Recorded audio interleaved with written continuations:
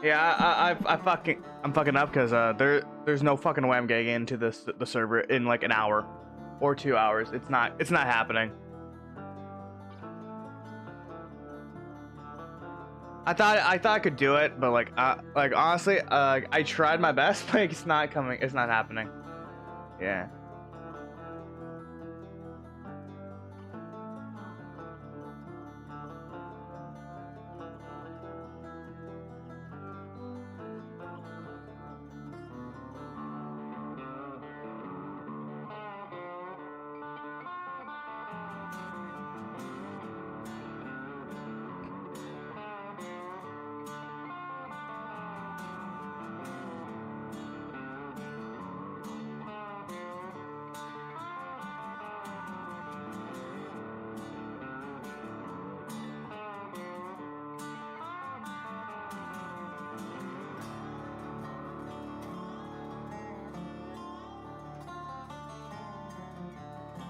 Yeah, I'm in the very back of the train.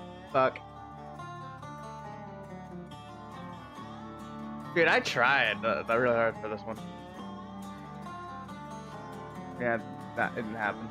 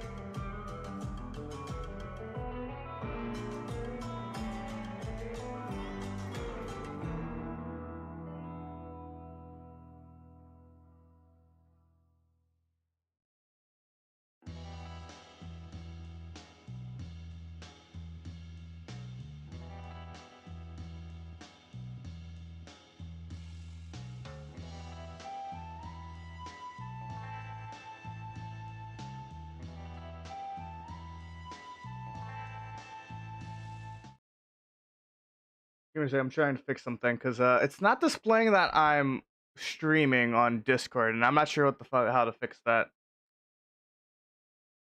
Because I'm streaming right now on Discord, and it's not registering that I'm streaming on Discord for whatever reason.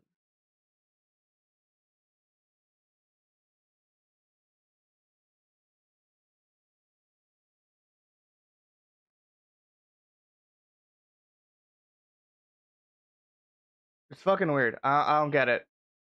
Because I'm connecting to my okay. Give me a second. I'm just gonna be on my fucking alright. What's up guys? It is I.P.S.I. Today we are playing some Red Dead, but probably not because the server is fucking weird. I honestly I don't know how well I'm gonna go. Hi, what's up? It's high noon, yes. It actually well high noon was like 4 hours ago. 4.5 hours ago, technically. I'm trying to fix certain things because I am a content creator on this thing, but it's not popping up that I'm streaming right now.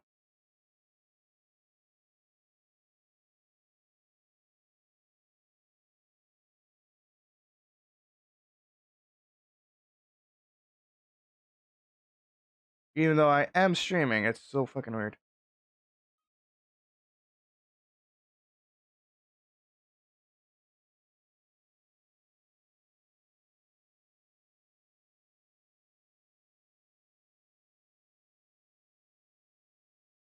I'm connected to it. But it's not saying that I am for whatever reason.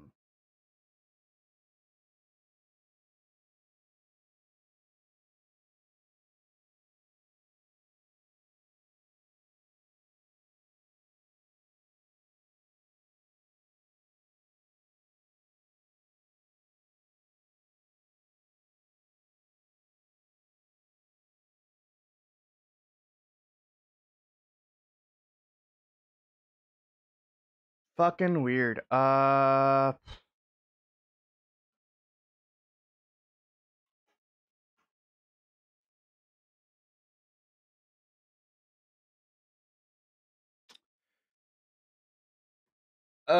I've so most likely I don't know. Like normally when this goes through, it's usually like an hour in, and I can't. Like it usually takes several hours before I can even think about getting in. No,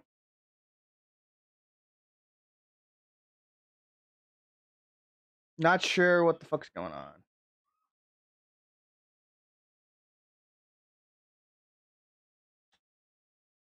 To make sure I'm gonna make sure restream's on.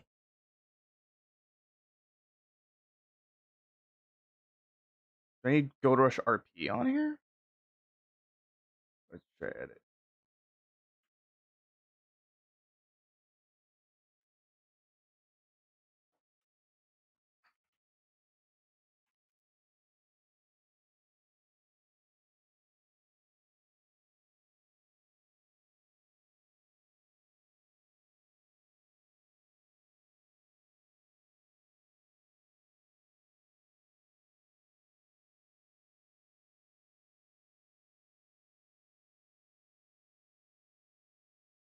Yeah, I don't know what the fuck's going on to be honest. Alright. I'm fixing some. I'm currently fixing some stuff while we wait. It is most likely, I guess, take several hours because this thing's fucking weird.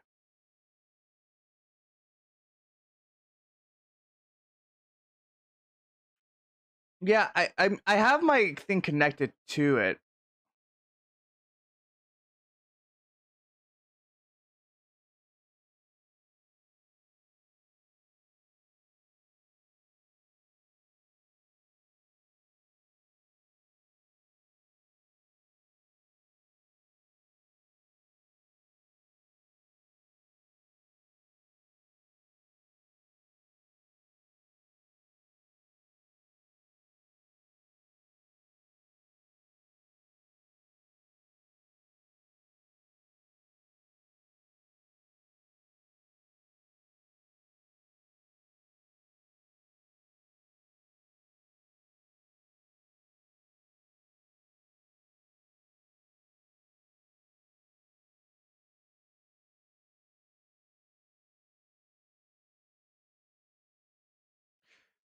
I don't know. Numbers.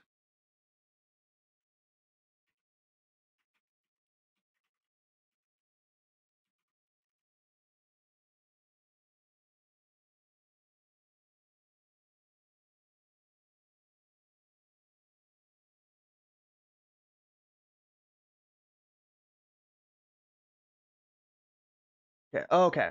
Go into stream mode. Actually, go back into stream mode. Stream mode enabled.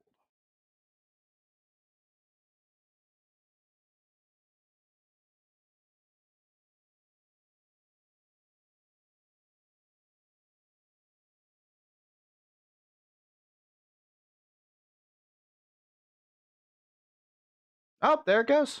All right. It's working now.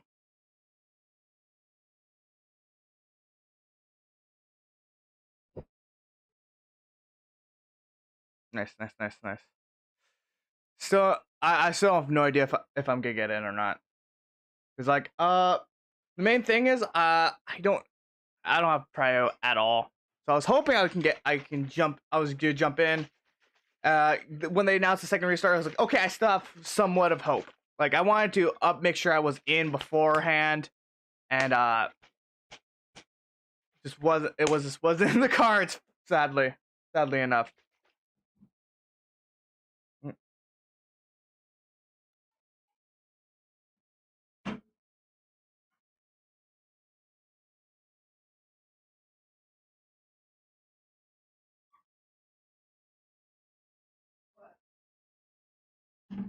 All right.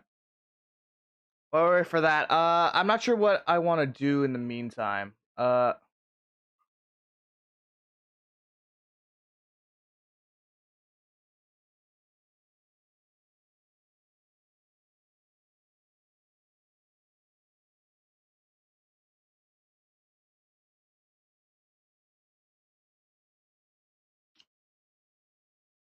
right.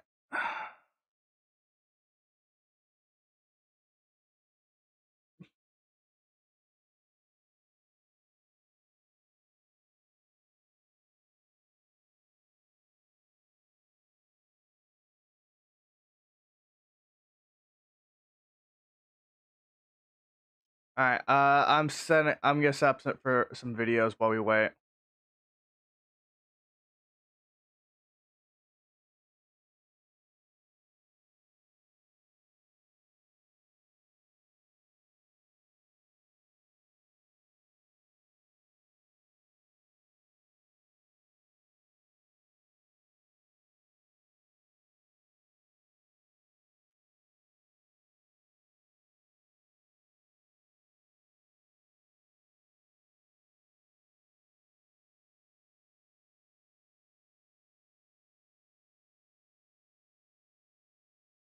Oh, thanks for the follow. Sorry, I didn't quite catch that. Thank you, Dead. Thank you, Dead Drop. Drop Dead. Sorry, my bad.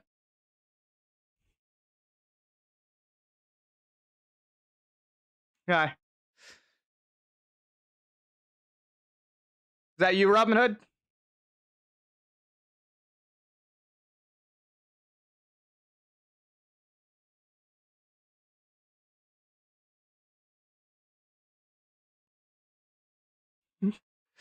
Yeah, I caught you. I caught your stream the other day.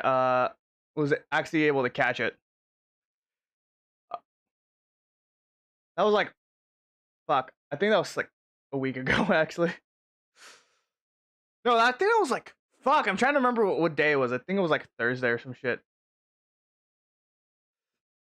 Oh, this is my face. Hi. Yep, not making any progress. Already? Or like since yesterday?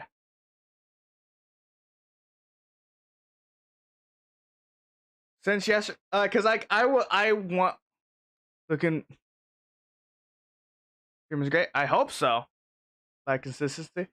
I I try to be as consistent as I can. I do take like a couple days off to make sure I don't fucking burn out. Uh, yeah. I've normally been playing. I've been playing this for like the past fucking month. I mean, like, happens has, yeah, a lot of shit tends to happen. Oh shit, my music. I forgot to put that back on. I was trying to fix my my stream stuff. Cause for whatever reason it wouldn't pop up that I was streaming right now.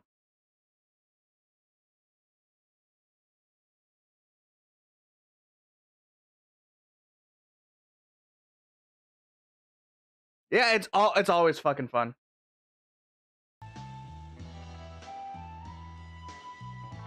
I'm trying to remember certain things.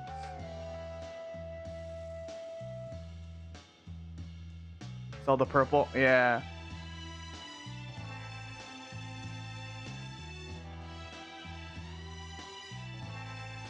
Probably because you saw mine. Maybe.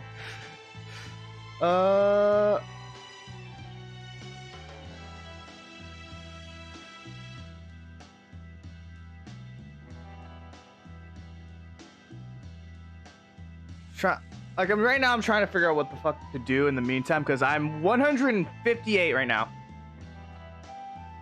Woo, go me. I was 9 at the fucking hell. Here's the thing, I got here 10 minutes early to wait for the server to restart. I wait. Like I do it. The server does like restarts, but there's a time period. So it's like, fuck. Okay, I'll keep a close eye on it. Yeah, close eye on it. Server says is up, so I click join as fast as I can. It says you're like there's no line, so it's like, oh, you can, yeah, you just need to download all the stuff. It's like, sweet. And I walked away to go check on something because my brother was doing some shit, and I walked back and I noticed that it was on the same percentage of download as when I left, and I just watched it for like a good minute, and I was like, yeah, that's frozen. So I exited, came back, I was at 10, then I went all the way back to 90. Then the line crashed on me. So I closed out of it, closed back in. I'm at 100. Server froze again. I'm at 200. Now I'm back, and all that shit happened. I was like, fuck. Like, I wanted to get in early, but like the cards were in it. It's the pixel boom. Yeah. We just gotta survive.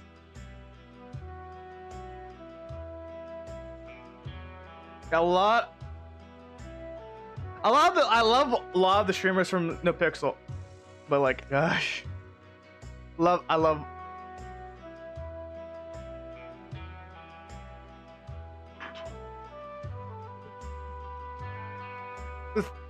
Yeah, no, I love them.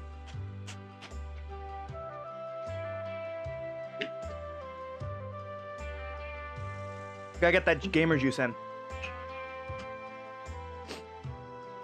Like I got to interact with like I interacted with rated Epic like 3 times since he joined the server.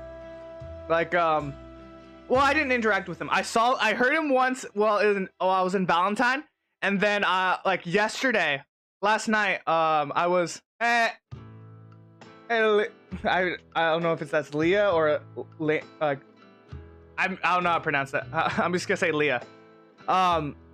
Yes, last night I was trying to make some money because I got robbed the day before, so I was just trying to make as much money as I could, and I was super close to like going. I was in the red for water, so I was like, okay, I'll just go into the store in Saint Denis. Just call me Belle. Wait, are you? Wait, is that Belle? Wait, are you Belle?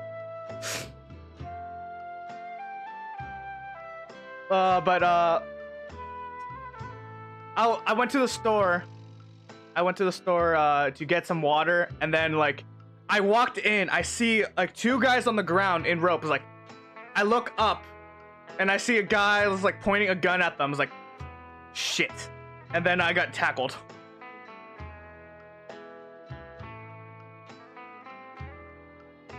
Like God, like yeah, as like it's not like other store robberies where like it's not like the store robberies happen in Valentine, or I'm assuming in every other fucking town where like someone robs the store and like they get there like in instance. They're already on scene. Like it took a couple minutes for them to actually come by, like for the store in Saint Denis. I hate the city. I hate the city so much.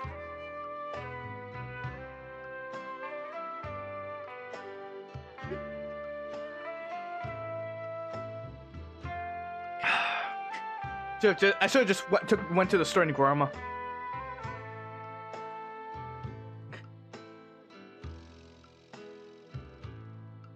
Dude, like that was the first time actually a gun was pointed at me, or like I got like fucking. I almost got robbed in Saint Denis. That was the closest I've ever been robbed in Saint Denis, and I wasn't even.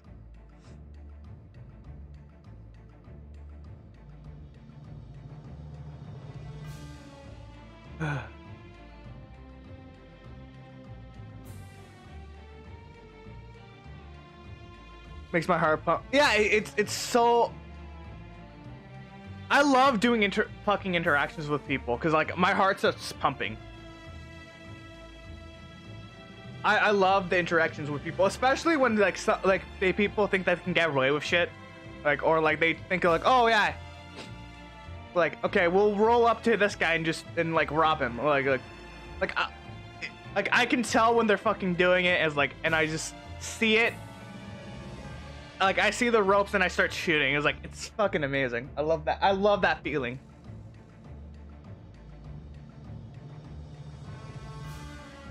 Yeah, I was trying to figure out what the fuck I want to do in the meantime.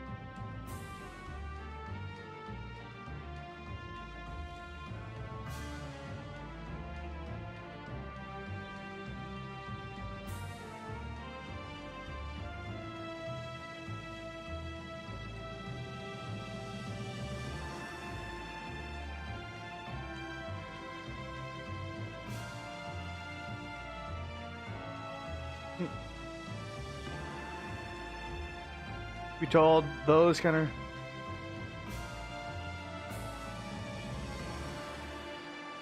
Yeah, I'm usually like pretty calm. I'm usually pretty calm until like I get a bad feeling. I get a bad feeling about something. I was like, okay, get the fuck away from me. And it was like, as soon as I heard them say like, well, that's not very nice. Like, yeah, they're gonna try to fucking. They're gonna try to rob me, and then within that second of me like, yeah, they're gonna try to rob me. Like one of them brought out their last. I was like, yep.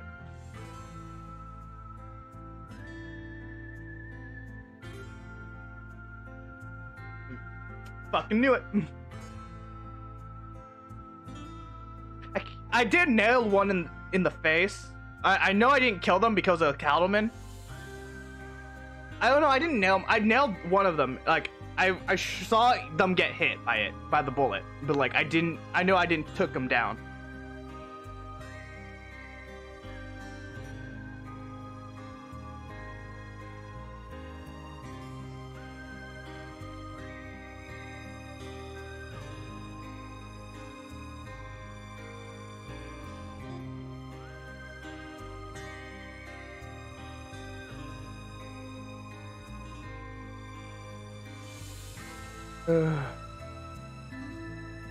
Like I saw like, oh yeah, I did interact with Benji, like, or the person who or Luminous or whatever his name is. I can't remember. So there was a guy, like when I went into Rhodes, I did see I was walking into the saloon. I was walking into the roost, and a guy called up behind me, and like asking for help. And I think I mentioned to you guys like about this guy who got somehow banned from the black market. That was Benji. Like that was Benjamin or whatever his name is. Like he was asking me, was like, oh yeah, like I got banned from the black market. I was like, what the fuck? I don't know if he actually did or whatever the fuck happened. That it's just a weird fucking reaction. I was like, I didn't know what the fuck to do there.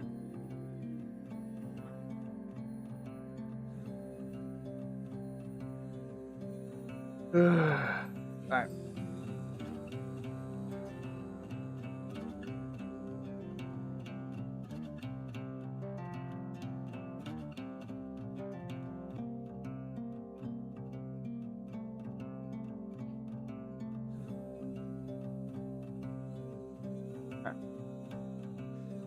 How's the line looking? I'm at 139 right now.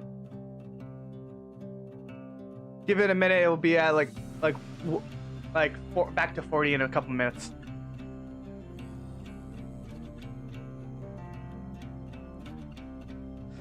Yeah, it's not. Hey, I was right.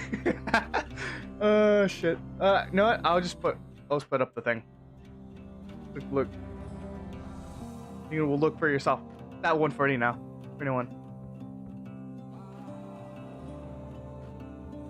I'm the best I can hope for right now is like I feel like I'm gonna spend the next fucking hour just like waiting right here. I for sure want to get prio, but I just like don't have the money for it.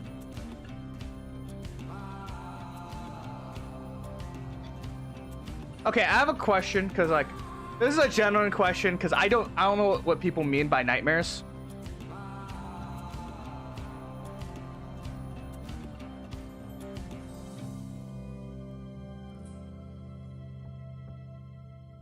Like what do you guys mean when you say I'm gonna have nightmares or something? Is that like work, or like what does that mean?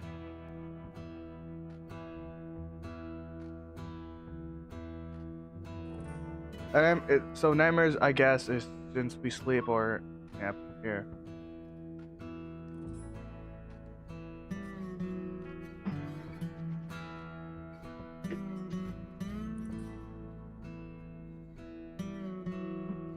Yeah, nightmares are pretty much work. I had a feeling, but I wasn't sure.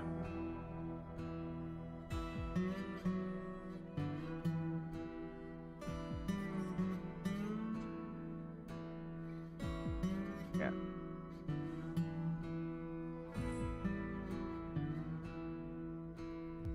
So like, I'm not sure if like. So I tend to do a lot of art. I did a good amount of RP before joining like Red Dead RP. I've done it was a lot of VR chat stuff, and I do D&D like on Wednesdays. So like it's not like RP is not new to me. It's just like getting used to this kind of stuff has been a little bit weird, to be honest.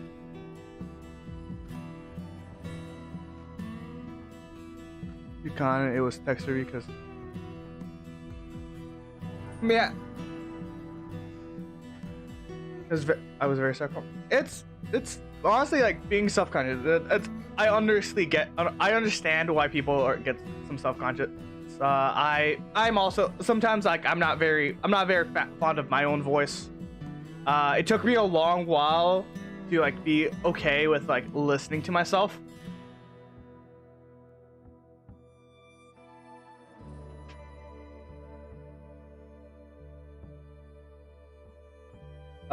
But like I eventually got used. I eventually got used to it, and I was like, this ain't so bad. And like, I love like I love RP in general. I love doing like D&D and like doing being an entirely different person, kind of like acting.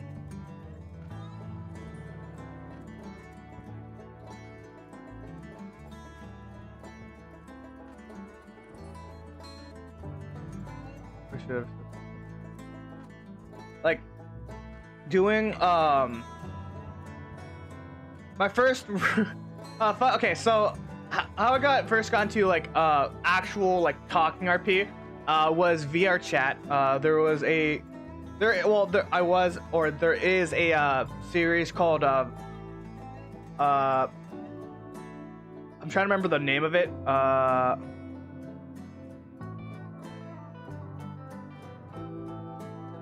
Yeah. It was called Ascension Academy. It was it's a VR chat like RP group. Messed me up. I have a stutter.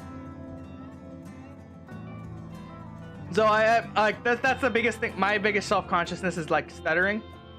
I hate it.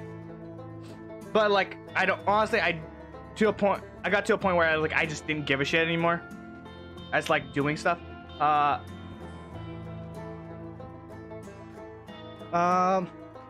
I just didn't really give a shit. Back to the Ascension stuff. I was jokingly like I was in a call with the person who did the RP, and like because he was a fairly decent streamer at the time, getting usually over 1,000 views per per thing. So I was like I was in his Discord. I was chatting with people while he popped into the chat. I was like, hey, can I join your thing? I was like, sure, you can join in as a NPC for this new project we're doing. I was like, okay, sweet. And then I joined in as an NPC because I know I'm not gonna talk that much, so I was getting some reps in, figure out how things go. And then and then people were like, yeah, we're gonna have the certain NPCs be characters now. I was like, oh fuck, I guess I have to do actual more interactions. I got into the RP as an NPC, and then like expecting no one to talk to me. I was like, and do like small interactions while people and then people were like, hey, what's your name? What's your backstory? What are you doing? I was like, and I had to come up with that shit on the fly. Eventually I was actually in the RP. I was in the RP, and I did actual like fucking things like there was a entire section where I was where me and a couple of other people were basically being spies for the entire thing.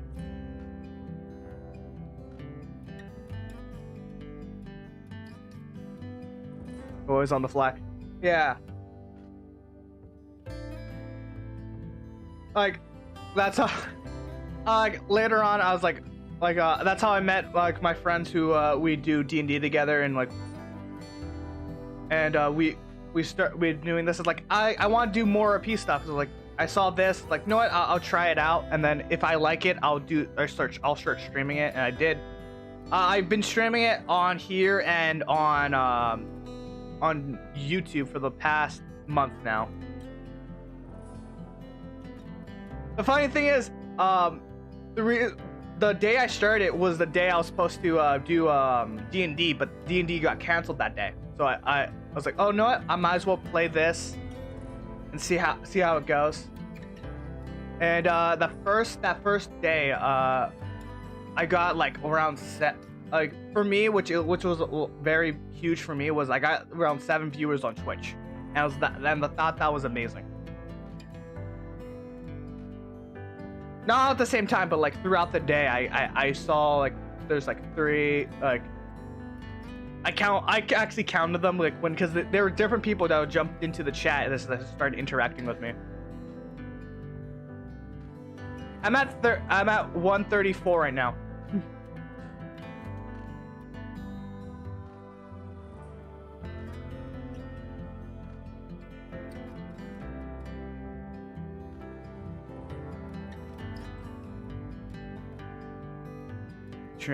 That train is slow as fuck. It's what it is. What it is. Give me a second. I'm just gonna mute myself.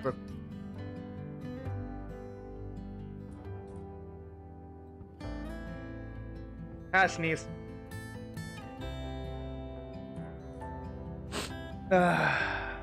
Mario Girl starting. I said it for 6. I said, cause like I don't really give a shit about Mardi Gras.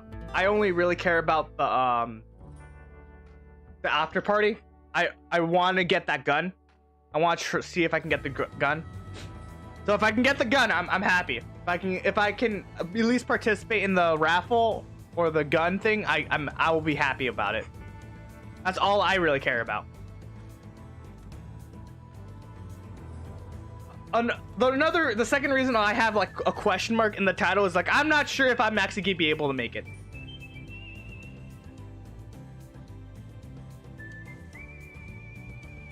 I'm not sure. I know.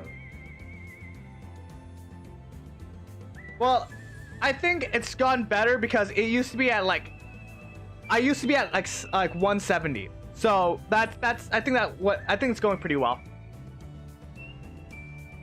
It used to be 170. It's now what? I got past like I got through 50 through 50 people. I can be paid. This is why this is why I normally am at like I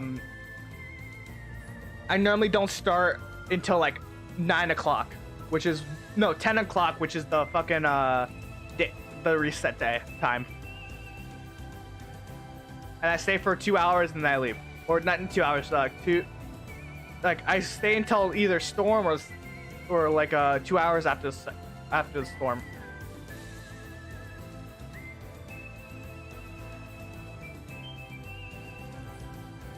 What else?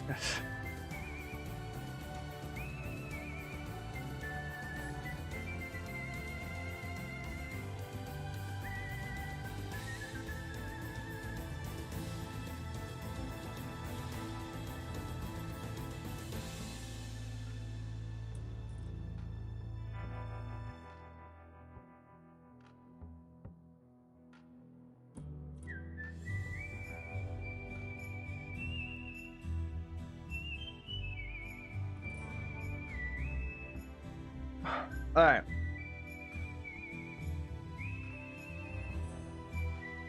I might as well just recount some stories that I remember. I remember in the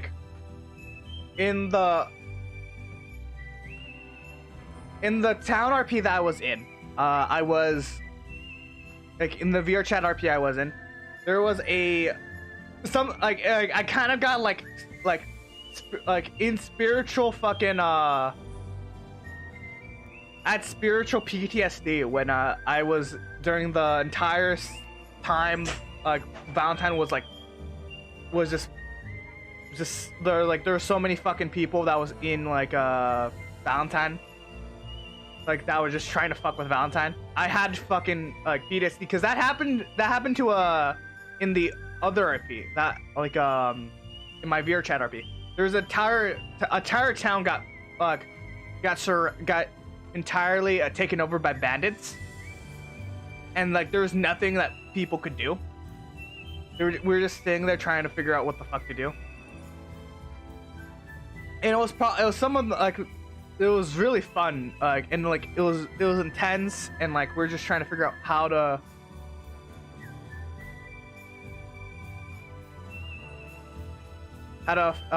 we're gonna get through it, and being part of that circle was fucking amazing. I loved my favorite thing about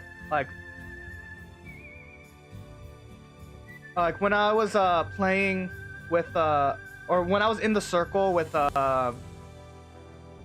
never did VR chat RP. It's interesting. VR chat RP is very interesting. Wish I had one of those headsets. Yeah.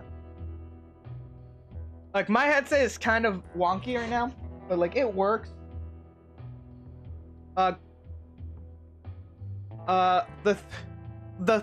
fun thing about VR chat RP, in my opinion, is actually being able to move around. Like there's a lot of things that you can do in VR Chat RP that's very fun. Like you can actually point. You can actually like it's a lot easier to do interactions type stuff.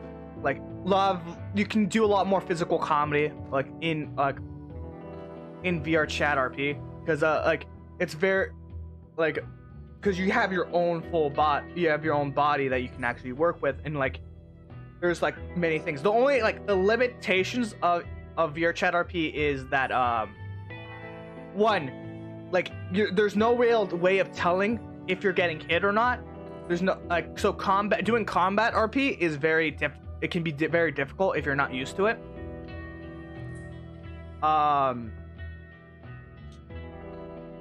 Another thing was like there's limited on equipment. The equipment limitations, it can be very frustrating. Like in this kind of RP, you have so many. You can actually use a lot of stuff. Like I can actually hold on to like bandages. I can hold on to guns. I can hold on to like multiple weapons. I can hold on to a knife. I can have an entire inventory of stuff I can use. Like in VR Chat, you have your two hands, and that like for the most part, if you don't go buy certain things like or make your own avatars, that's all you're left with. Crazy. No. Did you know they're getting a Red Dead 3 in the works? I think it's confirmed. Is that confirmed? Because like from what I understand, there's no real thing you can do right now. Like there's no like real story that you can do because after Red M is about the Gilded Era. Like after, because I think it takes place in like 1997, and like after that is soon.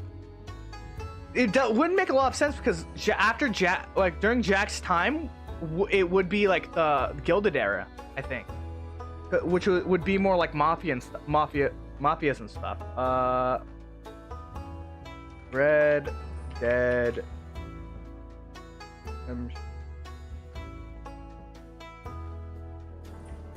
3.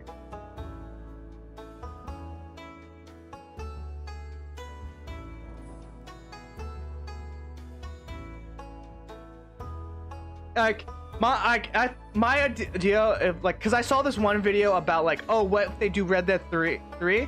I think they would go even back further and do like go back further and get the start of the Vandalin gang.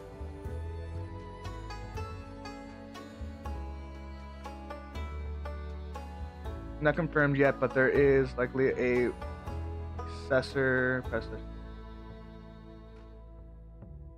Like start of the Vandalin gang, they would do like kind of what they did with GTA 5 or the GTA series, where like you have 3 protagonists and you switch between them.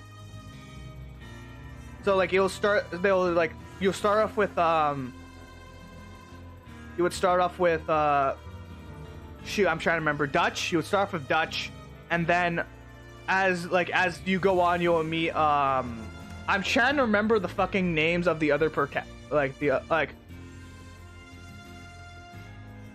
I can't remember how to pronounce the other guys. The other like Hutch's like friend who dies. I can't remember.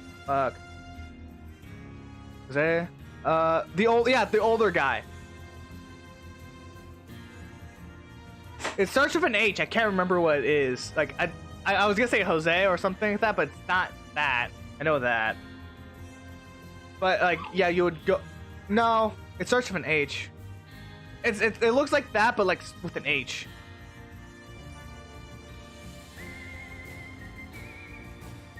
But like they would have that, and then would be the last character would be a younger Arthur. Because I think Arthur is like, how old is Arthur in the Arthur in Red Dead 2?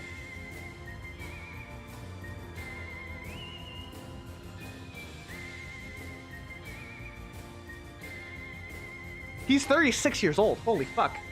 Yeah, it would be like a younger Arthur. The idea was younger Arthur, young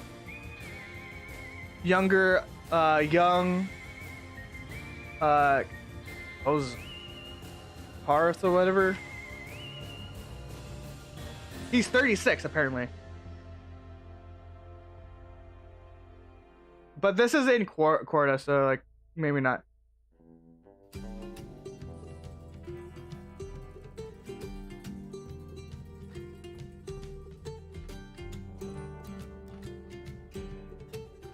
Okay, so it said. Okay, so it says Horsa is 55.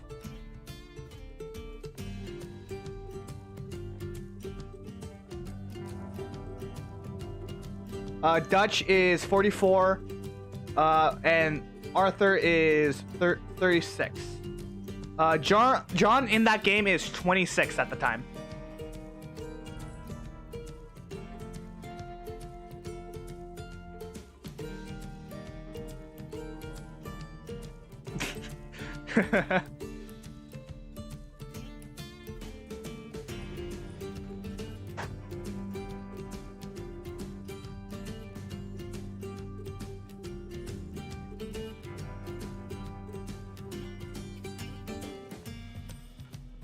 How old is John in? Okay, John.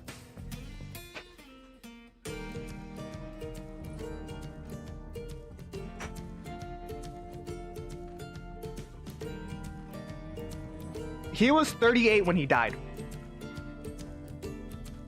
So during that entire game, he was 38. At least they act like it.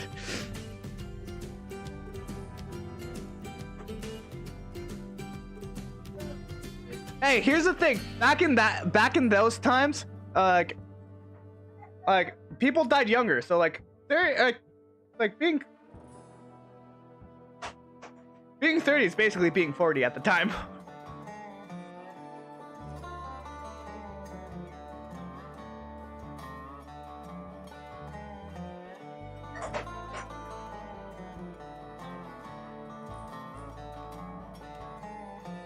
I know I was at like 120, and I'm back at 134.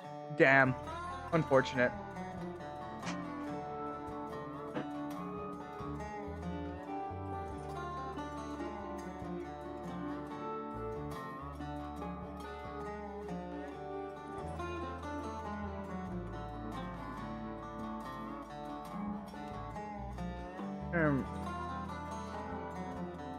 Try to keep myself occupied, not thinking about it.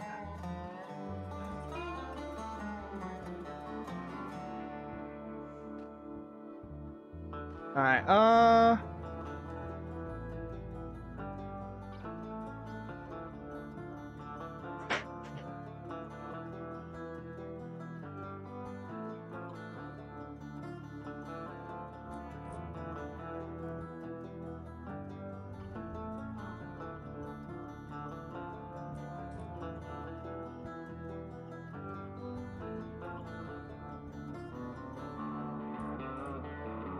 apparently, like, some people did math, and they said at by the end of Red Dead Redemption, like the first one, Jack would have been 19, and at the start he was like around 11, or sorry, 16. I was around that time.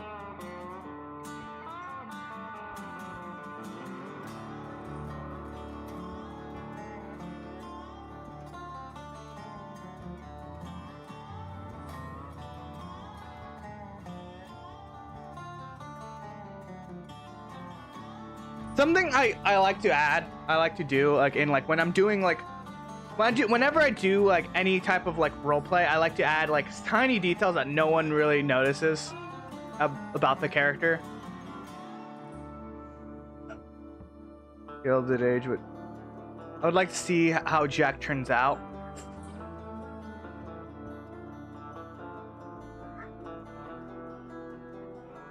Like I remember child. Something that like someone told me about like Jack is like, it's like Jack is the is kind of like a sad point in like the story of Red Dead. Like you've seen Jack as a child, as a teen, like and everyone's hope for him is that he doesn't turn out to be a killer. He doesn't turn out to be an outlaw, and in the end, he does. Everyone does not, like everyone, his father, his mother, like people in the group don't want him to be a killer, and like at the end, after everything, like everyone's done, like he ends up being one. Kinda sucks, but he's a fucking badass. He rocks a fucking goatee. Oh fuck.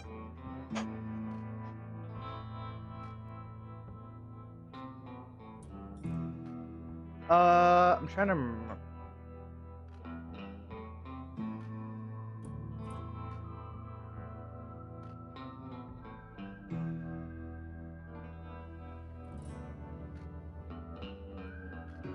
One thing I wish was an option in the game is just having a goatee and not a mustache. There's only the mustache and the goatee. I like there's no just goatee, and I hate that. I always try. That's what I always try to add in my characters. Now I remember. I always add some certain things like certain quirks. So thing about I don't know if I should say it. It's a minor thing. Is like he has an obsession with silver. He wants, like when he decks anything out, he wants to have a silver in it. He wants to have some sort of silver in it.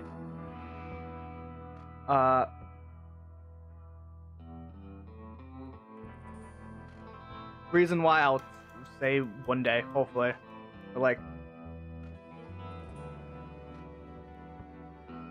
Because I take certain inspirations for certain things.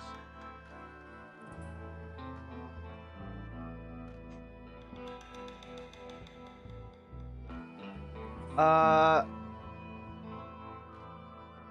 trying to remember something I really like about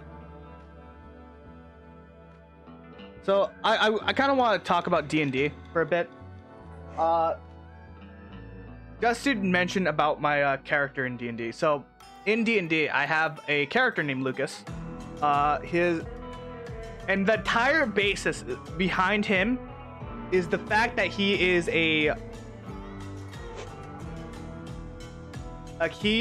just a walking Yu-Gi-Oh reference.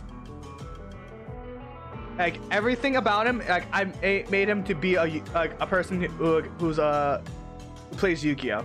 He all his he's a spellcaster that uses cards to cast spells, and I thought that was and I make him the goodest boy you can ever meet.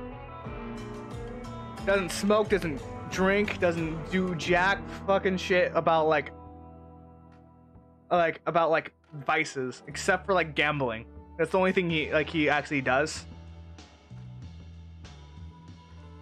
And like as people, like I love it when people just I started like doing stuff in the D&D game, and they were like, wait a minute, like, oh, he's this, wait, oh, he's this, like, oh, like he wait a minute, he has he's able to summon things with cards. Wait, is he a Yu-Gi-Oh player? Like, yes, he is. Yes, very much so. His dream is to be like a world-class summoner. Wait a minute, this sounds familiar. I out of character. I was like, I will say like Yu-Gi-Oh lines like, oh, like, yeah, I end my turn. Like you end your turn. Is this Yu-Gi-Oh? I was like, yes, yes, it is. Yu-Gi-Oh is another big thing I big love of my life, or just cards games in general. Yu-Gi-Oh is a major one because Yu-Gi-Oh is the first game that I've played on streaming that actually got me a good amount of views, and I've just stuck with it. I've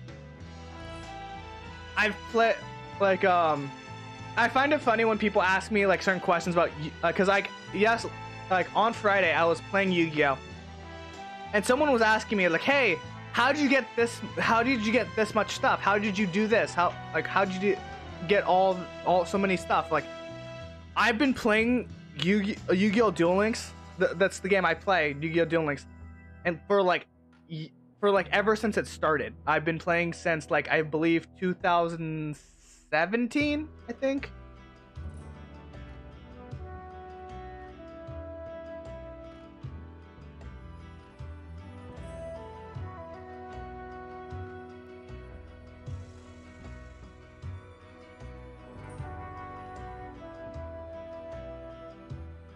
When?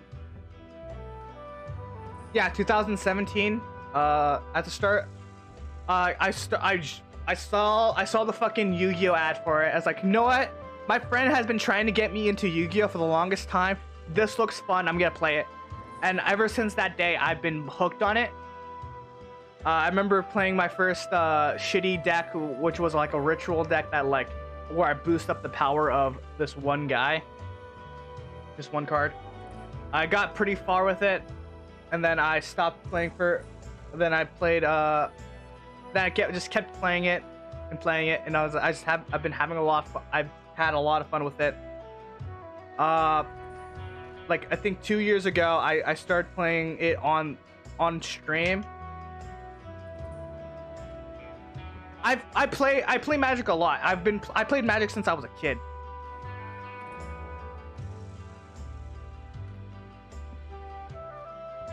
Alright, see you later. I played Magic when I was a kid. This is a story I've always told people about, my first interactions with Magic, and that my first interactions with actually playing card games. So, back a long ass time ago, I don't remember how old I was. What? Blue and white deck. Black and white deck was me. I've always been a black and white user. I've mostly black mana because I just like the idea of having a lot of power and doing whatever the fuck I whatever it takes to win the game. That was my favorite thing about using playing a black deck. Anyways, so I was staying up past my bedtime. I was just playing video games, and I hear I hear my dad's car coming in. I quickly turn off my I think it was an Xbox at the time. I turned off my Xbox, turned off the TV. I looked at the door. My dad walks in with a bag, and it's and I was at the point where it's I was still touching the button for the TV, and I was looking at him. He was looking at me. We stare at each other for a good minute, and it was he finally breaks the silence. You want to play Magic? I'm just sitting there being caught red-handed. Sure. We go over to the dining room table. He breaks out this pack of this trial pack of Magic. It had two decks on it in it, one white, one black. I was okay, which one do you? He was which one do you want? I was I'll take this one. It was a black deck. He taught me. Okay, yeah. First you gotta shuffle the deck, then you're gonna draw 5 cards. This does this does that. You're gonna want to read your cards. Okay. I got annihilated that one time. It was okay. I think after that I was I think I've got this. I tried again, annihilated again. Ever since then, I've fell in love with Magic. Magic is one of my favorite games of all time. It will never be replaced. The reason why I play Yu-Gi-Oh is because I've had so much time with Yu-Gi-Oh, I can't drop it. I don't want to drop it. But it's been part of my life for so long. I'm not gonna drop that. But like, I will always go back to Magic, play a couple play a couple games, and I will have my fun with it. When I play Magic, it doesn't feel bad. I've tried playing Magic on stream before. It was not as fun. I like to stream it. There's a lot of times where like I say like I don't stream anything anymore because I don't find it as fun. It's not as fun when I play it on stream. I trying to remember what games was that. There's a couple of them where like I just like stopped playing them on stream. Elden Ring was one of them. I didn't want to play Elden Ring on stream anymore because it wasn't as fun for me. I didn't enjoy playing it on stream, and then I played it off stream, and I had a lot more fun with it. I didn't feel like as pressured to do it.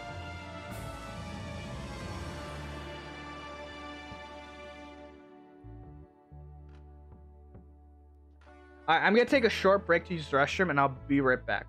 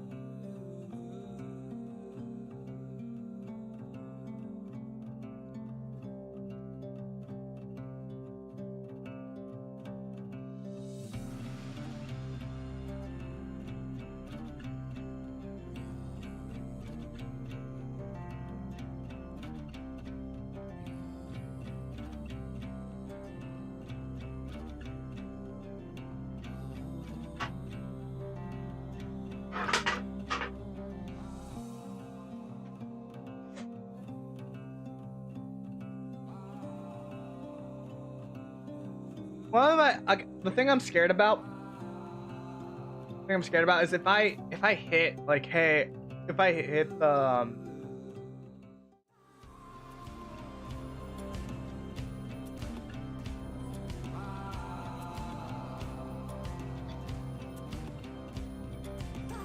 if I okay, so there's something that keeps happening is like it will, for whatever reason, it would freeze like whenever I would do something, and I didn't know if it would happen again, and I'm scared it will. But you know what? I'm gonna do it. I'm gonna watch some videos just anyways because I just don't care anymore. All right. Okay, I got 2 videos ready, but I'm not sure if I.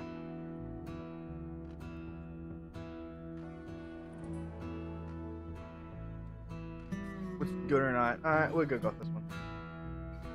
We're gonna do a gameology. Police officer reacts to robberies.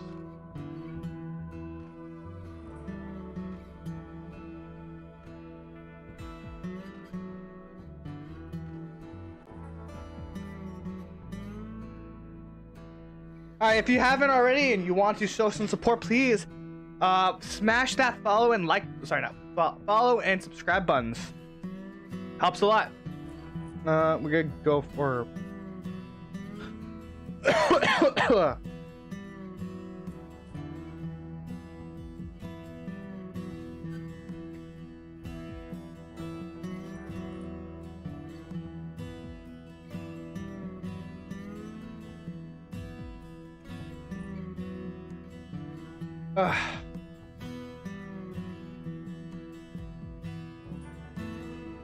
Okay.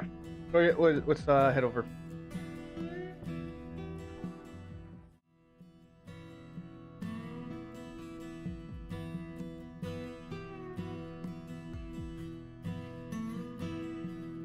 Yeah, we're gonna watch some police officer me reacting to people reacting.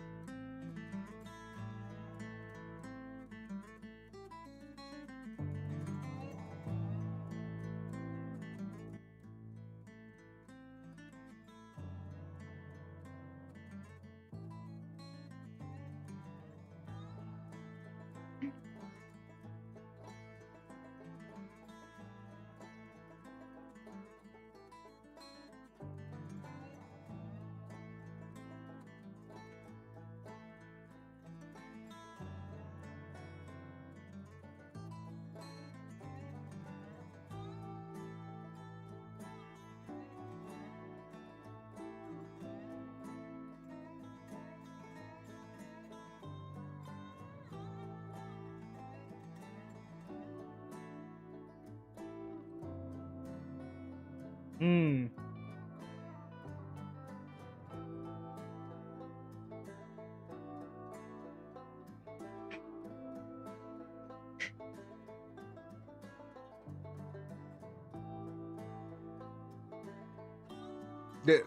Like elevators. Fucking amazing.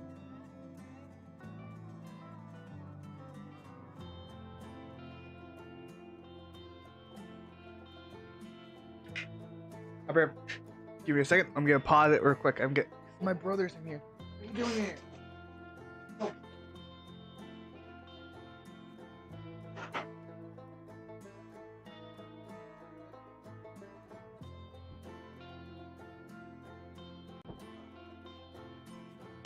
I'll grab some food later.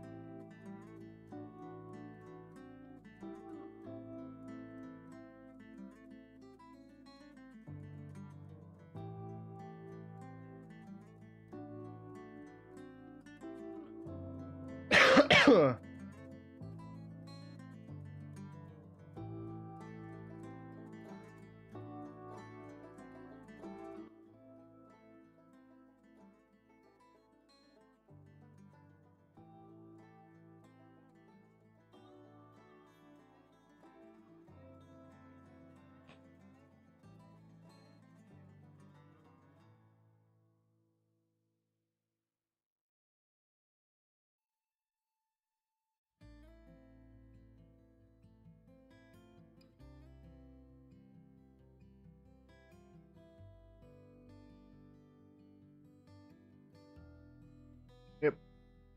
Yeah, don't you can't shoot the horses. That's illegal.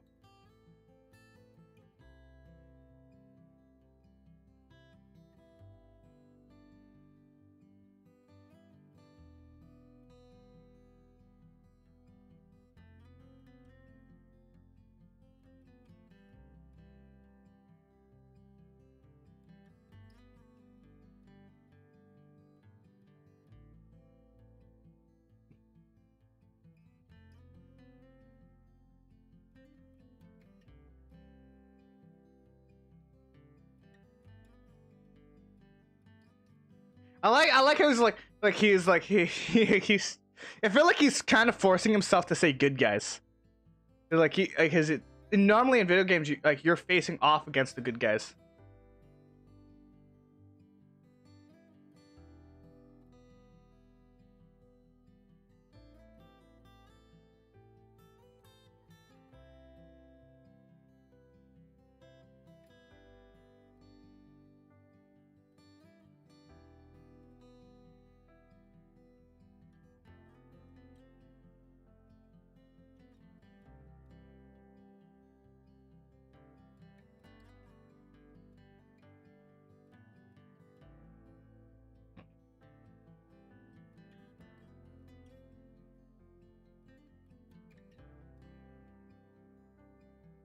Mm.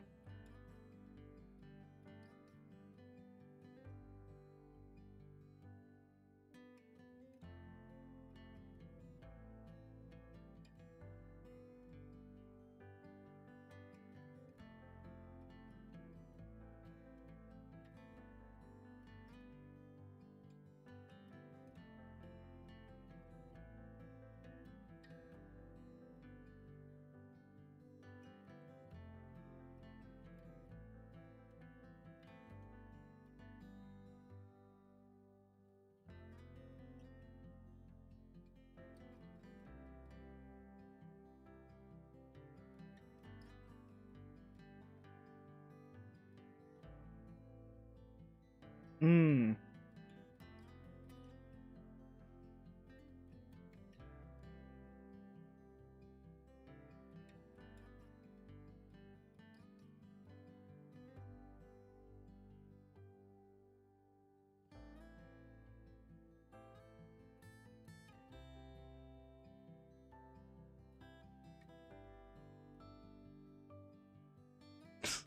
It's just the Assassin's Creed that shit like the Assassin's Creed that shit like walks in fucking like honestly like it makes a lot of since I've seen like a lot of times where like in GTA like people like actually act like a they got away because they act like a fucking like a local. It's fucking amazing. You gotta admit that's like when people are able to actually do that, that's fucking great. One thing I heard like kind of an abuse of like gameplay tactics. I think. Like I'm not sure if it would be an abuse to be honest, but a thing you essentially something I think you can do. I'm not sure if it's actually a smart idea or it's allowed is like so something about being drunk you actually move at the same pace as a local. So what you could do is get like change your clothes. Like if you're getting away, if you're already getting away, what you could do is just to get some heat off of you. a little bit more heat off. Change your clothes and then drink like just down whiskey and then start walking around. Rocking around like a fucking tavern.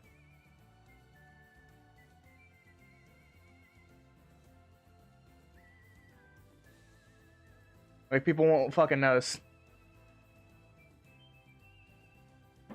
But that's only a fucking idea. Like I don't even think that's even possible.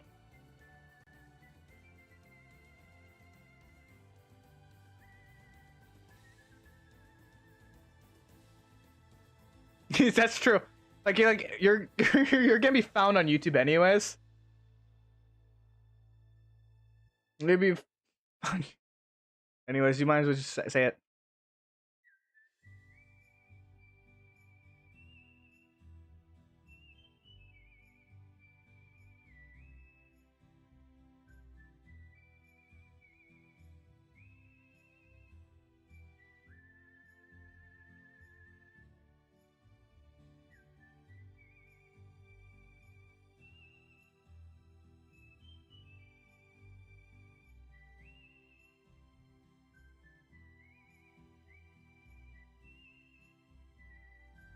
I just want to say this, like look at this shit, like right here. Look at Dutch right here.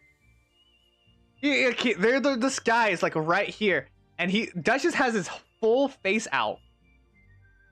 Like that. This is a thing that people point out a lot of times. Like this guy's holding his lantern up. This Dutch has his full fucking face out. Even if you can't see, there's got to be a fucking silhouette of that shit. Even if the light doesn't actually hit Dutch, you can definitely see Dutch's silhouette.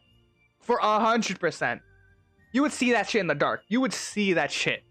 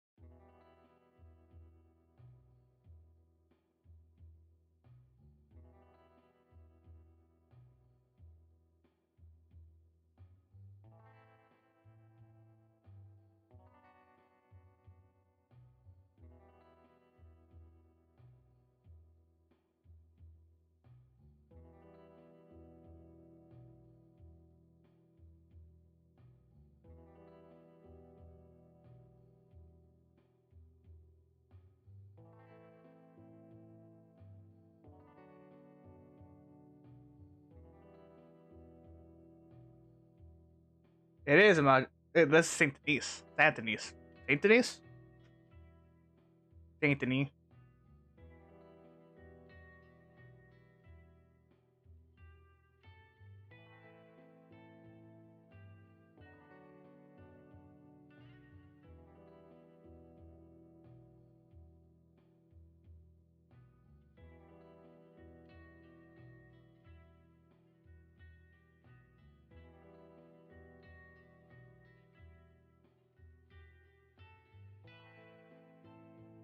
Mm.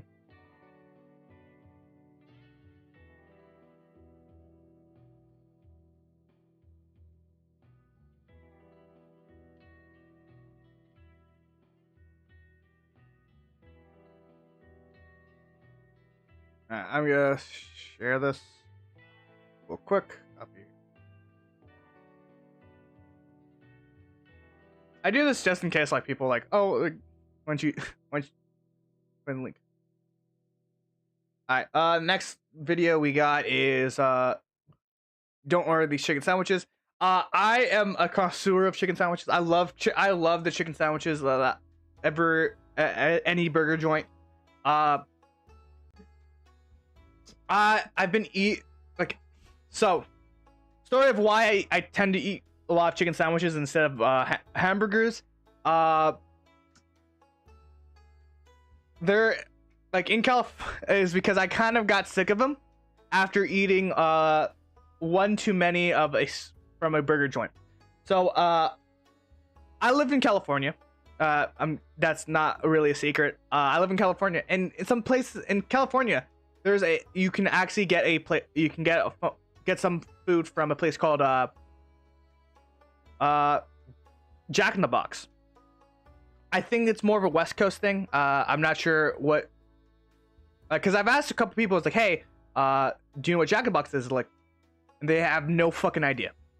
Again, they were living on the other side of this of the country, so I was like, I guess it's more of like a West Coast type thing. Anyways, they have this thing called a buttery Jack. It's a hamburger. I think it's like the ones that I see is like a double, it's like a double cheeseburger, but the the buns are coated in fucking butter. And I thought, oh, this sounds fucking amazing. I had it. I was like, ew, I was like, this is good. And I kept eating it like after every couple of weeks, because that's when we get whenever we go to Jack in the Box. Eventually, I had one time and I fucking threw up. The taste wasn't as good, and I fucking threw up. I couldn't finish the burger. Oh, I tried finishing the burger as much as I could, because I don't like wasting food. And then I tried eating a burger at another place. I can't remember what. And I just had that same sick feeling of like, I feel like throwing up. I don't want to eat this anymore. And then I started like, I'm just gonna eat chicken sandwiches from now on. Because like, for whatever reason, I couldn't eat like hamburgers for the longest time. I couldn't actually eat hamburgers unless it was like a plate for like at home. Unless it was like at home, or I ate it somewhere, or it was like an actual restaurant made the burger. I couldn't eat it for whatever reason. But like I can eat it now. I still prefer chicken sandwiches nowadays. So, all right, let's look. Let's check this one out. Don't order these chicken sandwiches. McDonald's, KFC, and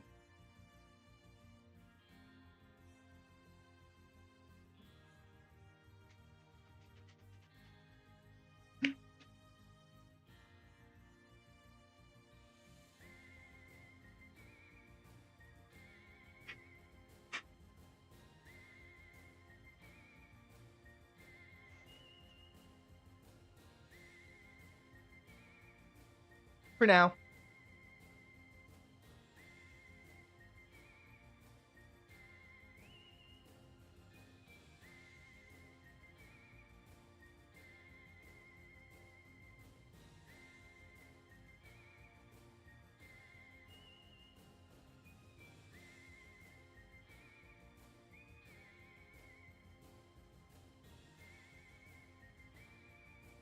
Honestly, every fucking place has a chicken sandwich.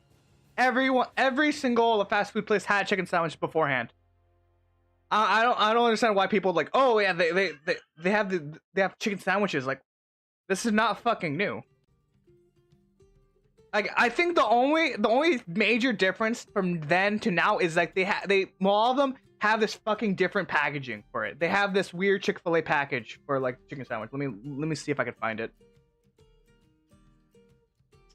They have this different packaging. Chick.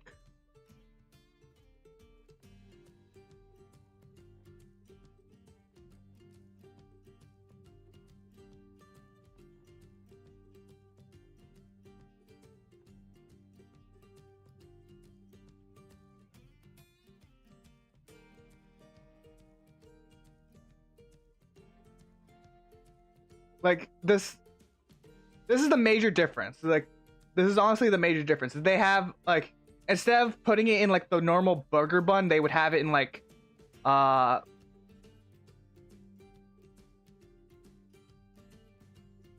me a second.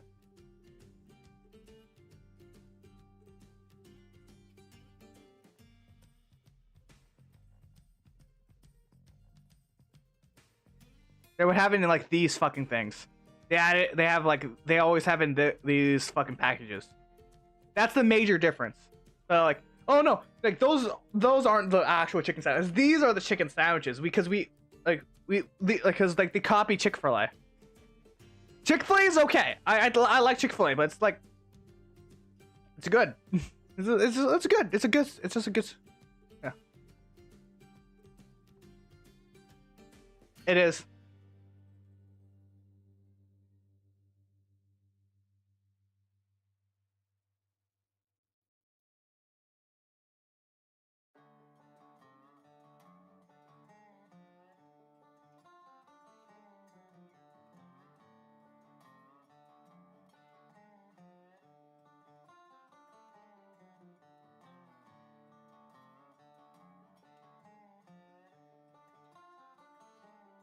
Hmm.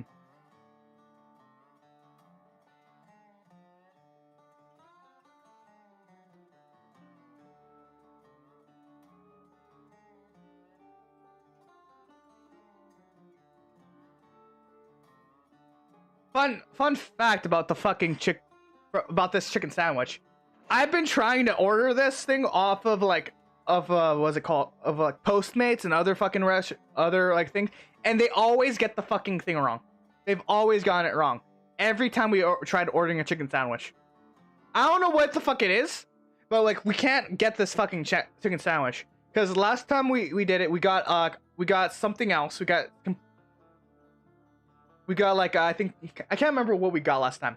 The first time we got it, we got a entire fucking meal instead of the chicken sandwich. We ordered chicken nuggets and a chicken sandwich, and we got a full ass like bucket of Popeyes. I think what we got was worth more than what the chicken sandwich and the chicken nuggets was worth. We kind of got an upgrade. But we still wanted a chicken sandwich. We ordered it again. We still didn't get the chicken sandwich. We got something like I think we got something worse. But like we don't we never try to order a chicken sandwich anymore because we just never get it. I have no idea I don't know what it tastes like.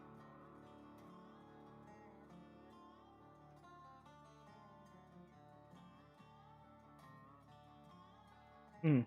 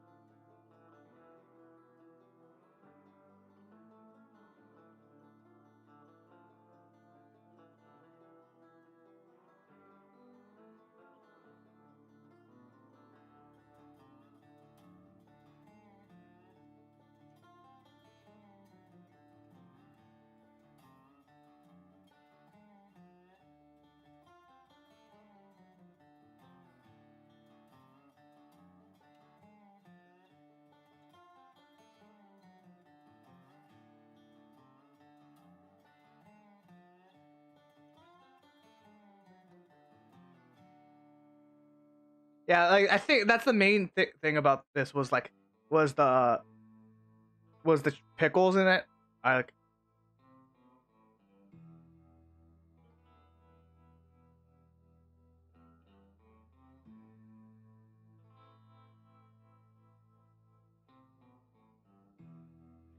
the chicken sandwich at Burger King is mid. It's okay, but it's not good.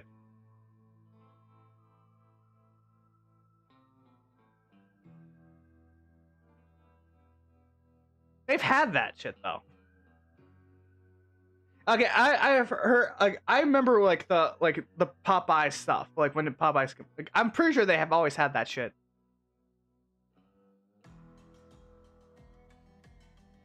I forgot to fucking put. Like God damn it! Why didn't you tell me? Never fear. Food theory is here to help you make Whatever. sense It's whatever. of it all. Well, the tastiest chicken sandwich is a personal decision decision that you can only make for yourself, we've taken it upon ourselves to look at I'm things a dumb. bit more objectively. That's right, we've already found the optimal fry order, we found the optimal fountain drink order, and today we're breaking down the numbers to determine which chicken sandwich delivers on their spicy promises and gives you the most cluck for your buck. For the sake of simplicity, we're going to keep today's episode focused on the 10 biggest U.S. fast food chains with chicken sandwiches on their menus. Why did no one tell me this thing was muted? And other smaller chains like Zaxby's and Culver's. Unfortunately, you guys just didn't make the cut this time around. So with that being said, let's meet our competitors. First up, we have Chick-fil-A, who loves to remind people that their original Chick-fil-A chicken sandwich was introduced all the way back in 1964. I would like to add that being the first fast food chain to sell chicken sandwiches is a very different thing than inventing the chicken sandwich, but that's a theory for another day. Next up is Popeyes, who of course disrupted everything when they dropped their classic chicken sandwich back in late 2019. And if you think there's only one classic chicken sandwich in today's competition, I have sour news for you. Wendy's has a classic chicken sandwich. KFC has a classic version of their chicken sandwich. Arby's has a classic crispy chicken sandwich, so does Sonic Drive-In. And almost as though to make sure that every permutation of those words has been used to name these sandwiches, McDonald's and Dairy Queen both have a crispy chicken sandwich. Fortunately, Jack in the Box and Burger King bucked the whole fuck Jack in the Box name trend. Or cluck. Stop it, Matt, stop it! You have a problem. It is not funny anymore. Anyway, as I was saying before I rudely interrupted myself, Jack in the Box now has the Cluck sandwich, and Burger King just released the Chick-King sandwich. Chick-King!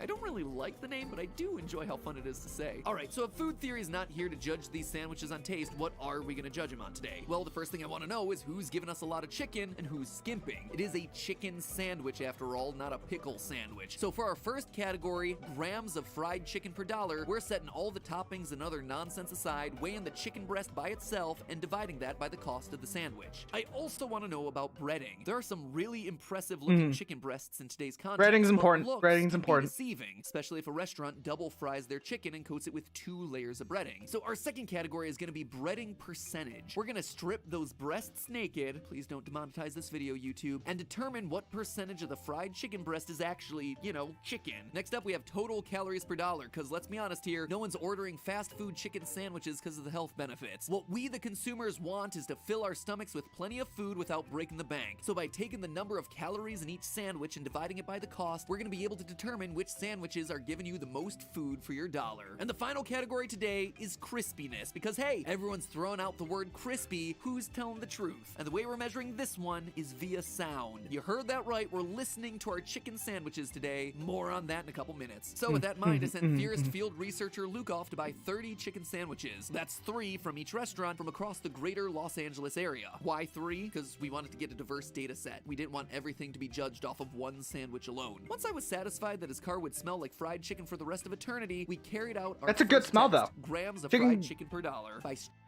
chicken's the smell of crispy chicken is the fucking best smell there is.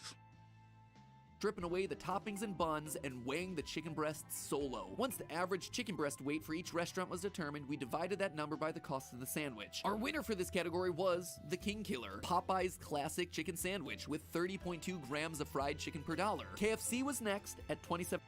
The thing is, like I've noticed, I have noticed that they're like the ones that I hated the most was like I'm gonna see if I'm right about this, but I'm pretty sure like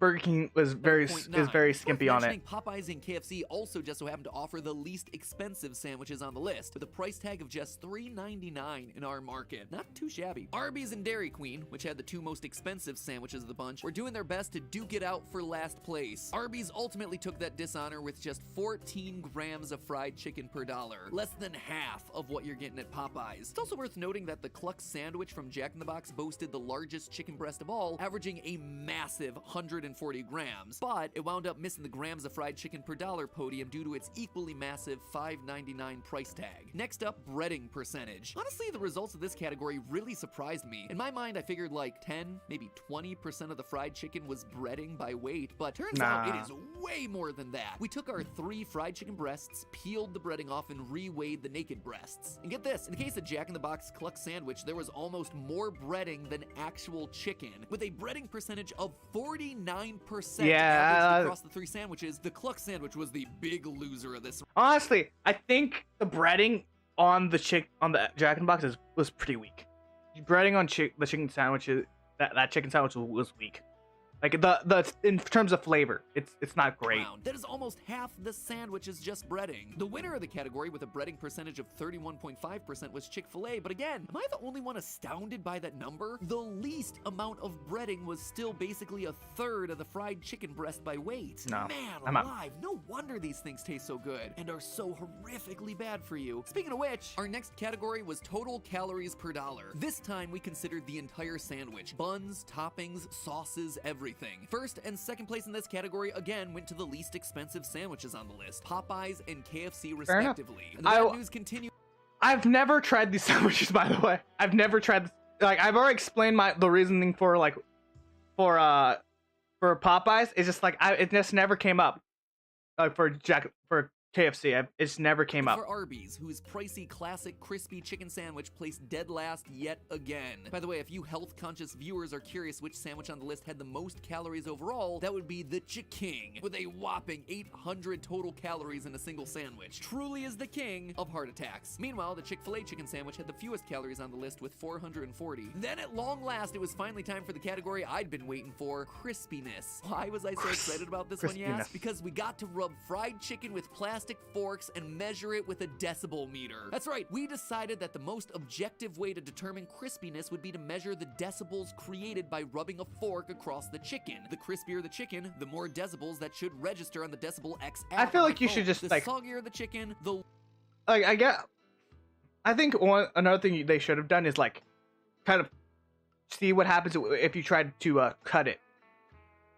lower the reading. Shut up. No, your test for fried chicken crispiness is ridiculous. Now, no, full fuck disclosure, you. We actually failed at this test the first time around. See, field researcher Luke picked up all the sandwiches from all 10 restaurants, which took a couple hours, and then we tried to measure the crispiness, but by that time, the sandwiches had all been sitting around for a while, and a lot of them were honestly pretty soggy. So we went back to all 10 restaurants, got yet another round of sandwiches from each, and redid the experiments right there in the parking lots, moments after leaving the drive-thru. Real quick though, our failed test wasn't a complete loss because it made me realize something interesting about chicken sandwich packaging. See, a lot of the restaurants put their chicken sandwiches in foil bags. Yeah, that's what I'm saying. Like, that's one of the things. They've put them in a lot. These ones put them in fucking foil bags. The sandwiches in foil. Dairy Queen was the only one who wrapped their sandwich in paper, and Arby's was the only one to serve it in a cardboard box. After the sandwiches had been in Luke's car for a couple hours, the ones in foil were all still very warm, but they were also really soggy because the moisture was trapped inside that airtight packaging. Dairy Queen and Arby's sandwiches, on the other hand, were the exact opposite. Those sandwiches were cold after a couple hours, but they weren't soggy, thanks in large part to their more breathable packaging. So take note, friends, if you need to keep your sandwiches hot for a longer period of time, foil packaging is the way to go. Meanwhile, if you're doing something like ordering from a meal delivery service and you despise sogginess while also caring about the environment, hey, maybe choose a place that wraps it in paper. At any rate, here are the crispiness results. McDonald's had the least crispy chicken of all, topping out at a mere 48.1 decibels, which, gotta say, a bit of a shame, because crispy is literally in the name. The crispiest and loudest piece of fried chicken, on the other hand, came as a total surprise to me, Dairy Queen. Now, I'm not sure where crispiness ends and rock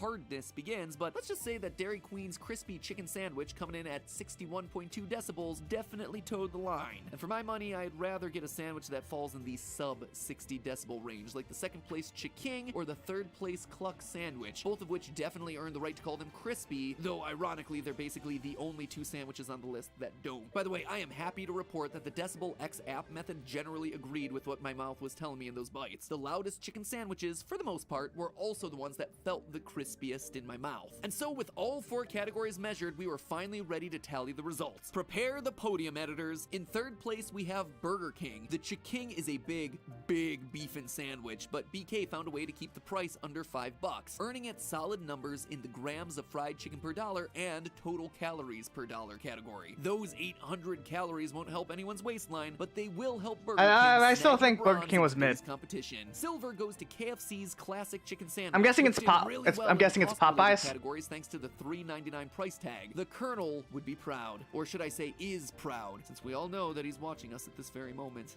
And first place, the gold medal goes to Popeyes. Yeah. Sorry, Chick-fil-A, but it looks like you picked a fight with the wrong chicken chain. Popeyes classic chicken sandwich is a whole lot of food, and the price is great. And I know we're not reviewing taste today, but I do gotta add something about texture. If there had been a softness category in today's experiment, Popeyes would have won that one too. I had never actually had a Popeyes chicken sandwich before I started researching this episode, and I was not prepared to have my chicken nestled between two brioche clouds of heaven. Here's the thing about Popeyes. Popeyes has good chicken in general. So like I expected, it's honestly to be expected that they would make a good chicken sandwich. Like that. It is a darn tasty good sandwich. I don't like KFC.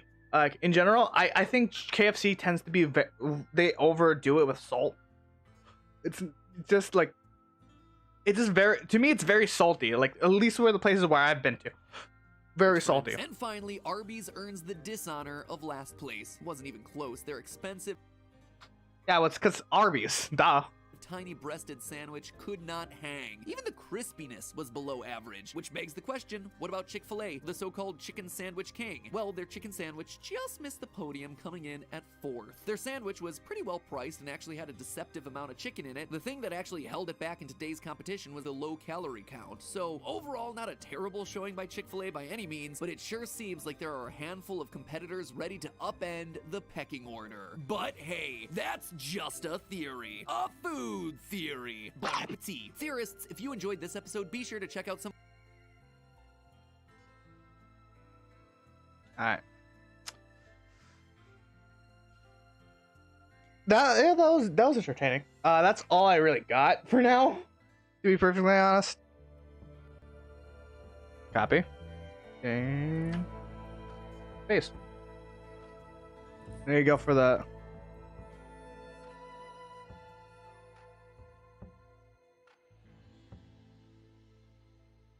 Yeah, we're not that close. We're not close at all. We just reached 100.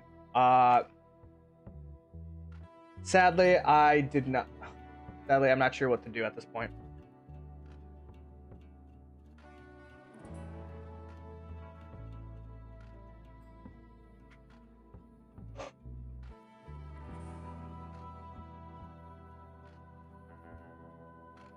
If I had any more things, I would, but I just don't know. I'll probably look at some more stuff in the meantime.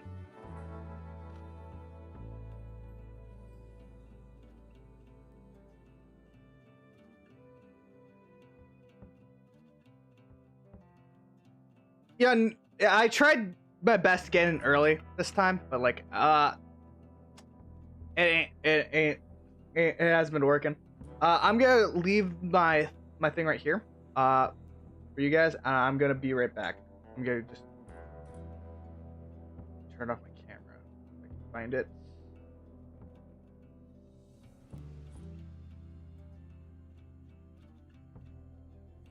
Alright, I'll be right back. Ugh. Watch the thing for a minute.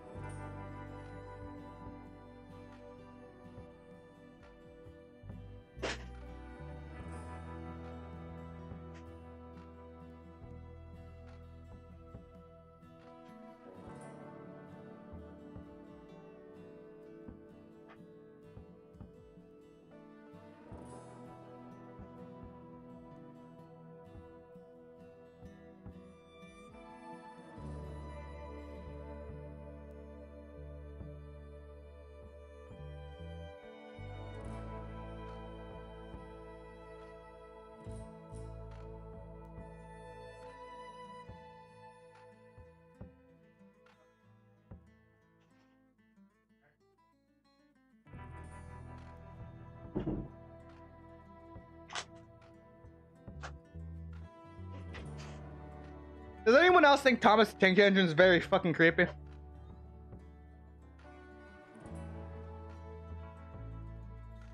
Like, okay, my brother's playing with this fucking train stuff, and there's like, I see this Thomas Tank Engine, and I was like, part of me is like, just with thrown back, like, that thing's creep, like, and of memories of watching the show. Thomas and Friends was fucking creepy as fuck.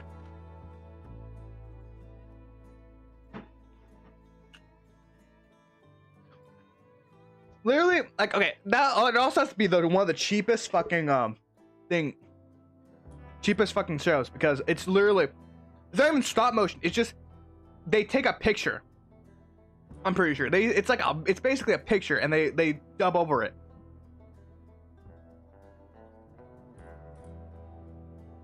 I got steak. It's not like those big steaks, but like it's still good. Mm.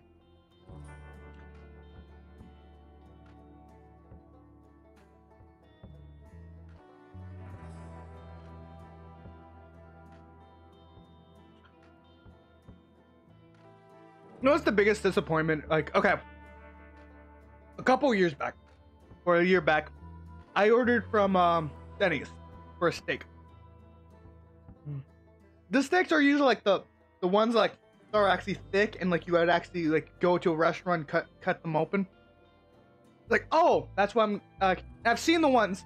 The first time I got it, it was exactly that. It was a steak. You cut open, like medium rare. You get it. You eat it. It's fucking delicious, or as good as you can get at Denny's.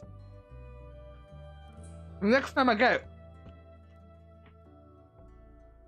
I got the exact same fucking steak, the same exact order, medium rare.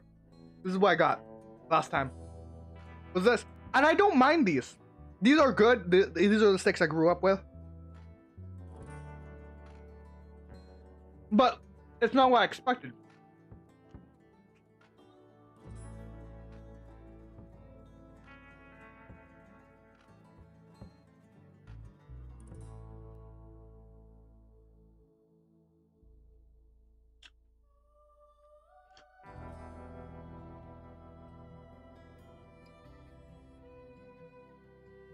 I'm not even sure what steaks these are. They're good though.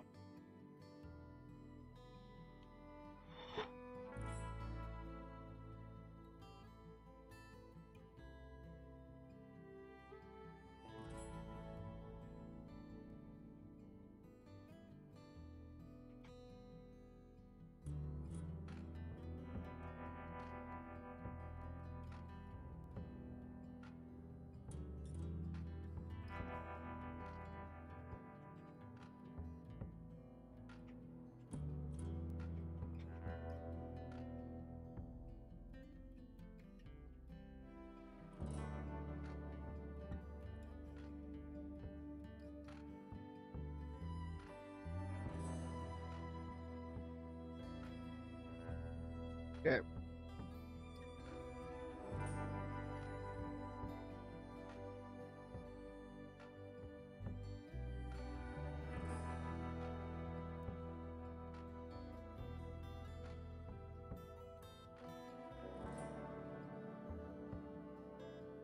I think those are flat steaks.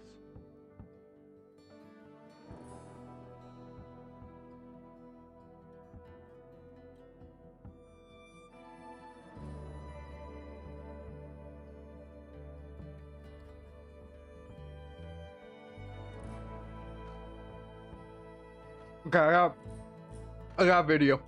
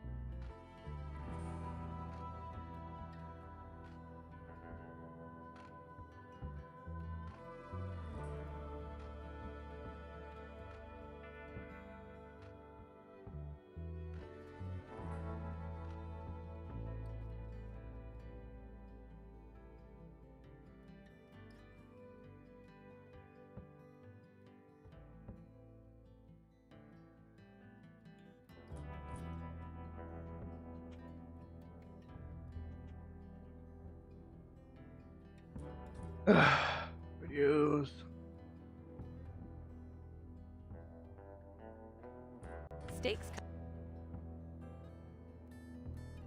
Steaks come in all shapes, cuts, and sizes. Oh, I thought this was the one that was like. I'm disappointed.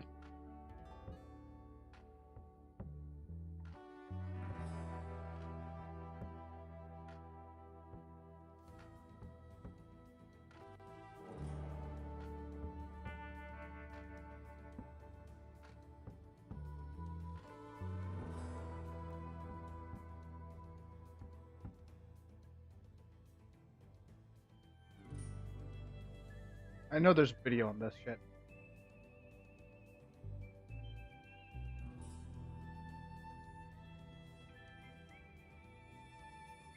Damn, unfortunate. I couldn't find it. I'm still trying to figure out the steak. I think it's a skirt steak.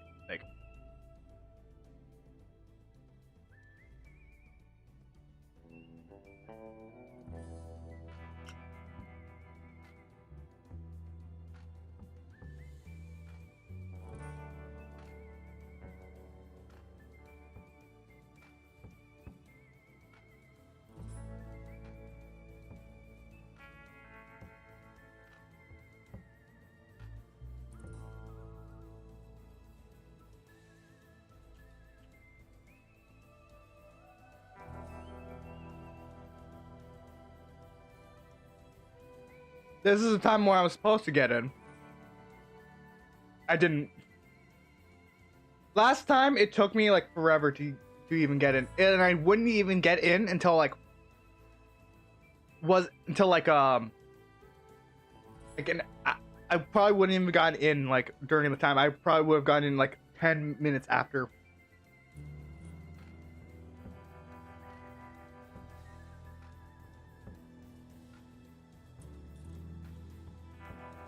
It's sad, but like this is the. I got here like 10 minutes early, and like I still couldn't get in. It is what it is. I really wanted to join that raffle.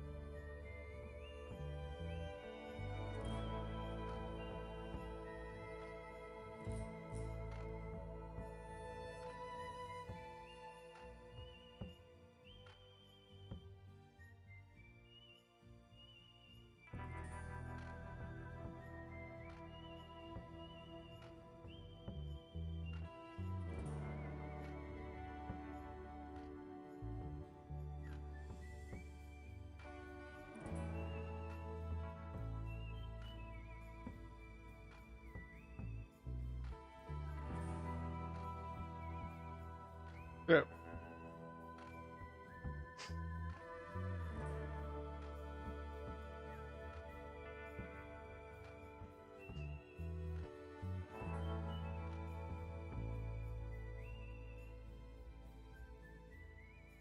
Oh crap, that's not good.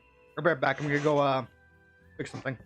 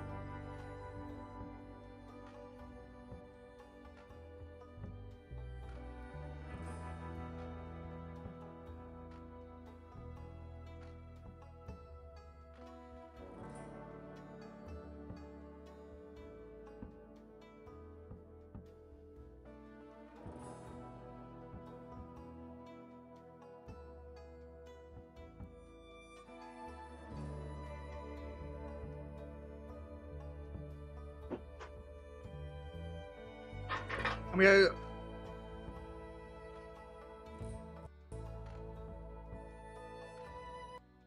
I'm gonna put on BRB while I go take care of something.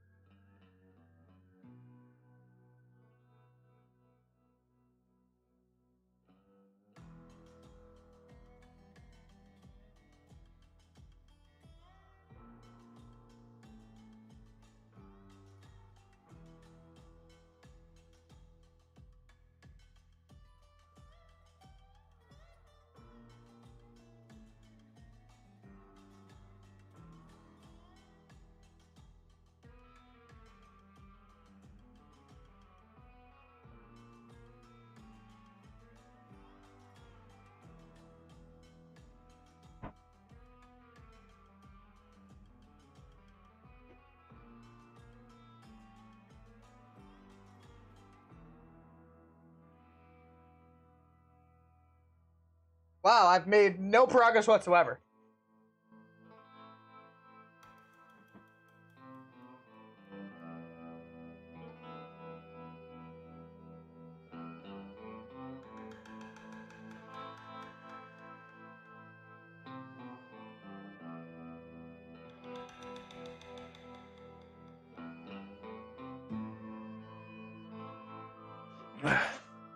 I think before this we were at like 24. Or sorry, 84. We're at like 90. Oh fuck. I feel like we should have made more progress by now. It's now over though.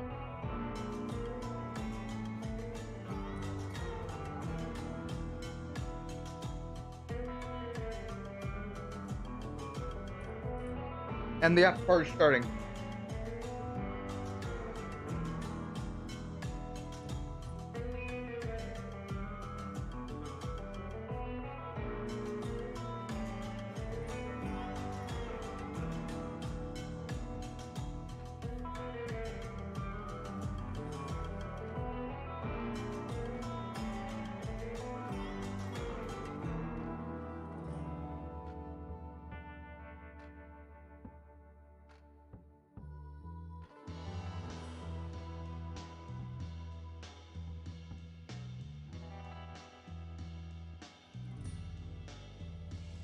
Like I have no problems with the queues. Like that's not that big of an issue. It's like my problem, like with what happened to me, was more like I was very close. I got there as early as I possibly could. It just boiled down to like bad fucking connections or like bad was it bad like just like getting like weird glitches that threw me off by a hot second. That fucked me over.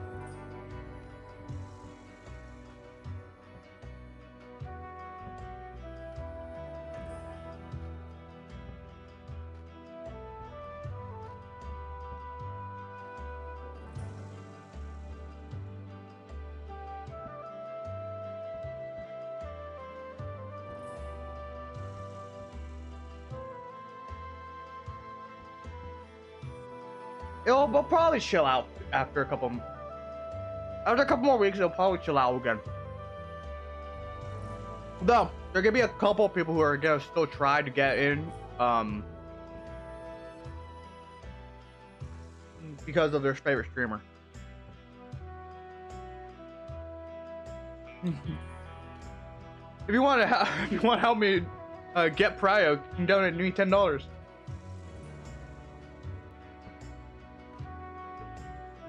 Imagine if that shit worked though. God, that would be a fucking hilarious.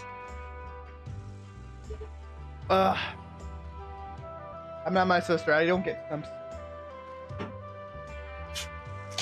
I'm mad jealous of my sister right now. Mad jealous. They get like fucking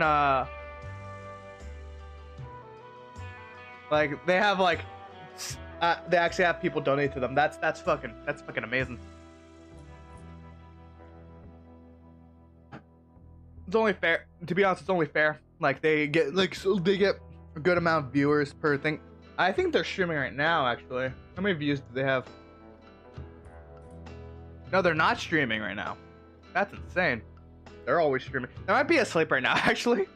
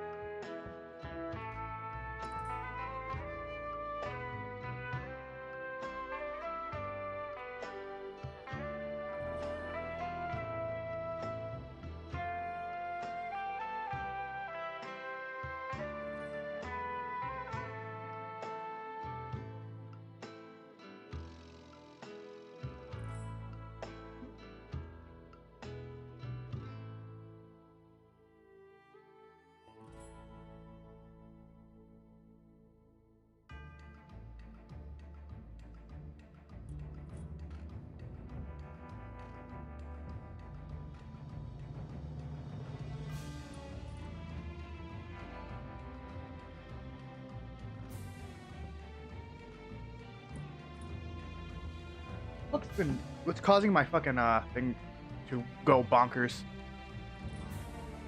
Sorry, I'll just doing stuff on Discord real quick. I'm just typing shit. Honestly, I'm out of fucking ideas of what to do for the meantime.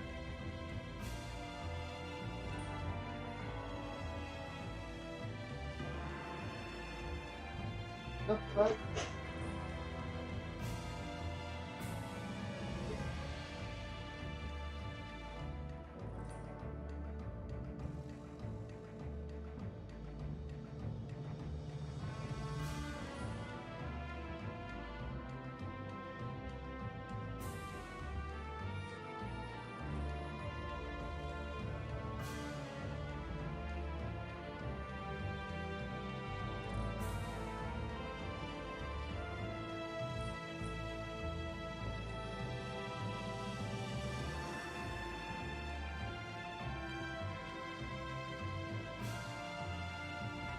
Okay.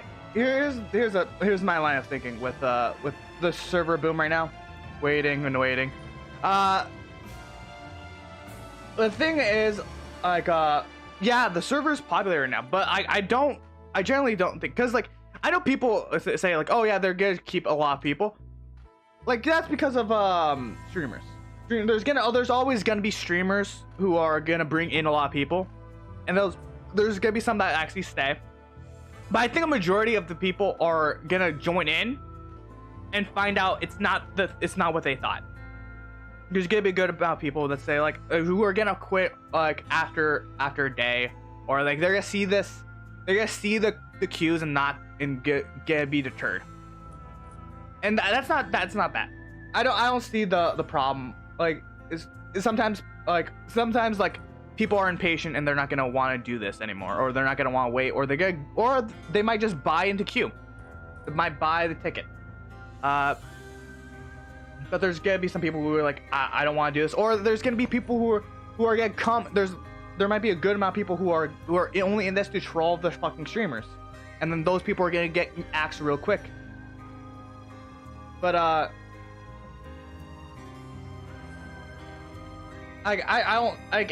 think it's gonna calm down in a couple weeks. That's my prediction. It's may not be this week, and might not be next week, but in a couple weeks, I think so.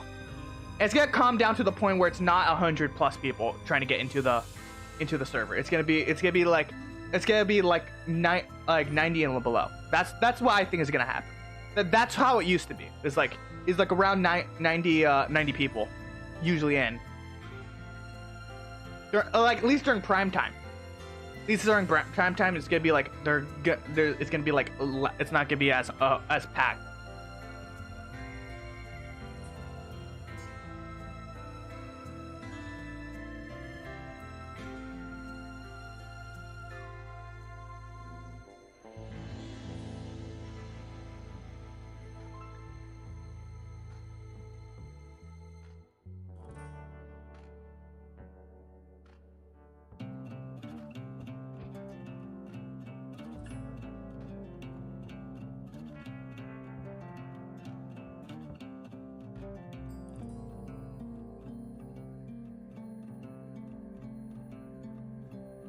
Like another thing I think that's gonna happen is like the people who are coming in for the robberies, and to be a dick, or like not like when I say be a dick, but like I mean like when I say be a dick in this server, I mean like be just robbing people and shit like that. That's what my prediction is. Like I tend to use like words like that seem kind of harsh, but like in my own mind, I think they're okay. Did I put autistic streamer? Because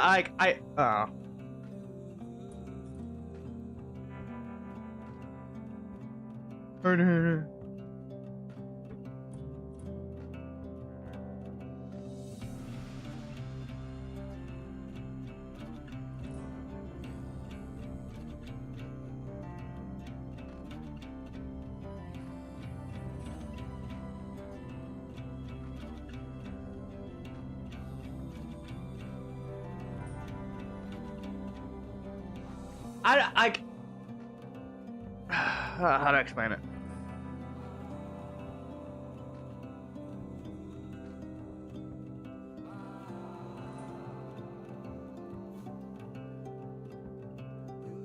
Well, maybe it will be 100 Q or like 100 people Q. I don't think it's gonna be a 200 Q in like a couple of weeks. Like people said, like, oh, it's gonna take months for this to calm down. Like, I don't know. I don't think it would. I don't think it's gonna take months. People are hyperbolic, especially if you're trying to get in that like fucking prime time. Are you kidding me? That's like I don't think it's like the reason I'm trying today was like because there's an event going on. That's the only reason I try to go on prime time. Like I usually like I prefer the time after prime time because it's like it's usually a lot bit more chill. There's not as many people trying to fucking beat the shit out of you. Like I think my first day was like I tried during prime time and it wasn't that bad. I didn't get in as quickly, but like it was pretty good.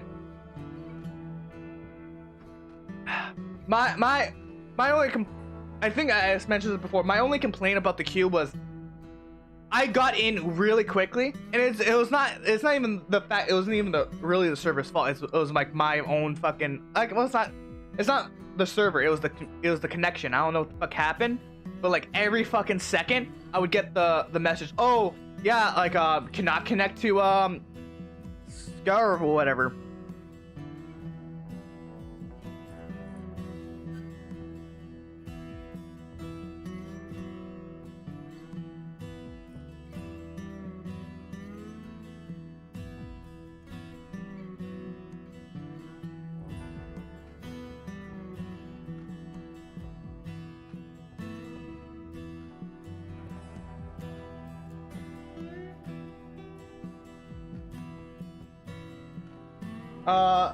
The funny thing is, Here's the funny thing is, usually if you get usually if you get 50, if you were at 50, you're not getting in there till like fucking until like next storm. That's the funny thing. You're not gonna get in until next storm. My worry is that like the thing that I'm worried about is it bleeding into a prime time. The thing I hate, like why I'm kind of like disappointed about like the prime. The fuck, I'm at 80 again? The hell? Whatever.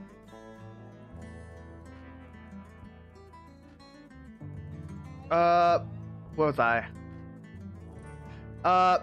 The thing the biggest disappointment is I don't get to go to Strawberry and talk to fucking and talk to the like I'm trying to remember the fucking name. Like hunting guild people, because I've been trying to do that for like a past week, and I just cannot. Yeah, either I can't wake up in time, or it's either I am too late and it's prime time already, and I'm not getting in there, or I get there early, and they're not there. That's the thing. It can't be helped.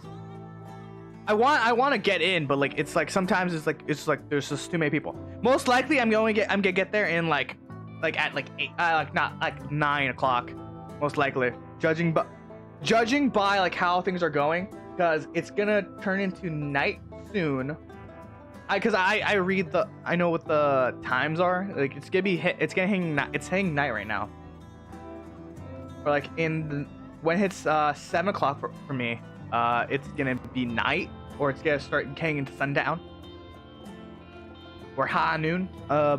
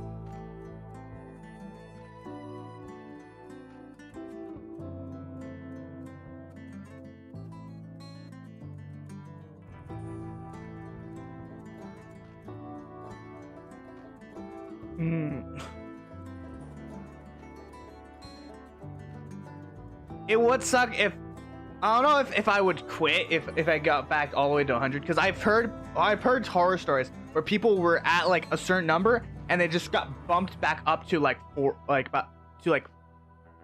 20. Like they were at 1 and then they got boosted up to 20. Like I've heard horror stories like that, and like it sucks. Sometimes it does suck.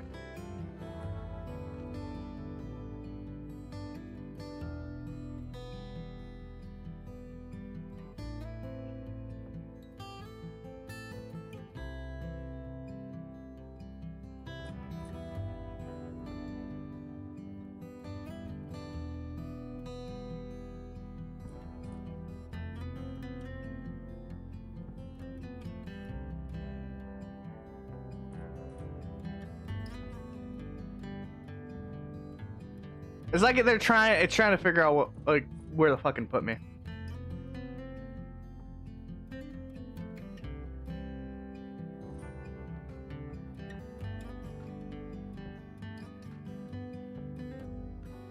Oh, my phone died.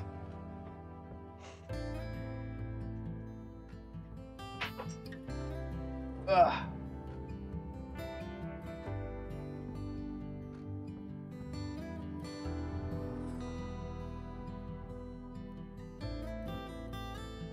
Alright, I'll put that there for now.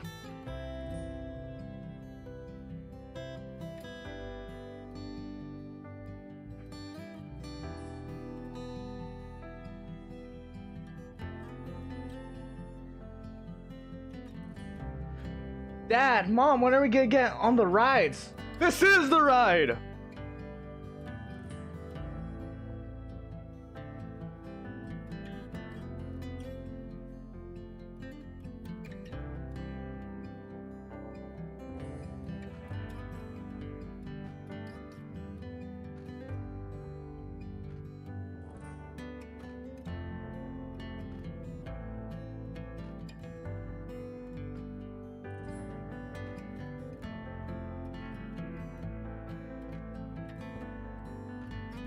No, no, like...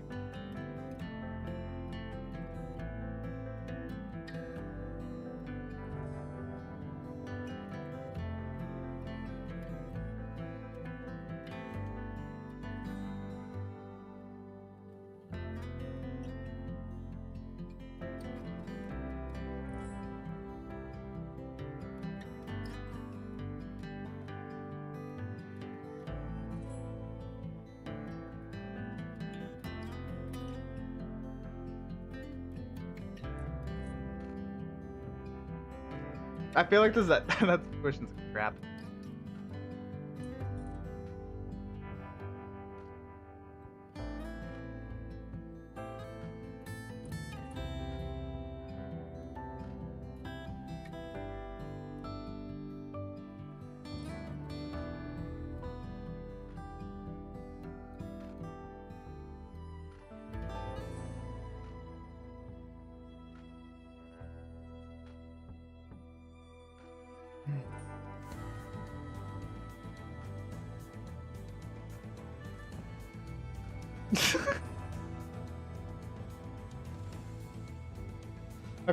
My friend's been rolling on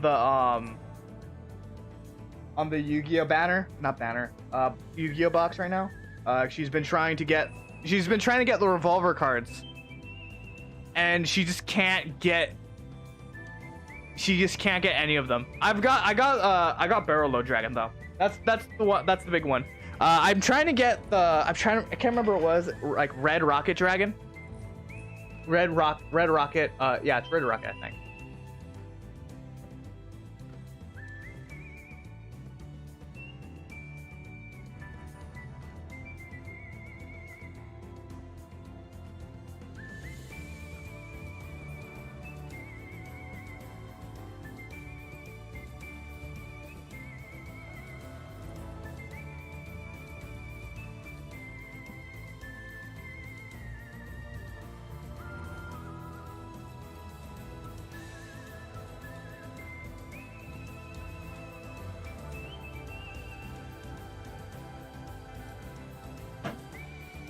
I don't know.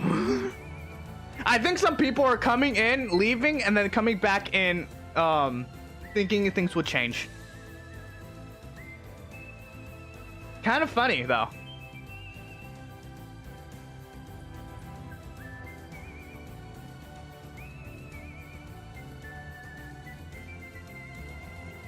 I would try, but like I don't want to fucking push my luck. It's 2 hours of just fucking waiting. That's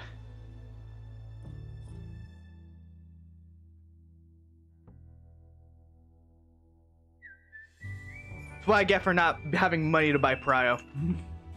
I would. Honestly, I would have fucking done it. If I found this game like a year ago when I had money, I would have fucking bought the fucking thing. That would have been one of my things I would have gotten.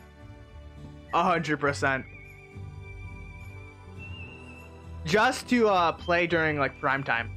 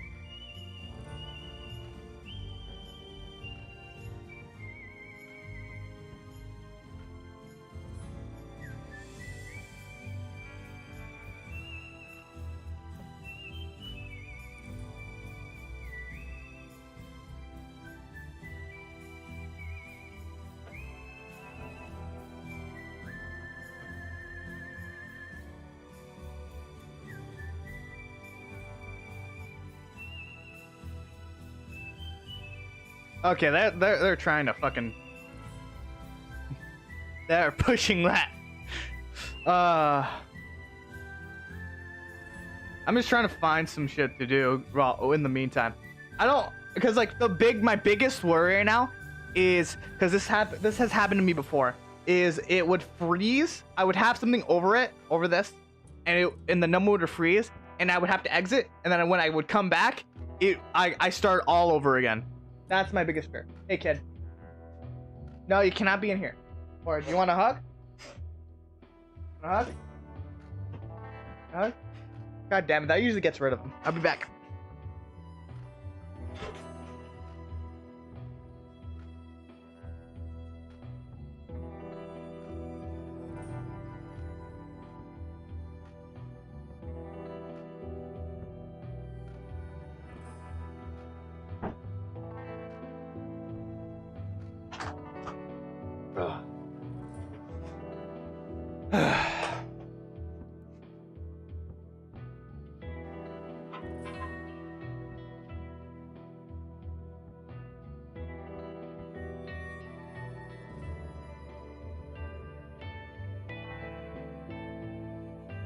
I'll look for more stuff.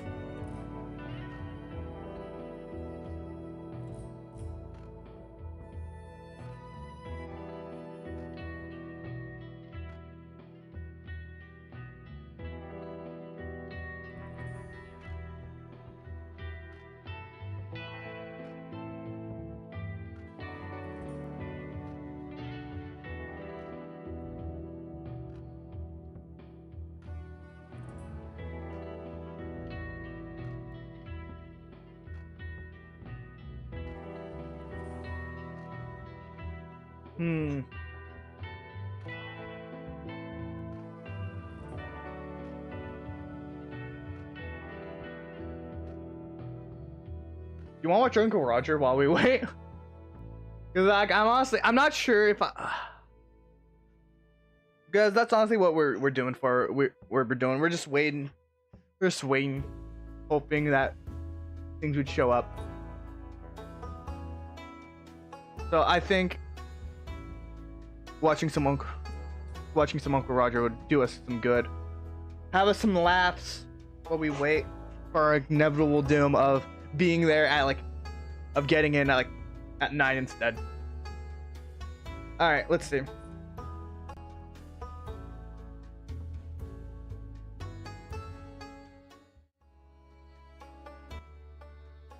All right, we got Uncle Roger.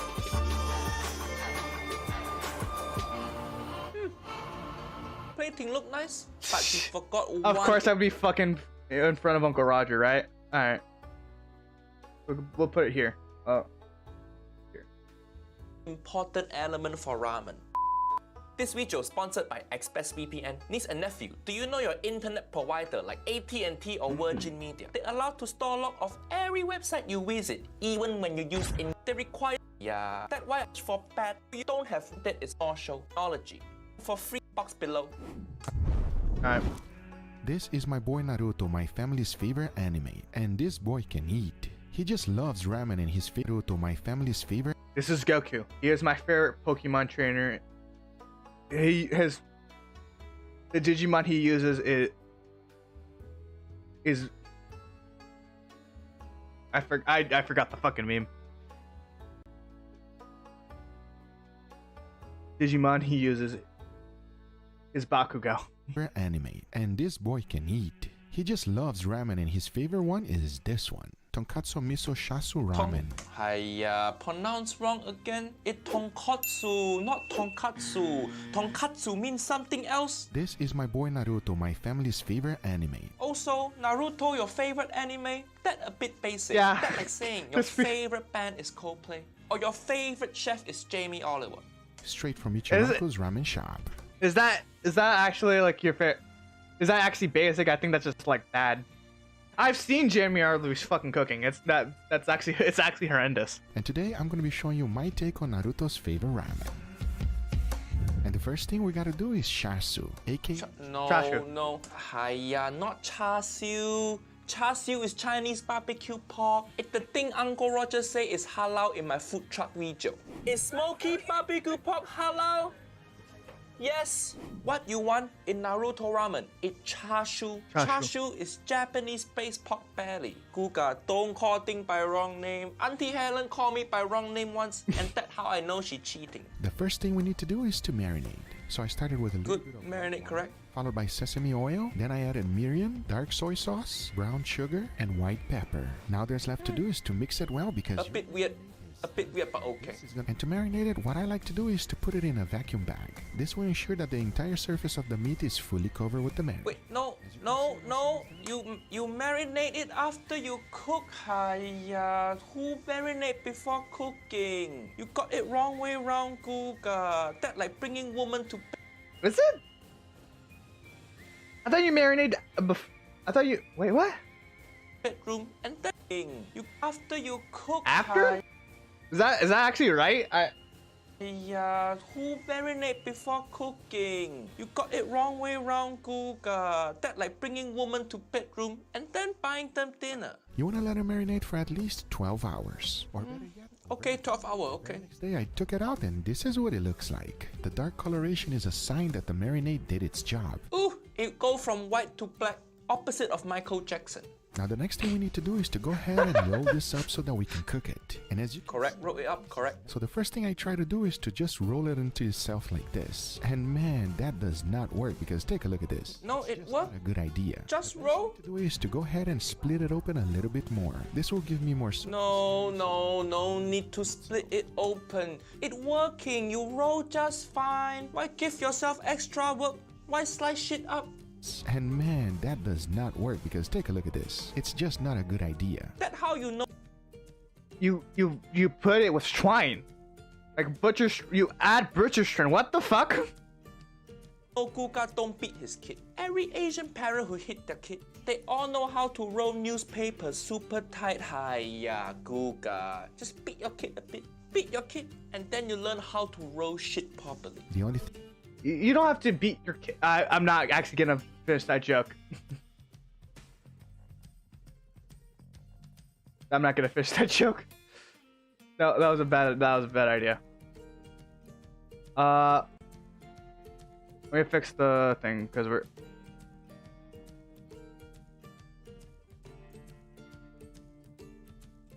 thing left to do now is Wasting time. because once I was done, take a look at this. Now that is what I'm talking about. That's what they call bondage. Bondage is Uncle Roger's favorite genre on the hub because it reminds me of making ramen. Sorry, children. This not only for a great presentation, but it will also cook evenly. Talking about that, the next thing to do is to go ahead and throw it into my smoker. Smoker. Okay. Guga. Naruto ramen, the pork belly just look braised, not smoked. But I guess this is Guga. Judging from his previous video, Uncle Roger review, he loved playing with fire. Also gonna give a wonderful smoky flavor. And if you don't have a smoker, you should definitely get one. But it is Who have space to have smoker in house? Guga, not everybody rich like you have big house. Uncle My uncle actually has a smoker, but like the smoker is actually in my Lola's house.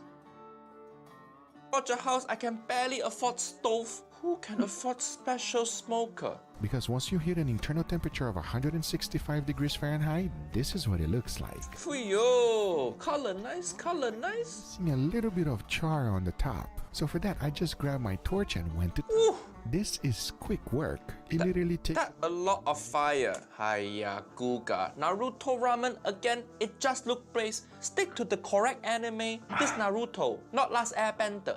really noticeable. Now before slicing the pork belly, you want to let it rest for a little bit. If you don't, the juices is just gonna completely Correct. run out. So after you rested about 1 hour, it was... 1 hour not enough. Put in fridge better.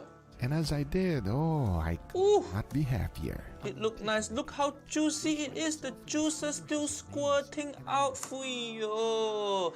This char siu juicier than Nephew Nigel Instagram DM. By the way, go follow Nephew Nigel on Instagram. He just moved house, posts a lot of his moving house bullshit. Here, we're talking about the broth. This one is where all the flavor comes from. And remember this, it's not a race, but it is a marathon. Naruto's favorite A ramen, marathon is race. which is usually made with pork bones. But since I did not have any... Well, I forget what the actual thing is. Like, that actually the quote.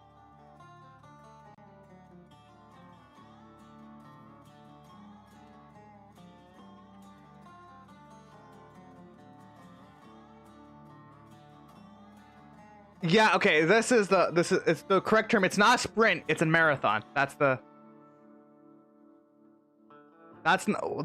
Yeah. That was just wrong. That was just wrong. Best thing, which is ribs. Rib, no. Nobody use rib for ramen, prof. For ramen? Yes, that's what I'm talking about. Now this next ingredient is not traditional whatsoever. What? Added to my ramen because I love it, and so does everyone else in my family. And as you can see, it is beef bone marrow. No, beef bone. And I wanted to add it to my ramen because I love it. I know you love bone marrow, but you can't just throw shit you love into ramen broth. Otherwise, Uncle Roger ramen broth gonna be made out of rice cooker and Nigella Lawson. It has an amazing flavor, and hopefully it's gonna take my ramen to a whole new level. The next ingredient I'm gonna be adding is this one. Now I know. Okay, chicken feet, correct. That doesn't look good, and I agree. Because I mean, who loves chicken feet? Who? So many Asian people love chicken feet. That's my only food fetish. Sometimes I wish chicken can start OnlyFans. Oh, but chicken feet in ramen broth, that good. I added everything into a large stock pot, throw in a good amount of water, and took it outside. Because this is gonna take a while. As you can see, a lot of scum is gonna come up. He removing the scum. Good. You can skim it little by little, and that's okay. Nice work, Guga. Nice work. Oh, first batch of water. Oh, and he removing the blanching liquid. Very nice. That's how you get nice clean broth. Nephew Nick forgot to do this. That's why his broth as dirty as his brain. After about 4 hours, the next thing to do is to add a bunch of other ingredients. And here's what I chose for this broth. We got ginger, garlic. Yes, aromatic can go in. But make sure you only add aromatic near the end of boiling. Maybe the last hour or so. Otherwise, the flavor not good. So after adding it all up, I just make sure Mushroom have umami flavor. it's time to leave it alone. Once that time was up, I went ahead and added even more flavor. And here's what it Oh, is that dashi? Water I threw in He making dashi. Good. a dry seaweed. Kombu correct for dashi. Let that simmer for about 5 minutes. Kombu and bonito flake. Good. Dashi, good. Because once you are done, you are rewarded with this. I'm telling you, friends, it's incredible. Hiya, soup color a bit too dark. At this stage, tonkotsu broth supposed to be white and creamy. Look at my good friend Way of Ramen channel. That's how tonkotsu broth supposed to look. I think Guga didn't boil it hard enough. The fat didn't emulsify. Hiya. However, it is still not 100% done yet because we need to add 2 more special ingredients. Miso. Miso. And as you can see, I chose the red and white. Adding both gives a wonderful flavor. Just make sure that once... No, you don't just add miso into your broth. You should make miso tare by itself separately. You can't just drop miso into boiling water because the heat killed the miso flavor. Hiya, you're wasting miso. Miso very expensive. Don't boil it. But now that our broth is ready, the next thing to do is to start up our toppings. And the very first one we're gonna make is eggs. These are super easy. Let's see. Soft boil. To get those, Soft boil good. boil my eggs for a total of 6 minutes. Once the time is up, I immediately 6 minutes a bit fast, but it okay. prevent it from cooking any. Ice bath good. The next thing we gotta do is the marinade. So into a bowl I threw in a little bit of soy sauce, followed by miriam, sesame oil, a good amount of brown sugar, and finished it off with water. Mix it well because once you have done so, the only thing left to do is to add it to the eggs. Marinade look a bit too dark. Yeah, You I was want same gonna say, color as Obama, not Wesley Snipes. Keep in mind that the longer you keep them in there, the stronger the flavor of the marinade will penetrate. For me at least. Don't use the word penetrate when describing cooking. It's very sexual, this word. Don't say penetrate, just say marinate. Just say marinate. 3 hours in the refrigerator is... Hiya, he forget paper towel on it. Time they turn dark real quick. Gonna have white spot. How it would be if you leave it overnight. And these eggs... See? Anything. See? No paper towel. The marinade can't penetrate the top part. It looked like it got bow spot. Next topping, we gotta make nemna, aka Menma. bamboo shoot. Nice. Here, this is what it looks like. Hiya, don't get it from tin. Able to find was this one here on my Asian supermarket. But I guess Myanmar very hard to get outside Japan, so that okay. Moving on to the next topping, this one might be the most popular of them all. Naruto Maki. Fish cake. You can make Naruto's favorite ramen without this. It is fish cake, and I think I understand why Naruto likes this very much. Check out the ingredients. Do you see what I see? Monosodium glutamate, aka MSG, the king of flavor. It got MSG inside. Fuyo. Uncle Roger didn't know Naruto Maki got MSG. By the way, many niece and nephew telling Uncle Roger, MSG make them thirsty. And Uncle Roger say, don't be pussy. Yeah. It's thirsty. Just drink water. It's just Good drink- food worth getting thirsty for. Stop thirsting over woman. Thirst over MSG. It's more satisfying in your life. MSG. Well, that's what salt. That's what like salt does too. Like a lot of like flavoring like that does tend to make you more thirsty. Just drink water, fucker. Don't leave you. The last one, and maybe the most important one of them all, is the noodles. I've chose these. At least for me, they are the best ramen noodles I ever had. What? I just follow the... That the best ramen noodle you ever have? Hiya, why your standard so low, Guga? This just regular dry ramen you get at any Japanese shop. Have you never had fresh ramen in your life before? It is pretty simple. There's no secret to it. But now... Hiya, that ramen too thin also. For this type of miso ramen, you want to use thicker noodle. It is enough talking, and it is time to plate and eat. So let's do it. Good.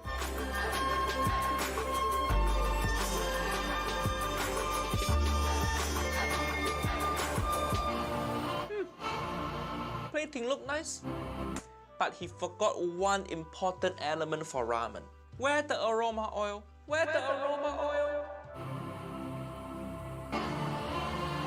Enough with the close up. Why you want to show everybody you fucked up? All right, everybody, here we have our beautiful ramen today, Angel. No steak today. I love how he always looks so happy. Bro, this is Naruto's ramen, bro. That's right, from, that's right. From the Ichiraku ramen shop. You're absolutely correct. Try to make it as... Fuck. Like I'm honestly I really do like ramen. Ramen is one of my favorite like things. I've had ramen like in Japan. Probably not the best ramen there, because it was at the airport. But I've had the ramen there. I've had ramen like over in the States. Like the ramen over there was far better. Eating some ramen here, like they're honestly very interesting. It's very good. Like the weirdest thing I've had like with in terms of ramen is takeout ramen.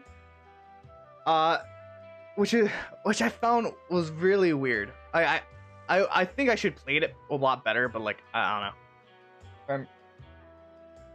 I'm fucked up on that one.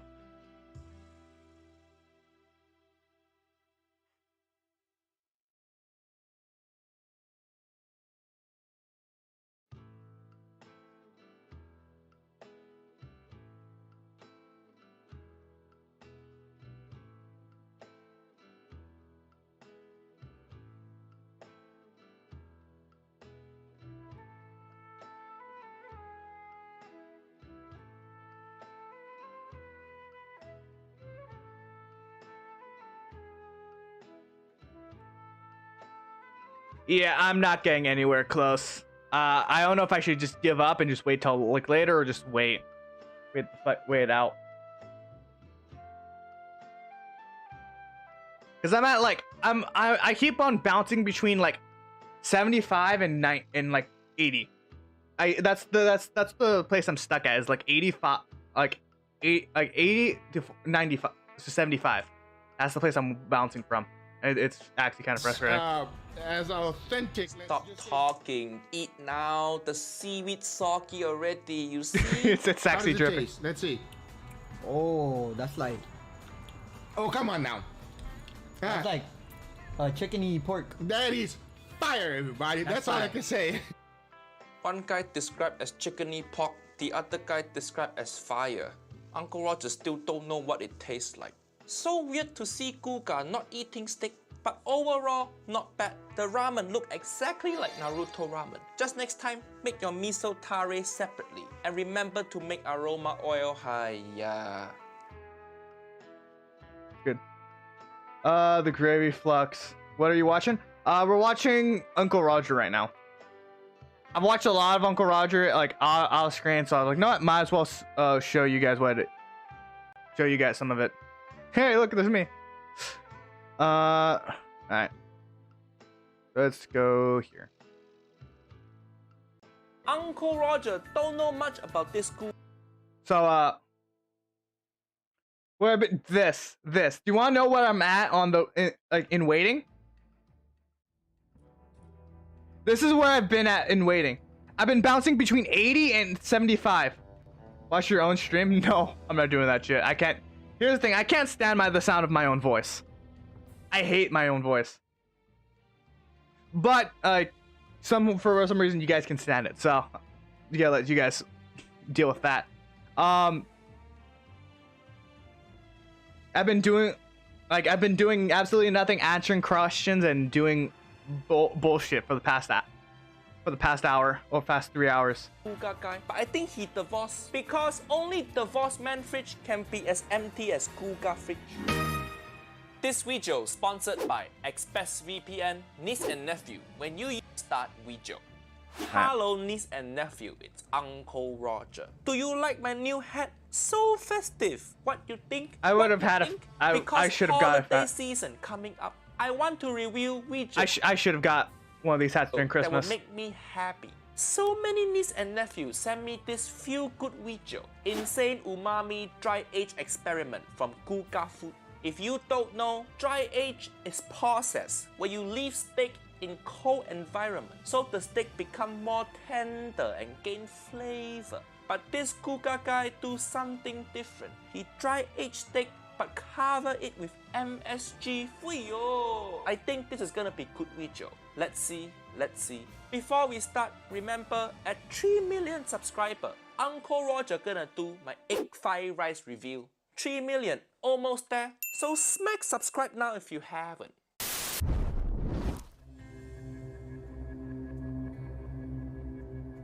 This is MSG, also known as monosodium glutamate. Also known as key to my heart. MSG stands for make shit good. To be more specific, it is the sodium salt. Uncle Roger, love this video already. Watch videos in Discord. So do we have videos in Discord?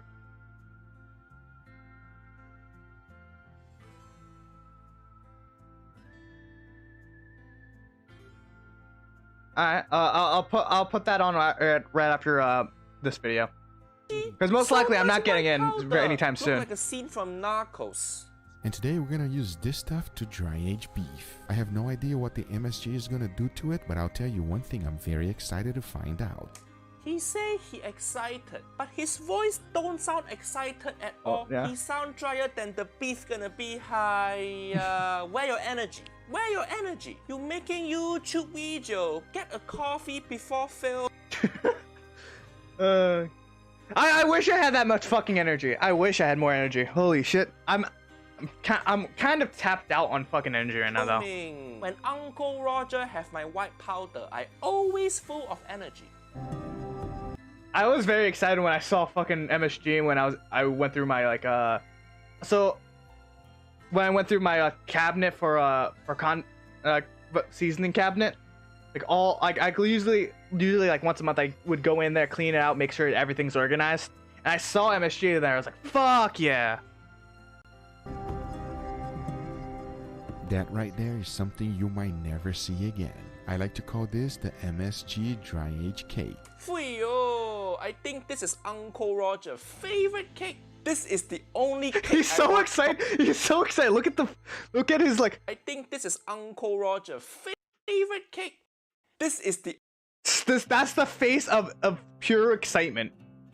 Only cake I want for all my birthdays from now on. Fuck carrot cake, Great British Bake Off. This is the cake you should be making. Not Japanese wig making Chinese banhai. Now the only thing left to do is to let it rest on my refrigerator for a total of 28 days. I saw the Great British Bake Off to fucking Mexican food, and I was fucking horrified. I saw that shit, that was horrifying. Once the time was up, I opened up my refrigerator and this is what I found. Uncle Roger don't know much about this Guga guy, but I think he divorced because only divorced man fridge can be as empty as Guga fridge. That is one good thing when my ex-wife Auntie Helen left. More space in fridge. I don't think he's divorced because right next to the fridge would have been a beer can. More space in cabinet. More space in dresser. Best part about your wife leaving. Have you ever like if every fucking show where you see the guy who's divorced, you'd see like a single thing of like meat, fucking 7 beer cans, soda, and that's it. Maybe like a fucking ketchup bottle, but like that's it. It's more storage space. Worst part about your wife leaving you is everything else. Yeah. The MSG completely transformed in something else. But the most impressive thing to me is that when I look really close, he almost looks like popcorn. Popcorn?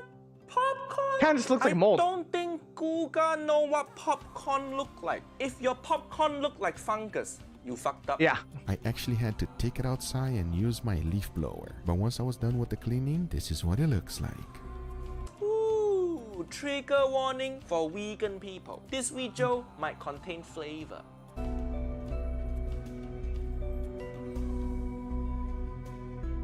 After dry aging so many different pieces of meat, this one is the prettiest one of them all. It's very MSG can even make steak prettier. Fuyo! Uncle Roger should have put MSG on my face. Maybe if I prettier, Auntie Helen won't leave.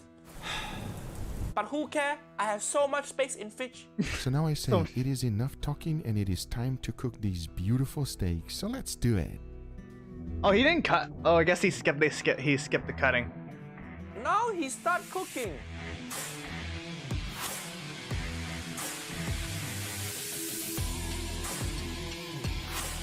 Why this cooking looks so much like action film? Who doing the cooking? John Wick? Yes.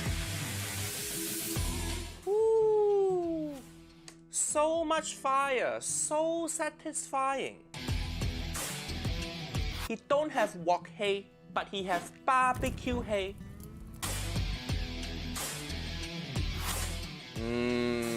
Look at that, look at that. Outside nice and charred, so nice. Fuyo! This is medium rare, perfect. Perfect. Medium rare is Uncle Roger's favorite doneness. And he put MSG on this beef. This is now beef on crack.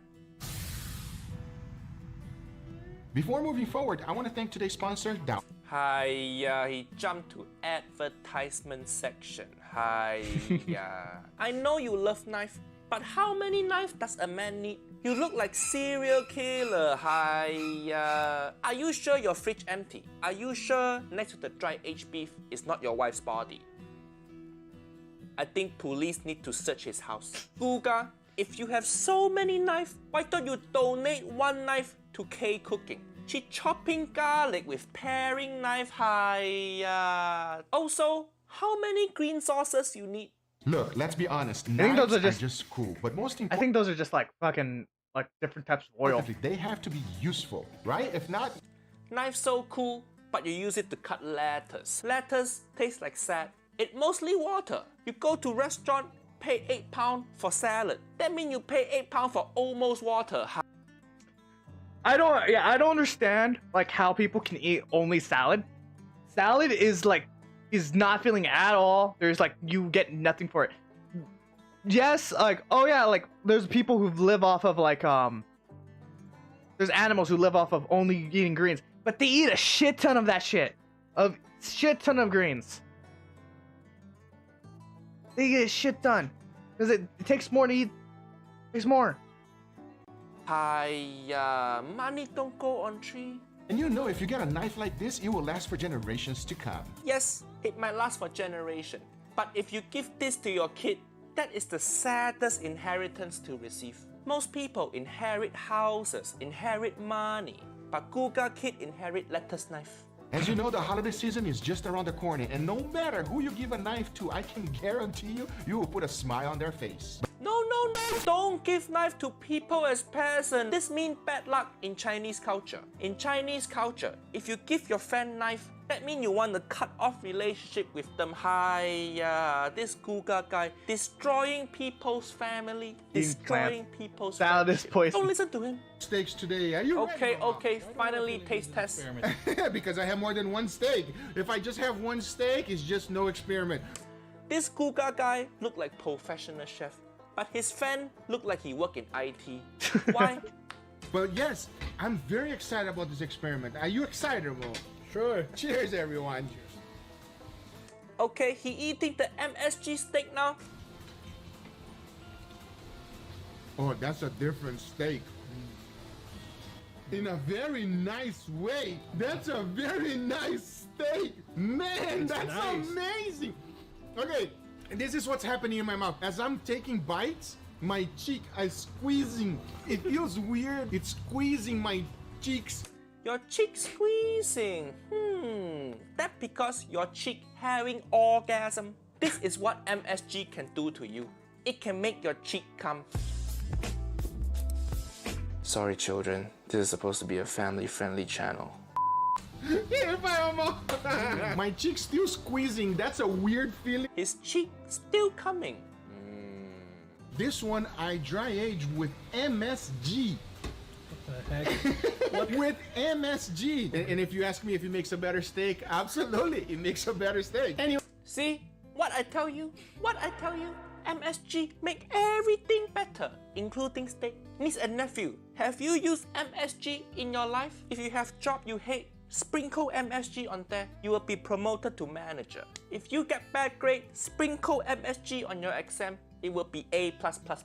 Hope more people start using MSG from now on. Uncle Guga, so good at making steak. I hope I get to visit you someday and eat your MSG dry aged steak. Fuyo, so umami, so nice. This video, very good video. Uncle Roger like 2 thumbs up. Niece and nephew, this is also Uncle Roger. Last video of 2020. For first video of 2021, Uncle Roger want to review my favorite Reddit submissions to the Uncle Roger subreddit. So if you haven't joined, go join Uncle Roger subreddit right here, r/Uncle Roger. Submit your meme, submit your fan art, submit photo of your egg fried rice. If your popcorn look like fungus, you fucked up.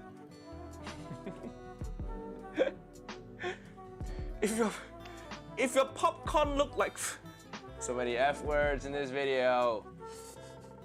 As you know, the holiday season is just around the corner, and no matter who you give an Quit WhatsApp, cause Frankie, you're seeing my private messages. I had to think about screen recording. My editor sees all of my private WhatsApp messages. Sorry, children. This is supposed to be a family-friendly channel. Sorry, children. Alright, I'll put on the next video. I'm gonna quickly share this one.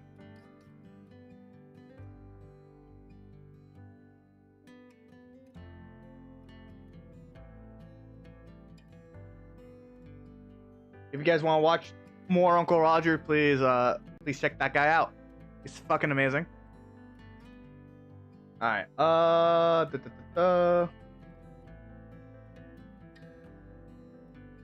Alright, we're gonna watch modern Yu-Gi-Oh players try hard losers.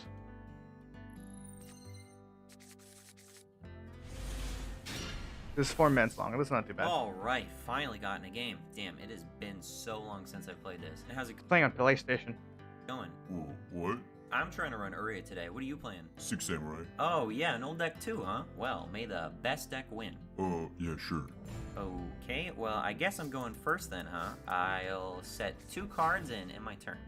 First I'll play 6 Samurai United, then I'll play Reinforcement of the Army, fetching Legendary 6 Samurai Kaigeki.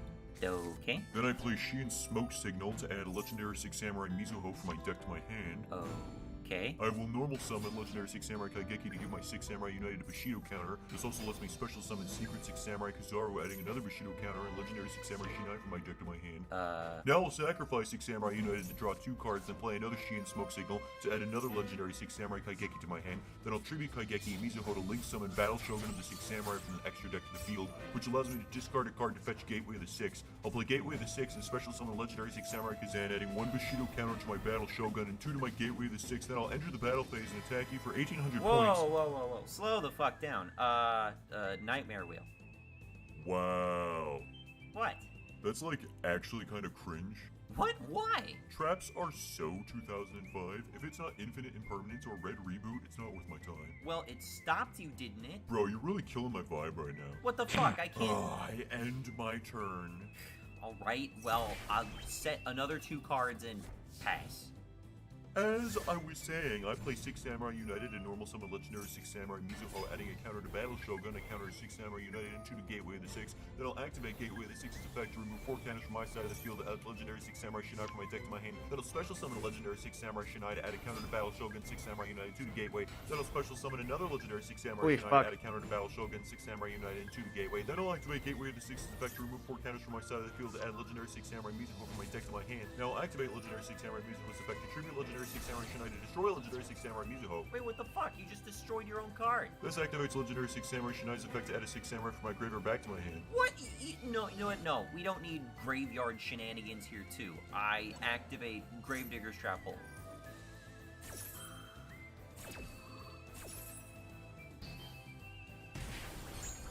It's cute you think you can stop this. I mean, if you look at our life totals, I'm technically winning. Bruh, are you for real right now? I have way more card advantage than you. You don't win by having more cards. Psh, you must be new. Here, since I'm such a nice guy, I'll go extra slow for you. Dude, I'm trying to play a game, not watch some asshole jerk himself off for 20 minutes. Just shut the fuck Only Master Duel. up and do your stupid combo. Whoa, angry much?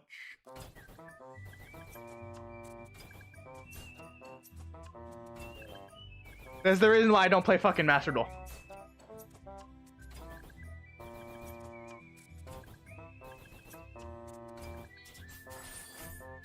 Jeez, how many 6 samurai are there? 27.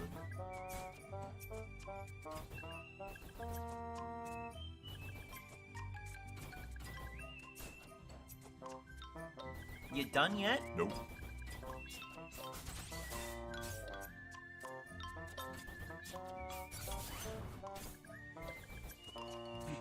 You know, I'm gonna Regeki your entire board. What was that? Sorry, I couldn't hear you over the sound of winning.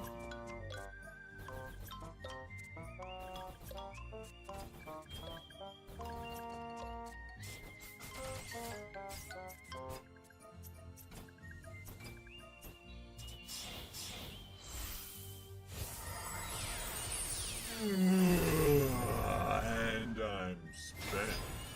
Okay, so I'm gonna attack you now. Finally! Huh, that's weird. It didn't die. Yeah, get fucked. It's indestructible. What the fuck? This one didn't die either. They're indestructible as long as Nightmare Wheel is in play. I don't understand. Normally when I attack things, they die. Read the fucking card, Nimrod. It's right there. Okay, you must be cheating or something. Oh my fucking god. Just read the god. You know what? Fuck it. I'm gonna Regeki the shit out of you. Bro, that's like totally not based. Oh, I'm sorry. You can play 30 cards, but I can't play 1. Excuse me? You played It- 4? wait a minute. It's like an ad hominem or something? Twin Twister. Regeki. Your mom's fat.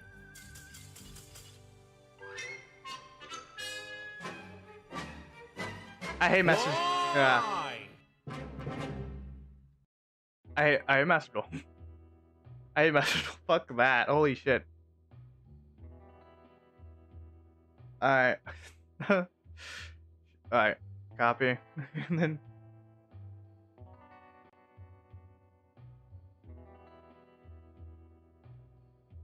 There you go. Alright. Next is.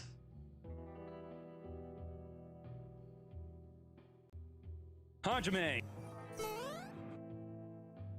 When you chaz it up with with the Ojama gang against Zeus and his gang of Yu-Gi-Oh! His gang in Yu-Gi-Oh! Master Duel. Hold up.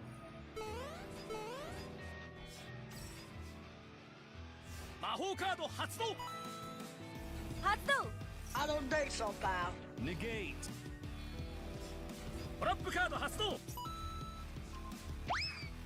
Wait a minute. Boom, bam, bop.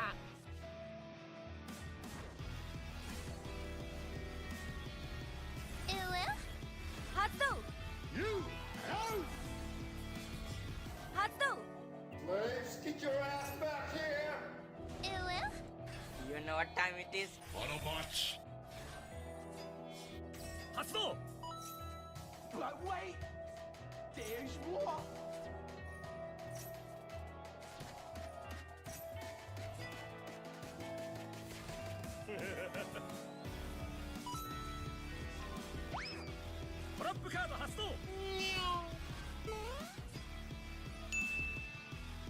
You can only activate this card when while Ojama Green, Ojama Yellow, and Ojama Black are face up on your side of the field. Destroy all cards your opponent can side of the field. Get the hell out. Yeah. Hold up. Wait a minute. No, I say go fuck yourself. Hi, how are you?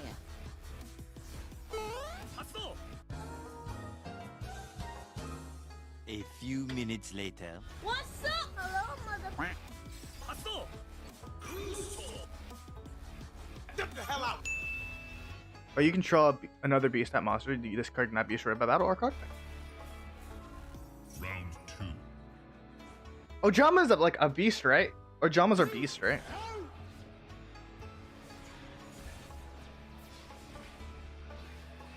But I'm not done yet. Get the hell out. Shiz it up. Okay. Let's do this.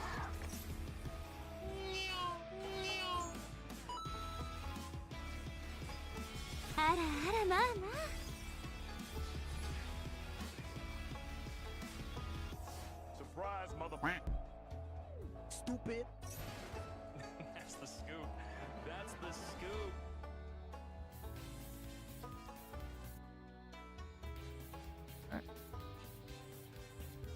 Well, that was fast.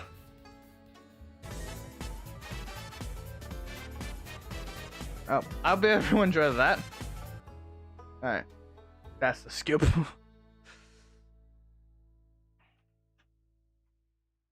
Yeah, I don't play fucking card games to just wait a year to play them. So, like, that's why I don't fucking play Master Duel. Even in fucking and Magic, it's not that bad. Alright. Now we're back here. It is 160.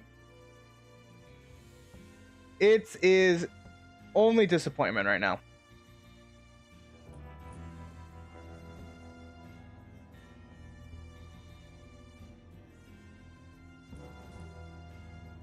I've been here for 3 hours. Actually, yeah, actually 3 hours. I'm gonna go play zombies. You have fun with that.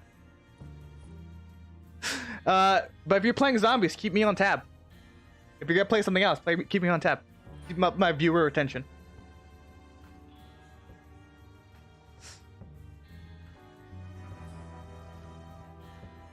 You don't have to lower my volume. Put me on tab. That's easy enough.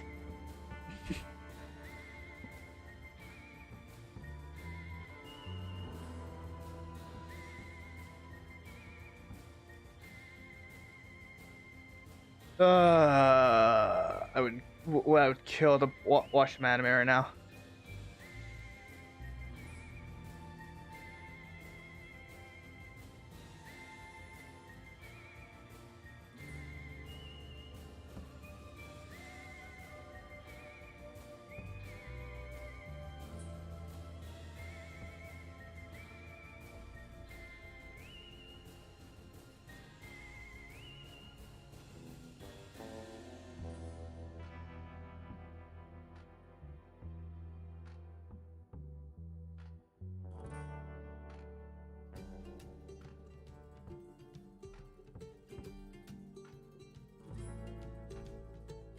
Okay, my friend sent me something that they want me to play, so I'm gonna play that for a bit while we wait.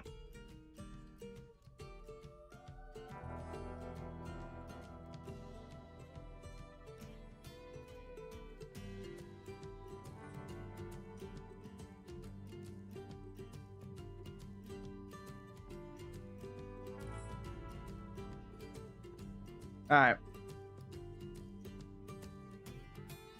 This is gamer GeoGuessr.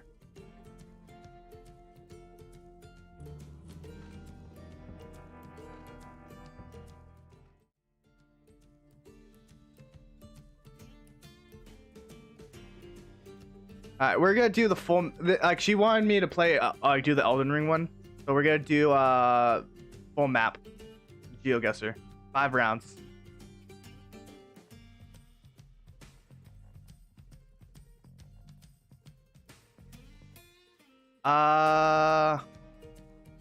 That's a school.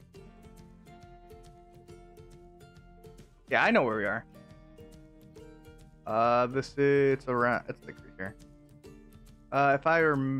Okay, if we go over here, okay, that's the bridge. So it would be around.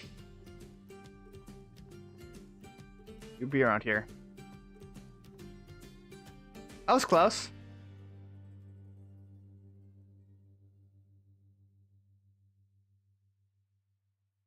Okay.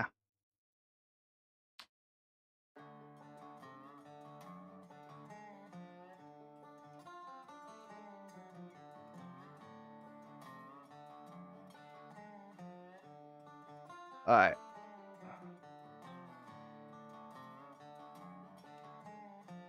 One crab.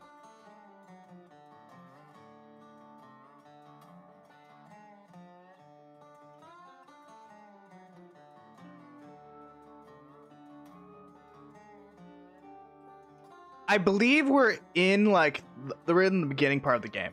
This looks like the beginning part of the game.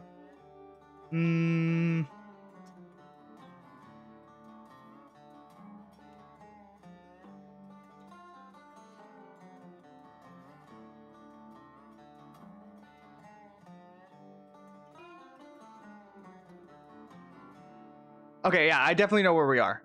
We're over here. We've passed the bridge. It should be like around, if I remember, yeah, there's this wall right here. That matches right here, so it should be around. I think we started out, so like right here.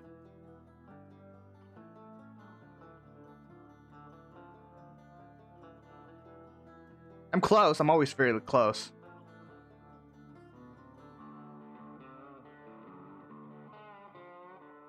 Okay.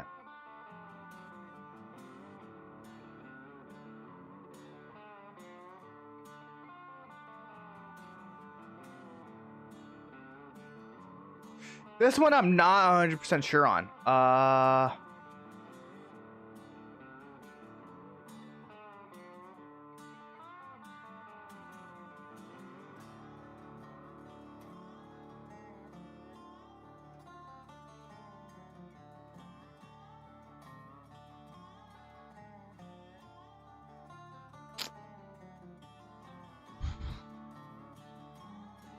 Judging by that area itself, I'm guessing we're still we're in this general area.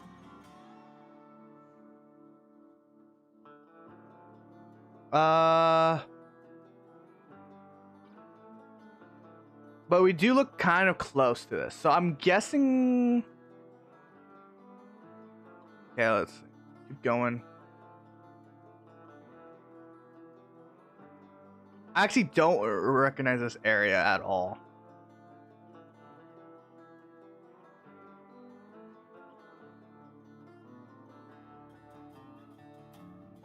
Maybe we should play GeoGuessr like Red Dead. I have no idea. Turn to start.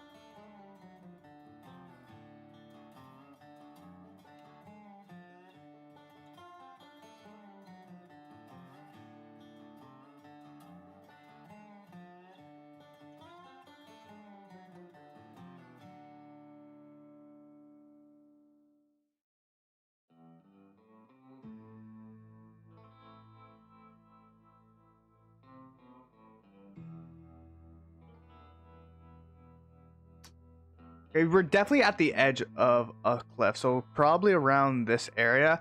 I've been here before. It's definitely not there. So actually, I kind of remember this thing. It should be like around past here. So I'm gonna guess here.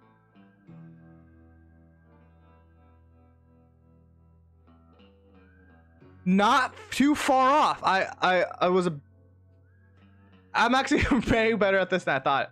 All right. Okay, this one's a little bit harder because I haven't explored this region much. So I can narrow it down to this area right here. We are okay. So we see water. We see the water right here.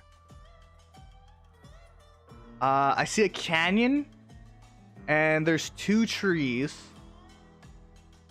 We're seeing 2 trees, so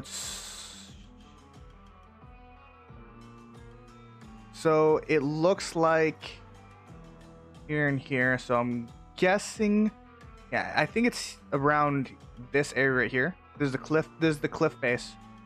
But can we go back to? Let's go back to the start. What do we see? Okay, there's a castle right here. Ruins right there. All right. The thing is, I don't see a town. That's. Oh wait, there. Oh, no. Wait. I'm wrong. Cause that's a bit too close. So it should be around here instead. So.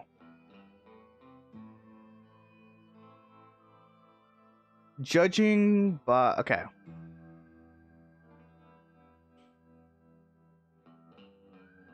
Okay, cliff face are facing that way.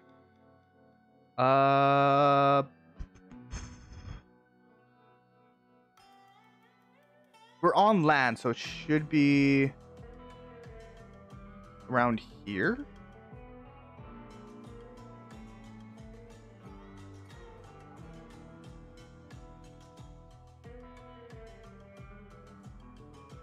Ooh, that was farther away than I thought. I didn't even think about that area.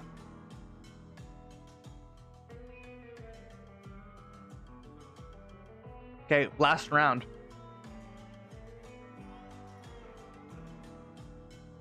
Ooh, this looks like this looks like this region.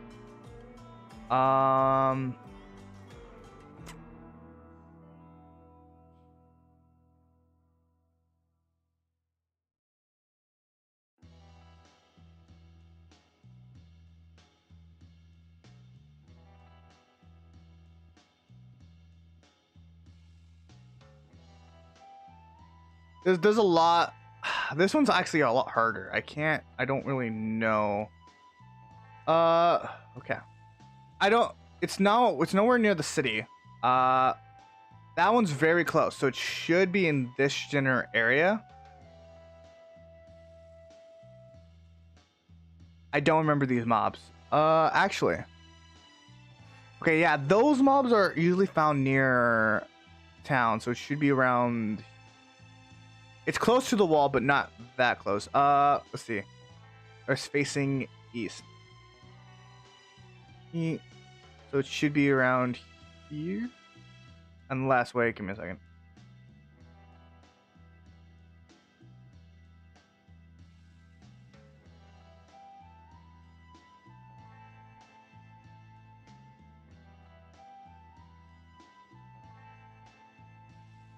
Okay, yeah, so this is facing east, so it's definitely on this way, so you have a good view of the thing. I think that's the bridge. Okay, if I turn around, there should be like a cliff face. Okay.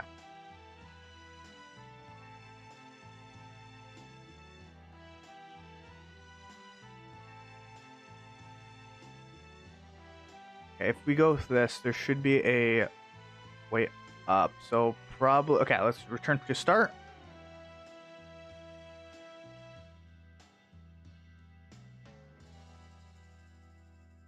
Oh. Okay. Still facing east, south, southeast.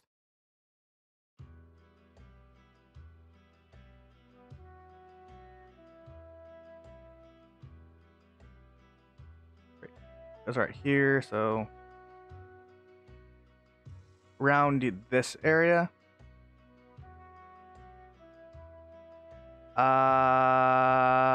Fuck. I'm gonna guess right here because I honestly don't know at this point. Oh no, that looks way further away. So I'm gonna guess here.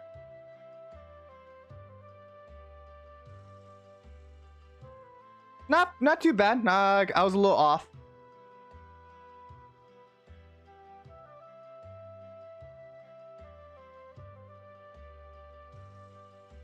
I think this is the furthest away I've been. Like I got a big offshoot.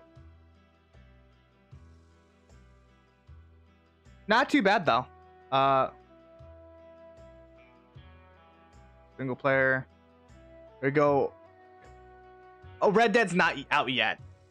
Damn. I would have totally did Red Dead if I could. But I think that was a good game. I don't know any other location. I can maybe do Skyrim.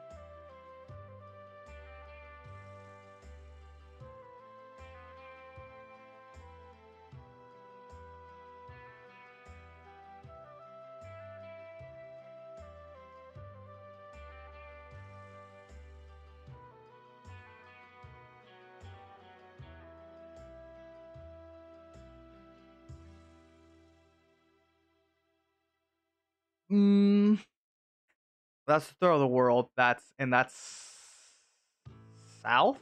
That's southwest. So we're in like we're definitely north of this. Okay, let's see if we can find a road. This one I'm probably gonna have a lot more hard time with because I haven't explored that recently. Okay, there is a road. Here's a road.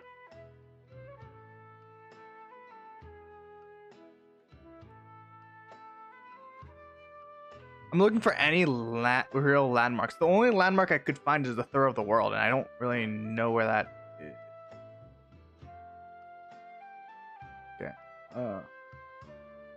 Throw road's right here. There's no real. Okay, so there's lots of vegetation and it's brown, so there should be around here. I don't. Okay. No, I should do. Okay, I'm gonna go back to the start. I'm gonna head south. Wait, throw the world. Okay, throw the world is towards the left of it. Is in the southwest. So.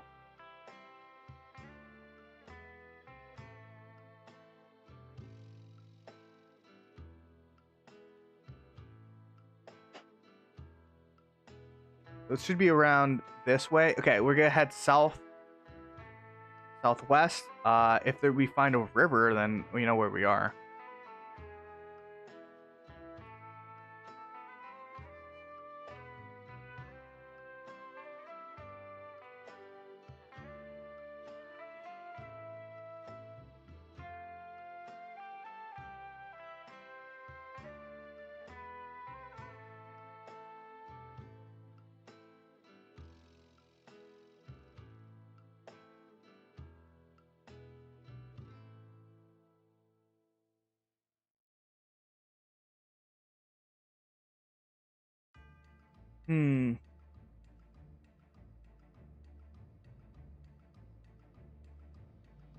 I would guess here, but there's no real vegetation there.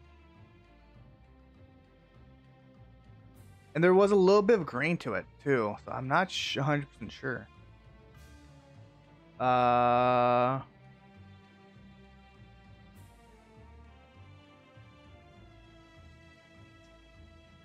Actually, wait. I'm not sure. I'm honestly not sure. Okay, we're going. Okay, if we head north. Actually, wait. Is that a river? Okay, yeah, we're definitely south of the river.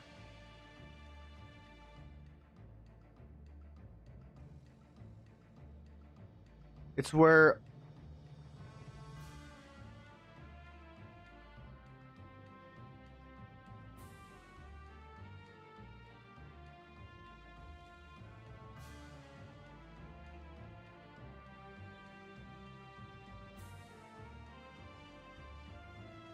Okay, that's a logging camp. Where in here is a logging camp? It's a lot easier because we can actually tell where things are. Logging camp.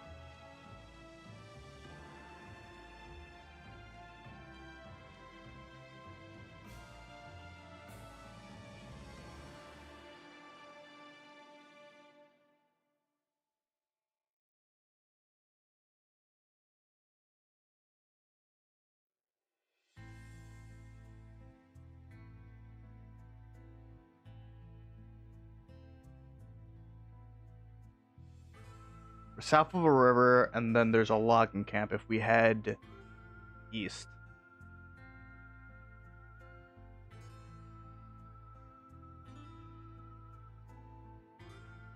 Where there's darker greener forest.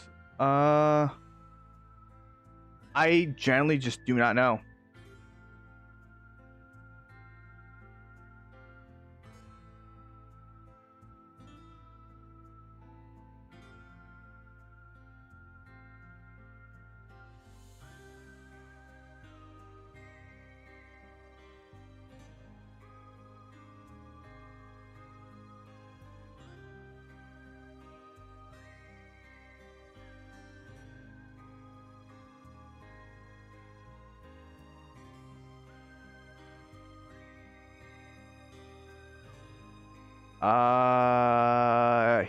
Here, I guess.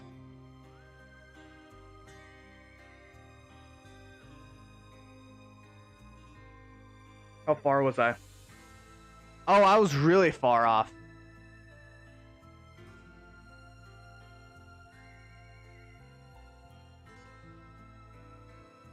I don't know. I don't know.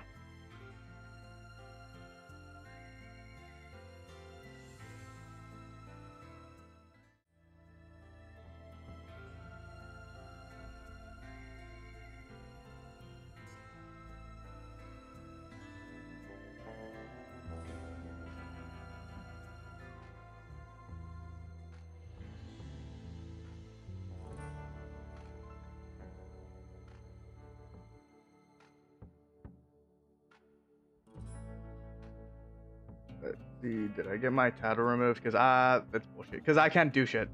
I literally can't do anything right now. Whatever.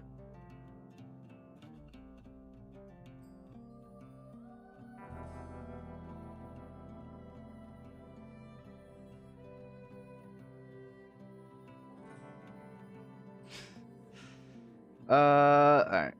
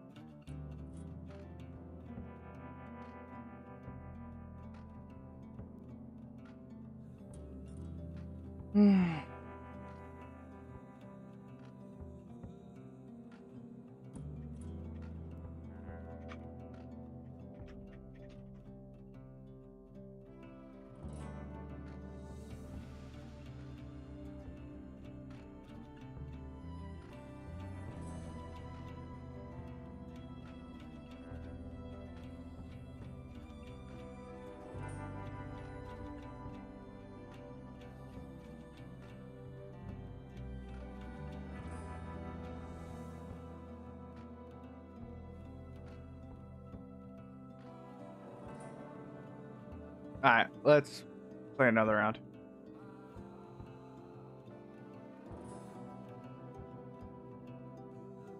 Okay, we're in cold. Alright.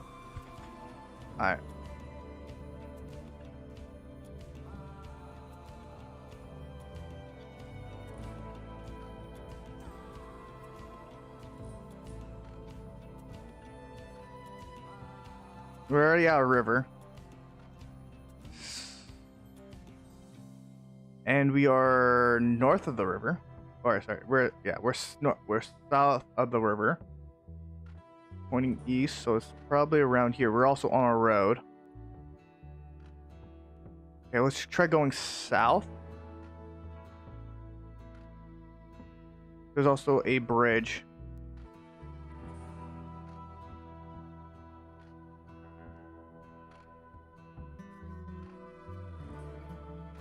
that is going to a mountain. So right here.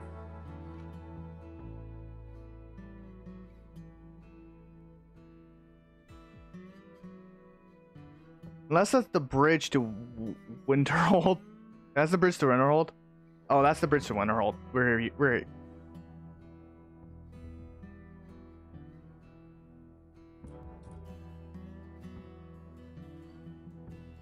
like right here.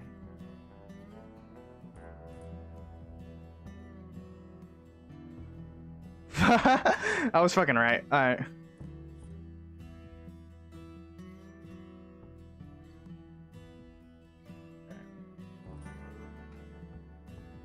We're just on the other side of Winterhold.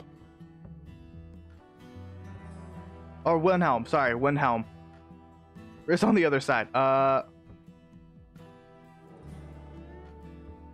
Actually, how close can I get? Okay, we're right next to two boats, so it's like right here.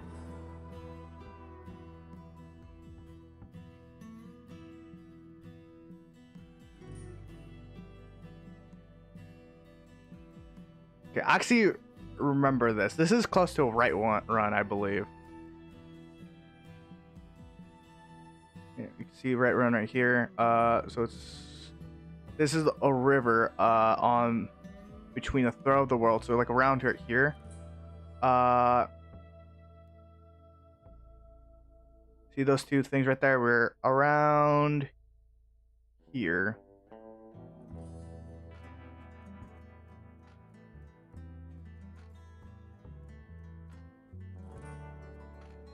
I think here. Wait, actually, okay. Do we see a path? Yeah, there's a path right there. So it's just here. So like right there.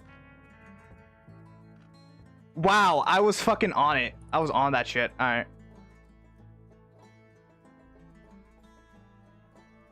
Okay, this one's gonna be a lot harder. This one's we're put in the middle of fucking nowhere.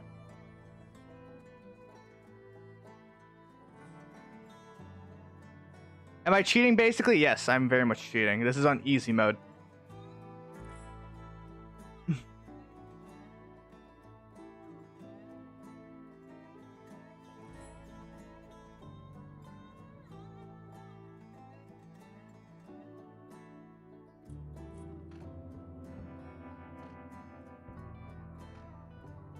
So this is a river.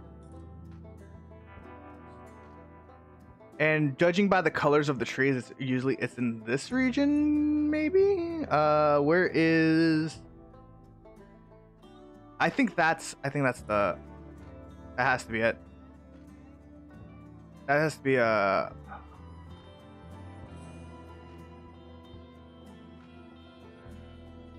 Thalmor? That's... Okay, oh! Sign, that's a good... We passed the sign, the fuck? That's bullshit.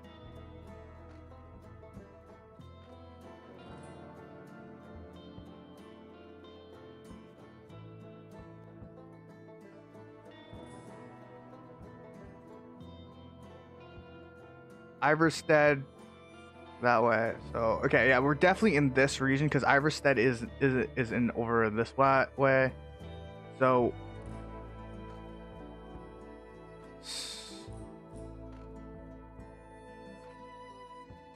the river is to the north, so we're south of the river.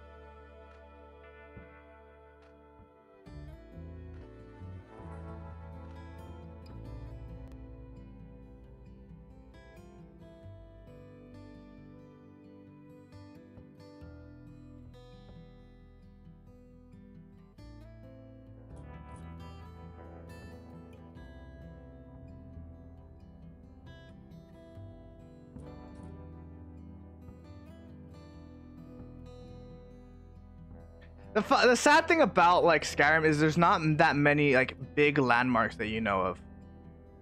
Besides like the holds, it's really hard to think of a landmark.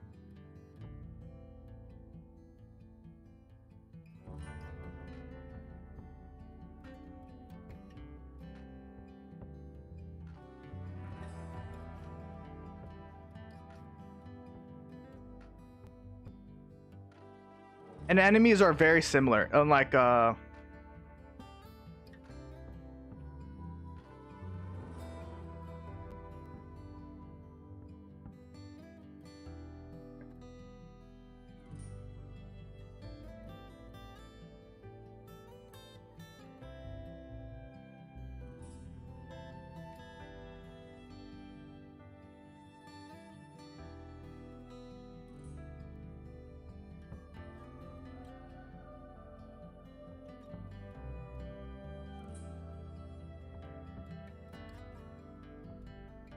trying to think of a road that's like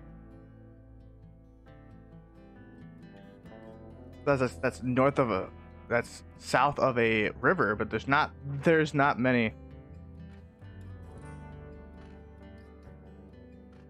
So it might be this one.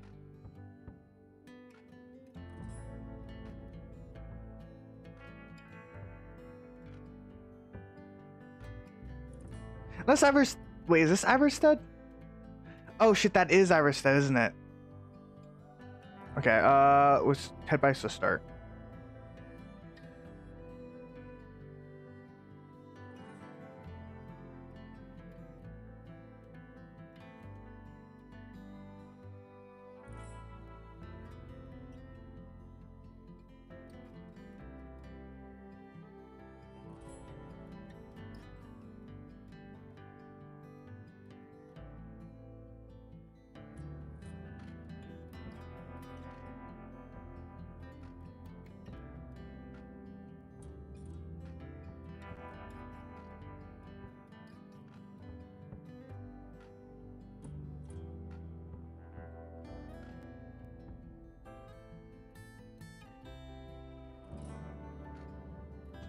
Iverstead is southwest, so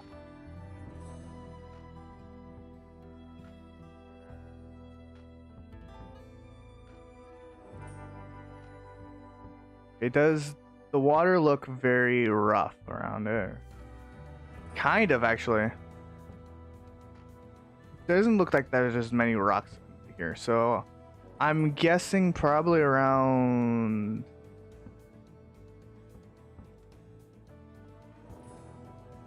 How many green trees are there, actually?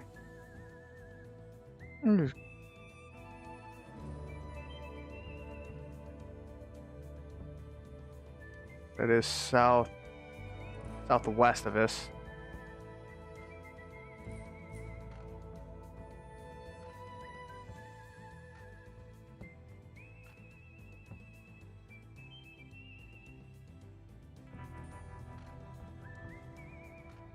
There's a clearing on the road, so yeah, you gotta look for that as well.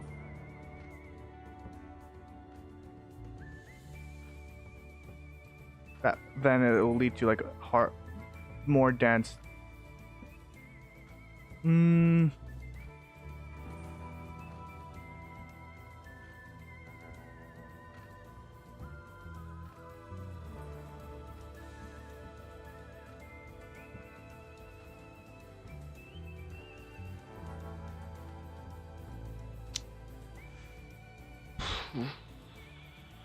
I don't know. I honestly just do not know. This one's actually a hard one. I'm gonna guess here. I had a feeling it was like just down here. Ah, that's sad.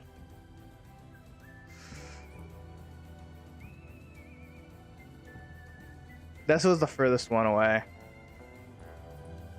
All right.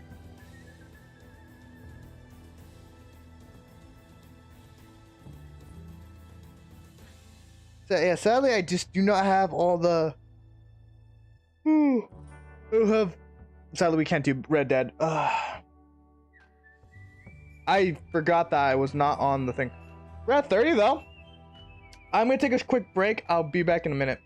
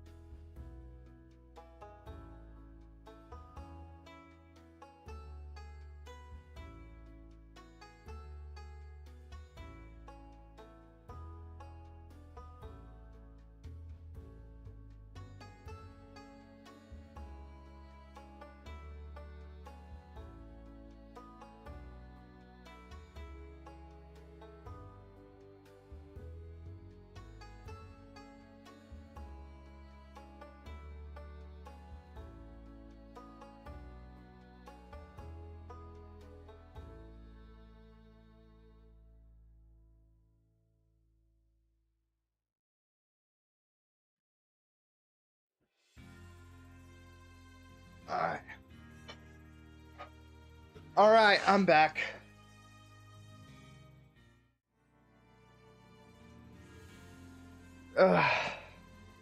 And we're at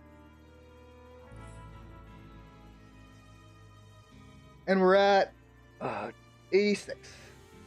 30. We're at 30.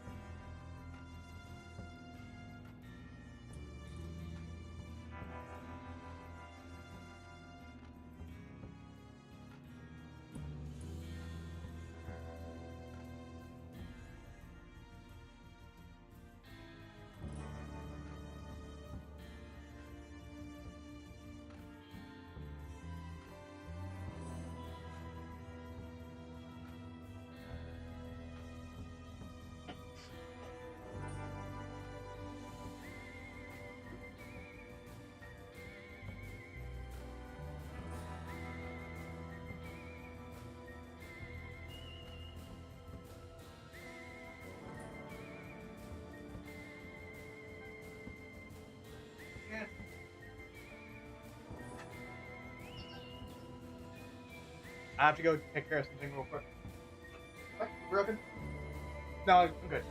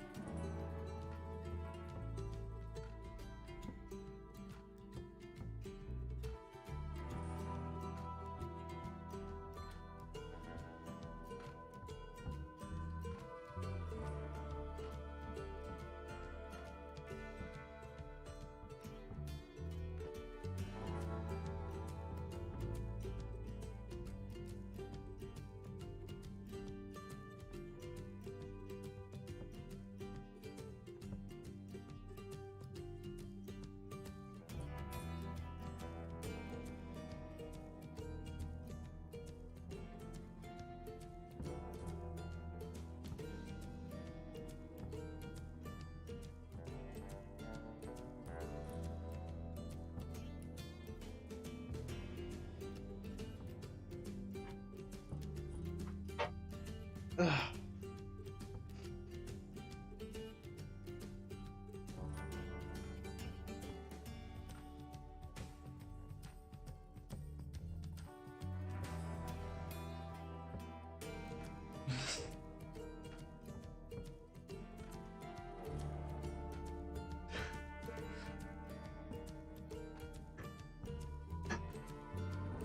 So angry.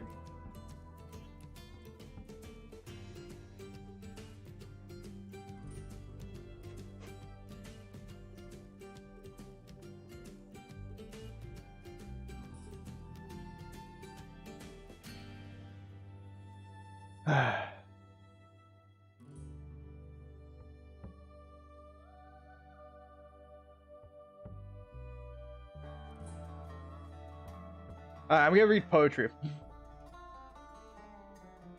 Chat. We put go into just chatting. Or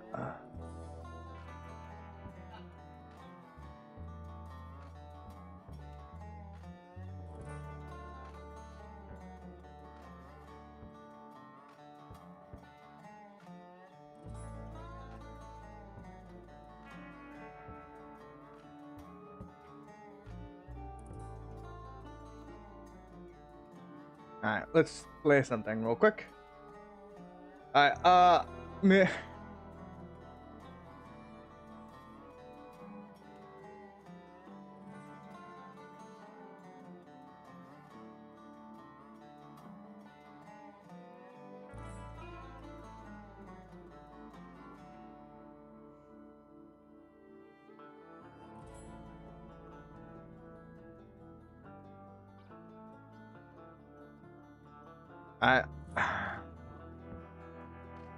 let's read some poetry.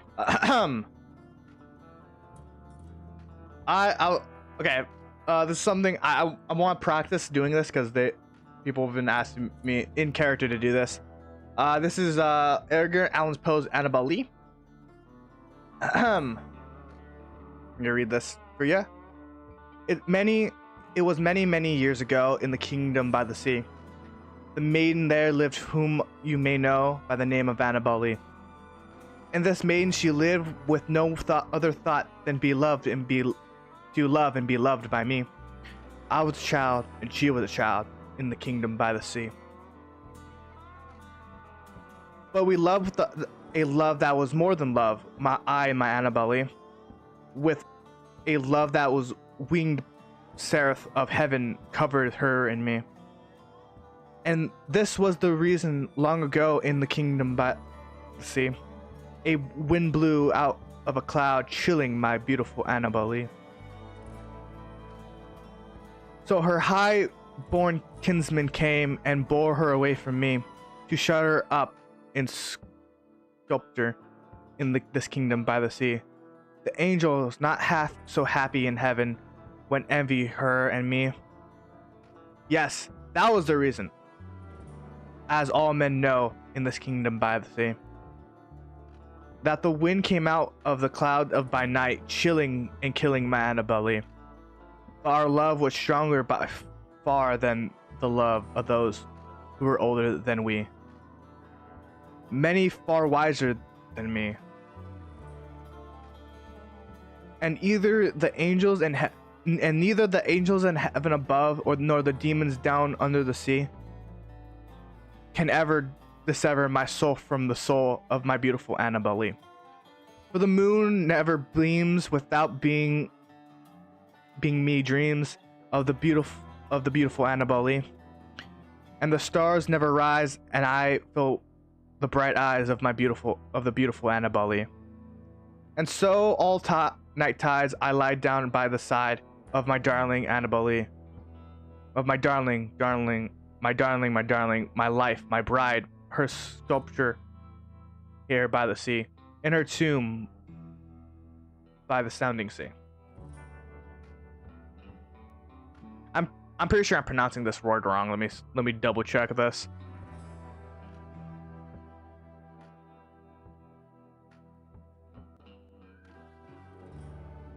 Sepulcher. Sepulcher.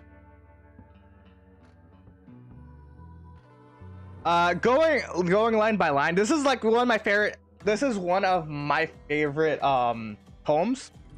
Annabelle Lee is one of the first ones, and I really like Edgar Allan Poe.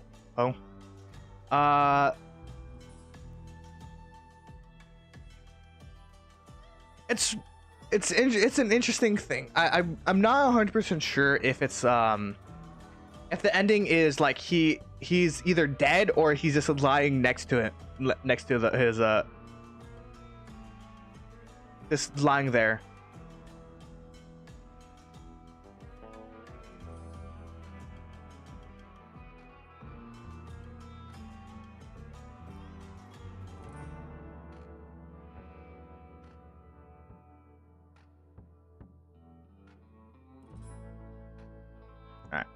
This is a poem by Robert Frost. I'm just gonna read poems until like we get through it. Two roads diverged in the yellow wood. I'm sorry I could not travel both. And to be one traveler long I stood. I looked down at one as far as I could, to where it bend in the undergrowth. Then took the others as just as fair, having perhaps a better claim because it was grassy wanted wear. Though as for the passing there has wore them really about the same, the both that morning equally lay in the leaves, no step trodden back. Oh, I kept the first for another day, yet knowing how a way leads on the way, I doubt if I could ever come back.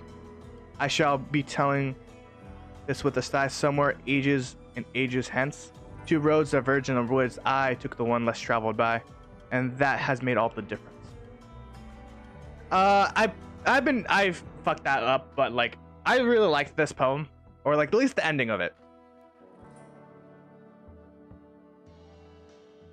because it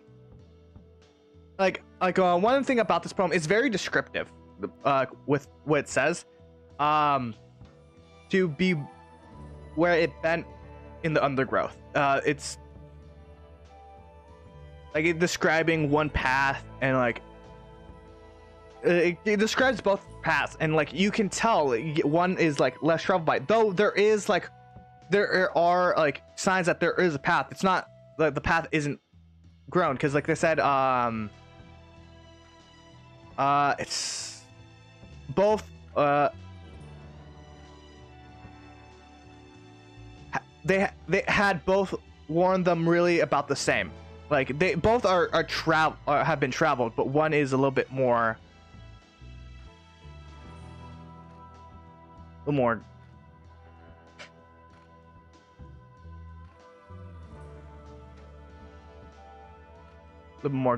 grown in. Like you can tell that the other one hasn't been ground.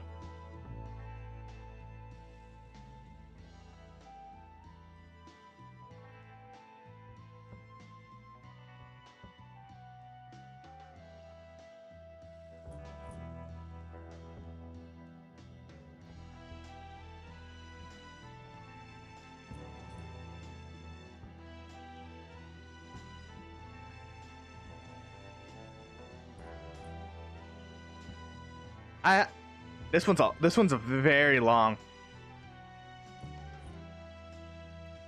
Once upon a midnight dreary, I wandered, weak and weary, over many quaints and curiosity volumes of forgotten lore. While I nodded, nearly napping, suddenly there came a tapping, as someone gently rapping as my chamber door. 'Tis some visitor, I muttered, tapping on my chamber door. Only this and nothing more. Distance I remember in the bleak December, and each separate dying ember brought its ghost upon the floor. Eagerly I wished the morrow, vanity I sought to borrow from my books, surcease of sorrow for the loss of Eleanor, for the rare radiant maiden whom the angels named Eleanor, her nameless here forevermore. Distantly I remember in this bleak December, and each separate dying ember brought a ghost upon the floor. Eagerly I wish this morrow, vanity sought. Wait, I already read this one. I read this part. Sorry, my bad. And so could sad under certain rustling of each purple stern thrilled me, filled me with fantastic terror never felt before. So that now to still beat in my heart, I stood repeating, 'tis a visitor entreated entrance on my chamber door. Some late visitors entreated entrance my chamber door. This and nothing more. This it is and nothing more. Presently my soul grew stronger, hesitantly no longer. Sir, I said, or madam, truly forgive my implore. But the fact is I was napping, and so gently you came rapping, so faintly you came tapping on my chamber door, that I scarce was sure I heard you. I opened the door wide. Darkness there and nothing more. Deep in the darkness peering, long I stood wondering, fearing, doubting, dreaming dreams no mortal dare ever to dream before. But silence was unbroken, and stillness gave no token. And only words that were spoken, whispered, word Eleanor. This I whispered, and then echoed mumbled back the words Eleanor. Merely this and nothing more. Back to the chamber turning, all souls within me burning. Soon, all my soul within me burning. Soon again I hear tapping somewhere louder than before. Surely, I said, surely that is something at my window. I don't know that word. Is it lacing?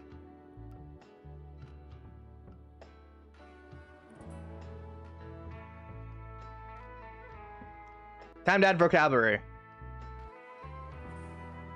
Okay, lattice. Lattice. Surely that is something my window lattice. Let me see then what the threat is. This mystery explore. Let my heart be still a moment and this mystery explore. 'Tis the wind and nothing more.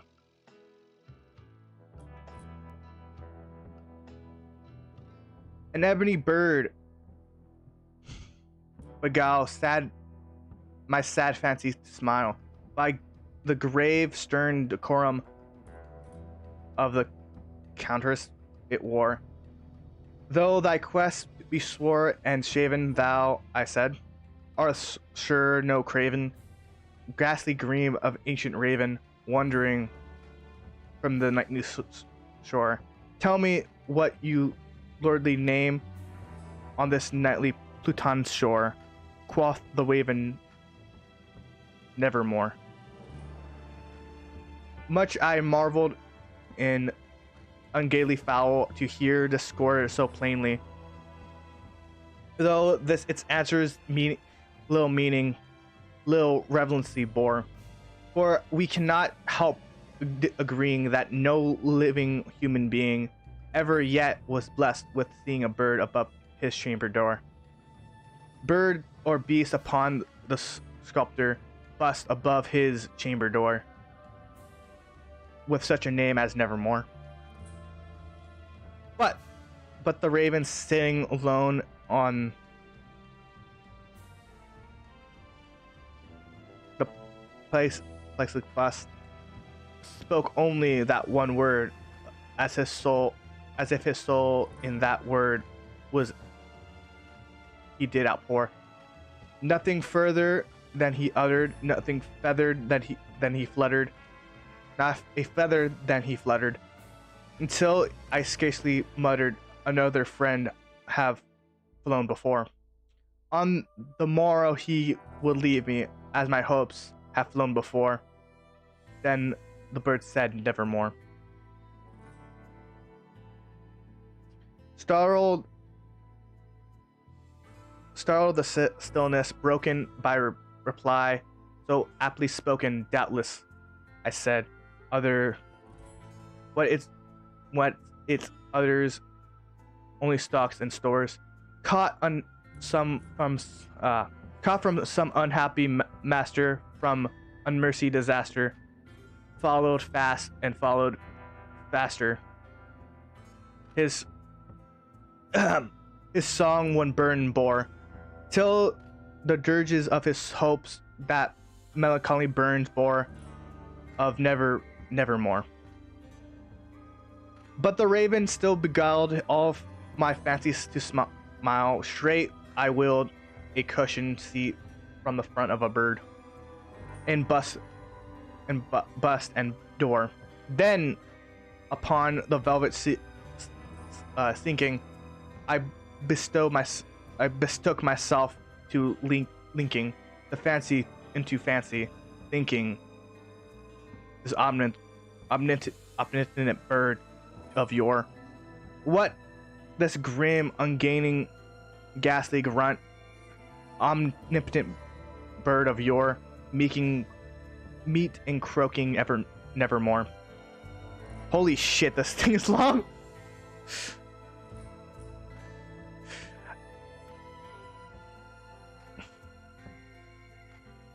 $26, by the way. 26. It honestly probably would have been better if I just waited till afterwards. Whatever.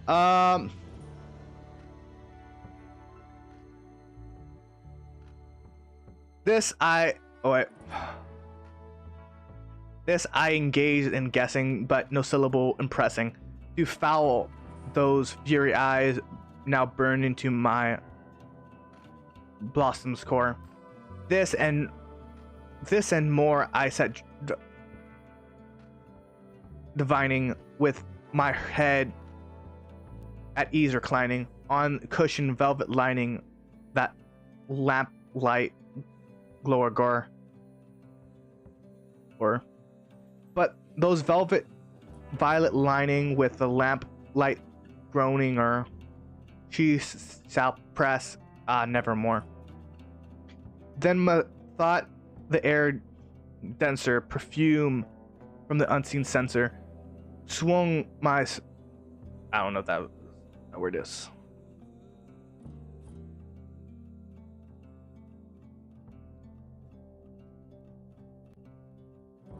Seraph. Seraphim? Seraph. I guess it's the same word. Seraph whom footfalls tickled the tough door. Wretched, I cried, thy goth hath lent thee. By the angels he hath sent thee respite from memories of Lenore. Lenore? Is that Lenore? I feel like I've been pronouncing this word wrong all this time.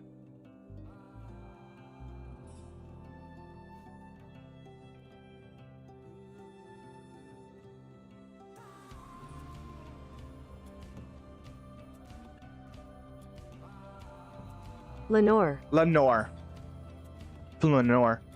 Quaff this kind, forgotten the lost Lenore. Quoth the raven nevermore. Prophet, I said, thing of evil, prophet still of bird or devil. Neither temper sent, whether tempest tossed thee here ashore, desolate yet the undaunted, on the desert land enchanted, on this home by haunted, horror haunted. Tell me truly, I implore. Is there blam in Glend? Tell me, I implore. Quoth the raven nevermore. Prophet. I feel like the same thing. It has the repeated one, so I'm just gonna say it again. Prophet, I said, evil thing. Prophet still. Bird of evil. Oh no, it's not. By heaven, by that heaven that bend above, by that God we both adore. Tell the soul with sorrow laden, within a distant Aiden. I shall clasp the saint maiden whom the angels name Eleanor. Clasp a rare radiant maiden whom the angels named Lenore.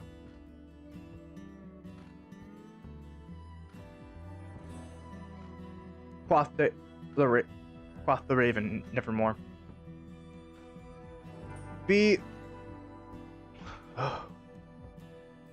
that word our sign of parting, bird or fiend, I shrieked, heart starting. Get thee back on the tempest of the night, Pluton soar.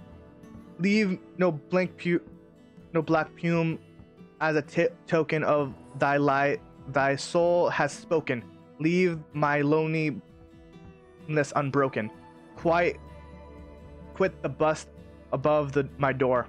Thy break from my heart and take thy from off the door. Quoth the raven nevermore. The raven never flittered, still sitting on the pilled bust of Pala. Above my chamber door, his eyes have all seeming of demons that is dreaming. The lamp and the lamplight lure him streaming through his shadows, the filter shadow on the floor. My soul from out of the shadows that lie floating on the floor shall be lifted nevermore. Oh, that took forever. Holy shit, that's a lot. I remember seeing this poem and it's like, oh yeah, this is long. I didn't think it was that long.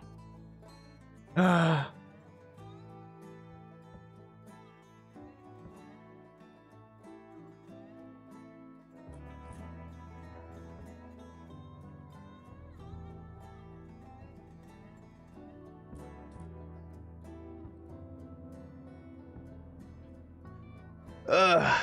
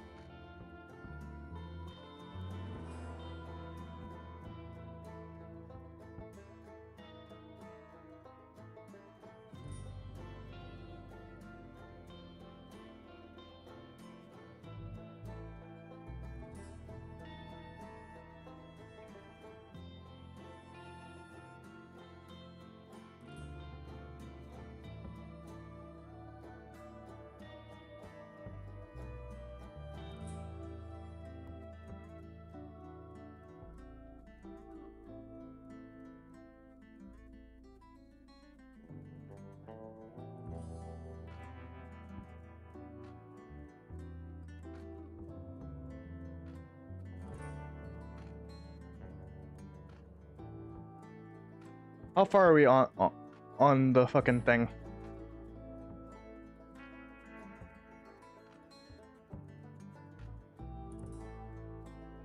We're 6.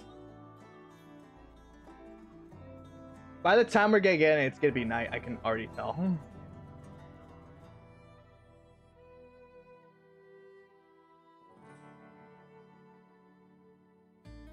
Oh no, I was.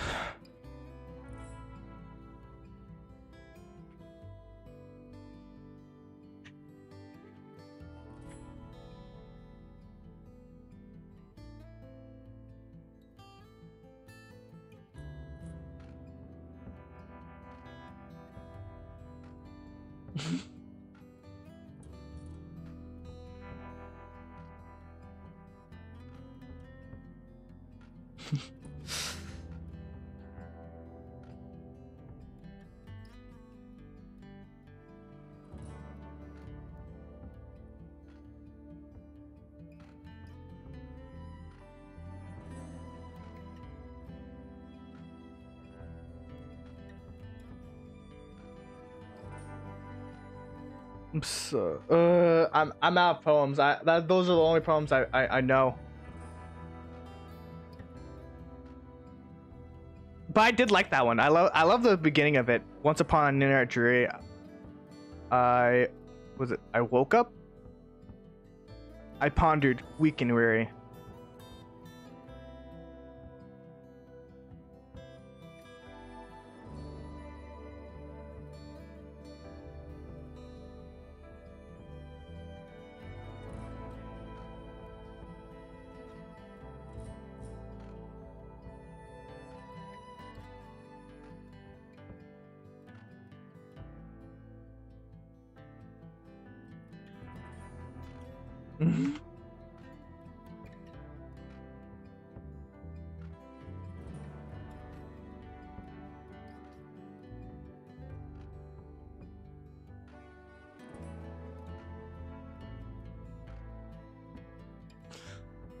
God damn it.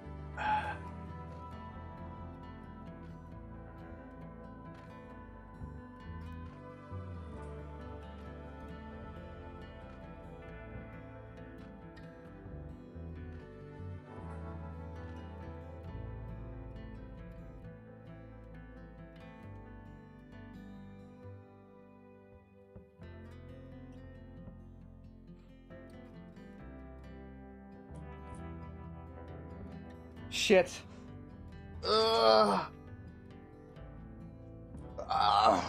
Whoa. Ring. Go burr.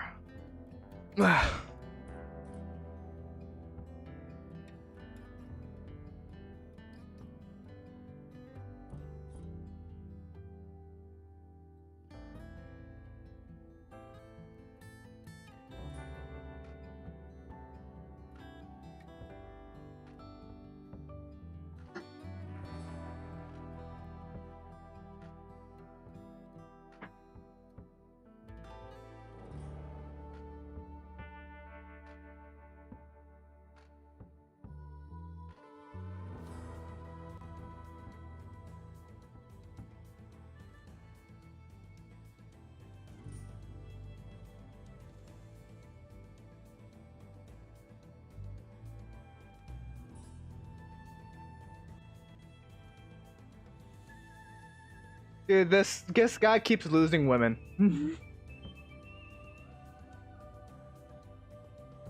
Annabelle Lee, Lenore, fucking. Mostly joking. But the rhythm of it is like actually really nice. Like the rhythm of Evermore is actually or the Raven is actually is actually really the beat of it is actually really nice. I don't know how to describe it. It's just like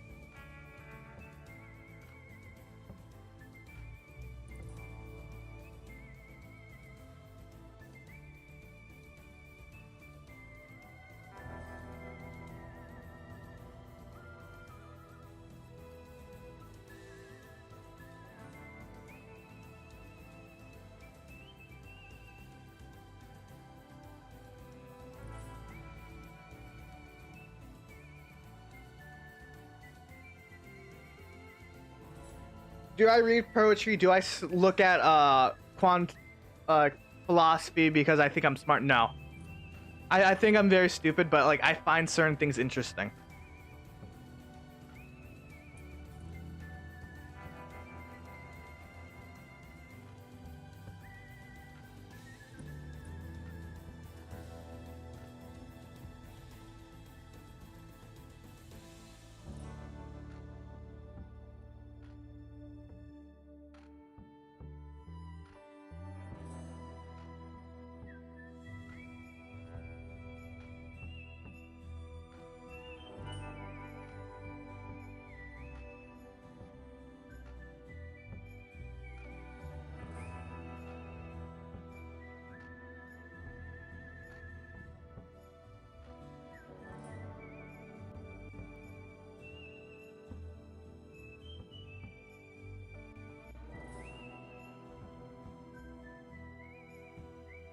Alright. I guess we can watch some shit while we wait. I have 11-minute video. Hey, I've got a little. This is by Charlie. Wait. Fuck one thing. Or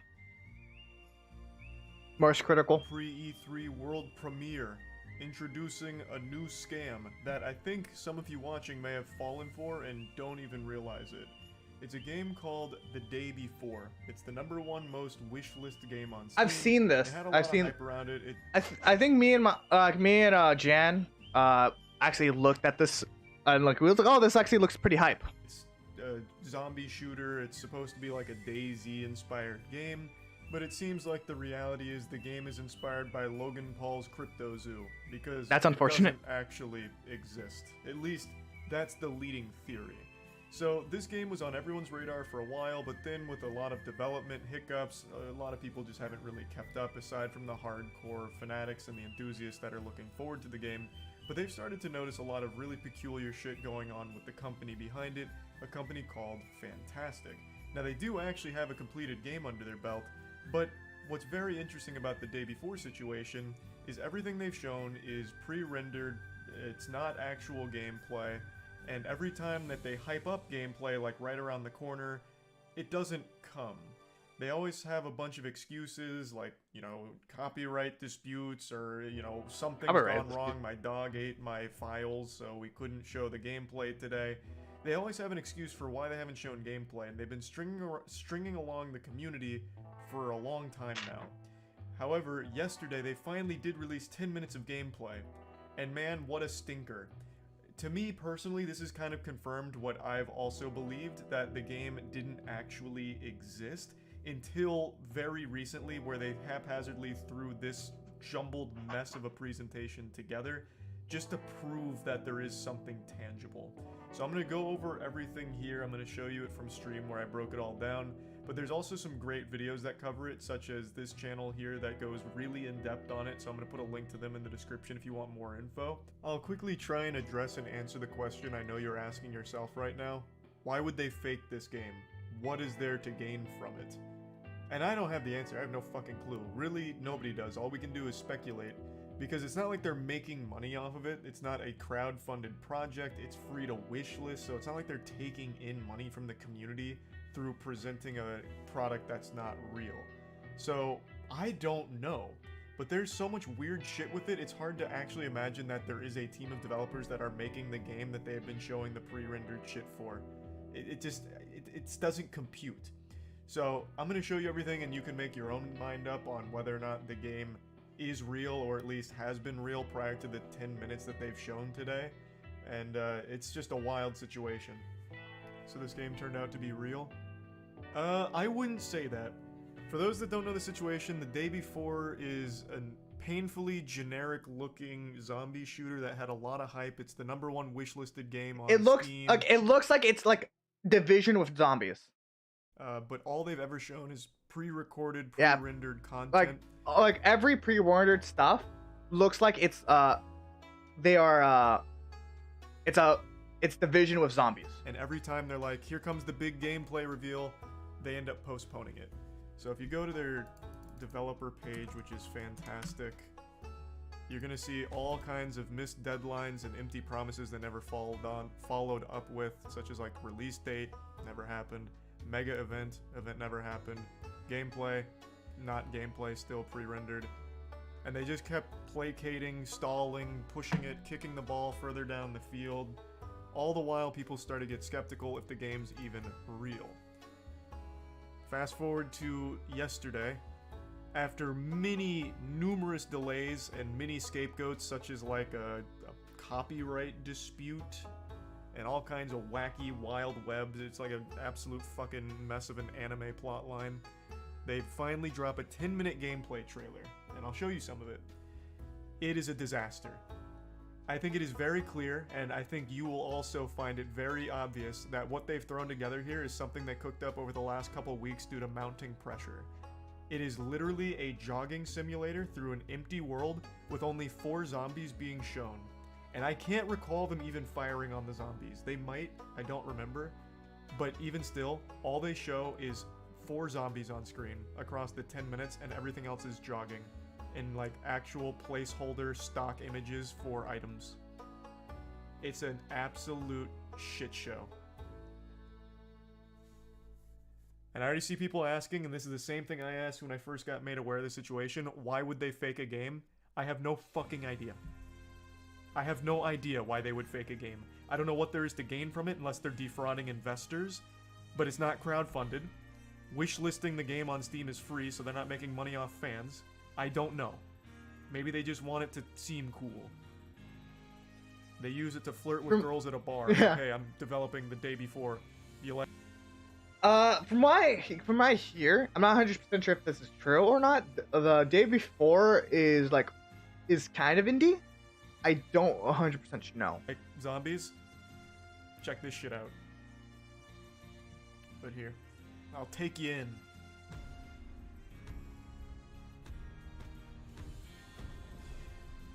Money laundering?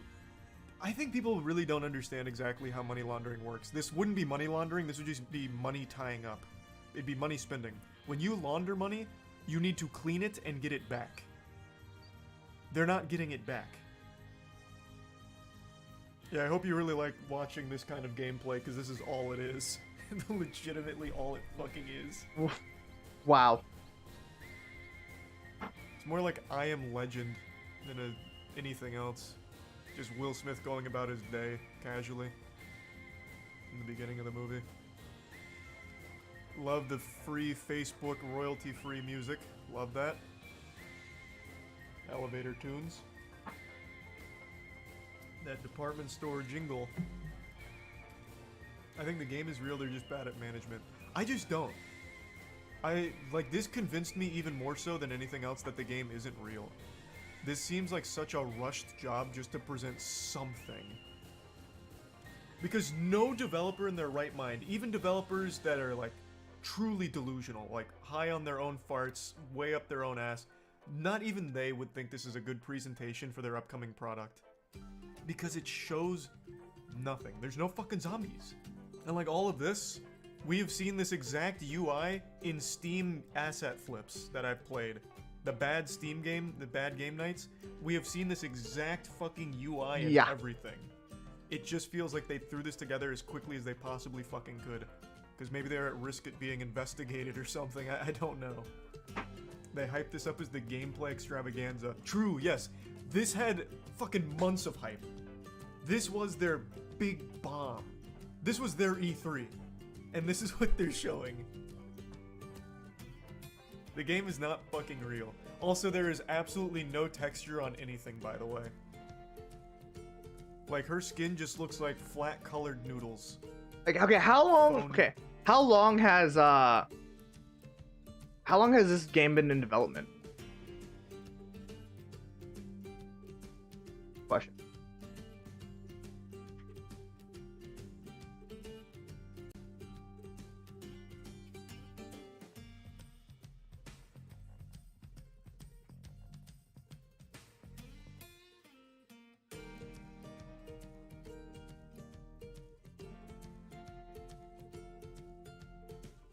Around 3 years. Around 3 years.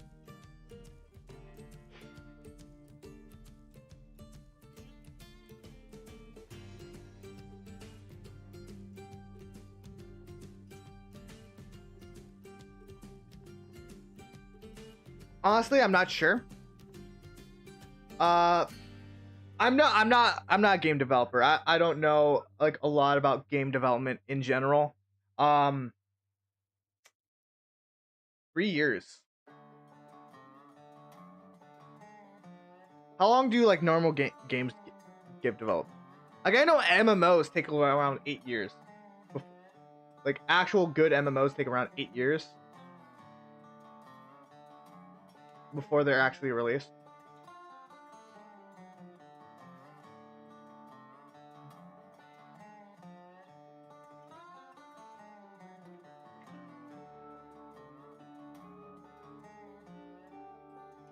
Takes 3 to 5 years. At this stage, I think yeah, they should be like this is already they're on like their 5th year. They're on their 4th year now. It should be a lot more polished. They should actually have gameplay. Like actual gameplay. By now, they should have actual gameplay. I was gonna say I might give them the benefit of the doubt if it's like if they've actually been like if it's been like a year or two. Yeah, maybe like that's game ad.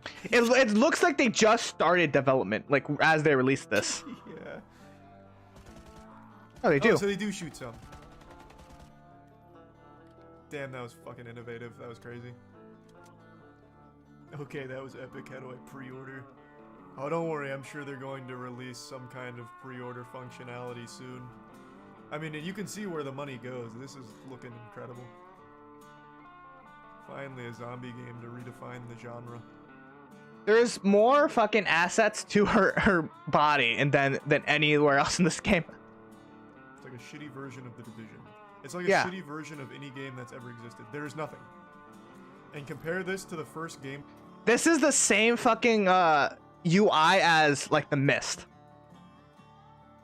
which is an indie game. So like, I don't know. The trailer they showed, which is again not real gameplay, even though it's kind of presented as such. It's clear that they never actually made that game. Never even had that game.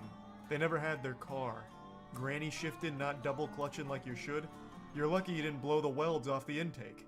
We have 16 more minutes, or 16 more. We're in position 16 right now. Our threshold for well-modeled must be very different. Yeah. So when I think of a game that had this level of hype in their early gameplay trailer, having that level of polish, when I see the actual game and I look at these things and it's blurry textures that still have absolutely no detail on them, that screams laziness. It looks like something from Gmod. Like, I certainly wouldn't say that it's well-modeled. It seems like it's haphazardly thrown together. Looks fine to me. If that looks fine to you, if it ever looks fine to you, that is, you have very low standards and you need to lift up your head. To be fair to the 3 people employed at this company that threw this together as like a last-minute homework assignment, to be fair to them, if they released this on Steam new releases, I'd be like, oh, this looks fine. This doesn't look terrible. But what they showed here, and I'll pull it up, what they initially showed for this game was a whole different level. And it's not even comparable. Where's their initial?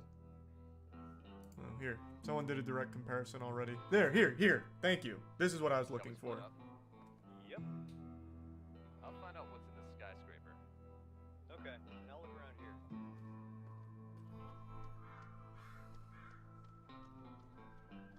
No, I didn't see that at all, Bite. RTX off for real. And there aren't any more guns. True. But I mean, do I even need to continue it? Like, you can clearly see that this is not something they ever actually fucking made.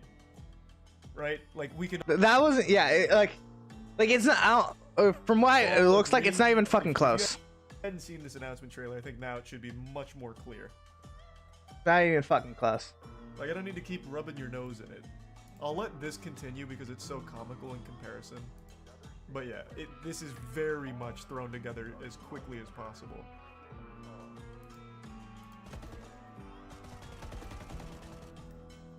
That's cute. I mean, that's just kind of adorable. What are you supposed to do in this game? I don't know. Feel remorse for ever being excited for it? I really don't know. But again, I also just don't think it's ever coming out. I've said that about 4 games now, I think. 3 of them have come out. 1 of them was a disaster. The other 2 were fine. But this one is legitimately something that just doesn't exist. It's, yeah. That one, that just looks very fucking sad. They threw this together super quick just because of mounting pressure. 100%. Mm-hmm. You see the Grammys are gonna have a video game soundtrack as a category? That's cool. Still won't get me to watch, but that's cool. I'm sure that'll mean a lot to developers, the artists. I just don't really care too much about the Grammys in general.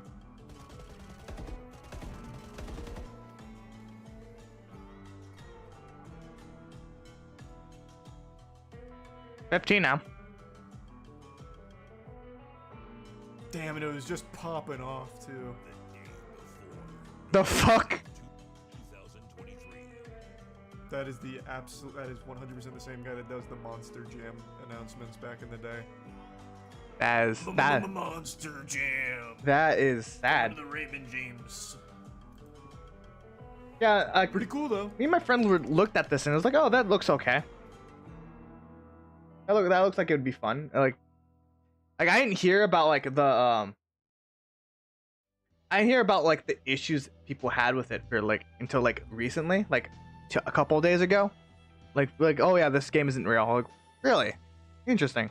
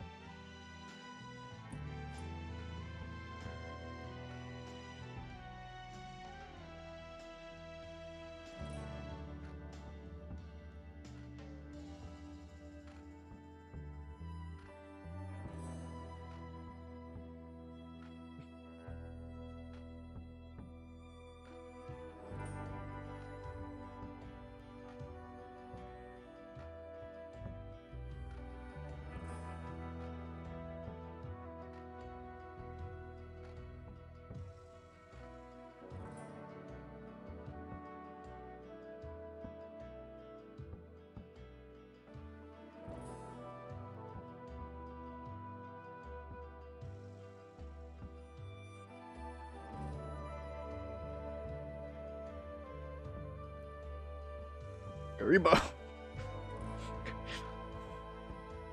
It does nothing, Kariba.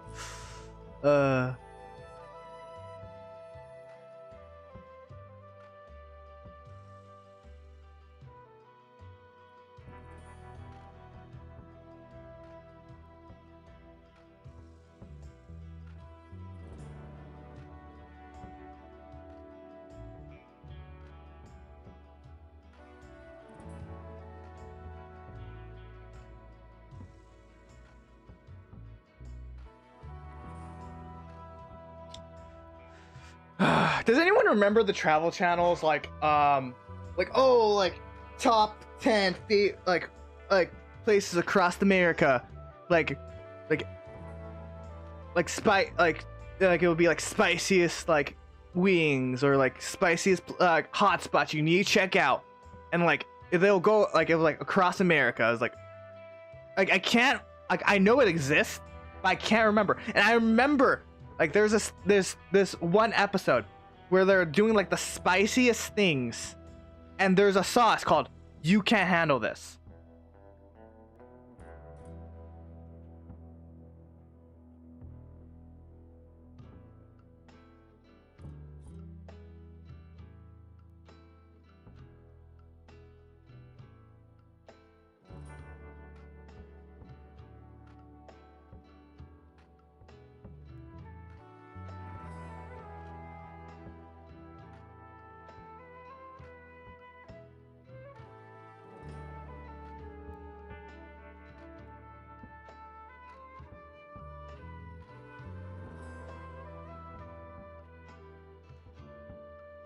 Because I remember this is like, what is, like, what's the spiciest sauce?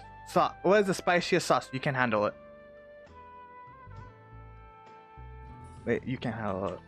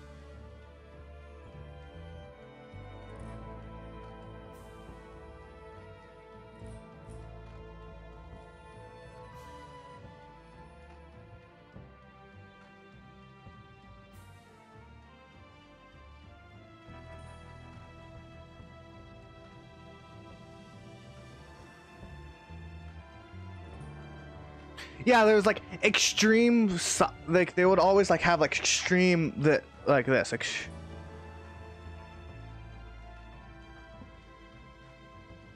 It would be like extreme something. Extreme.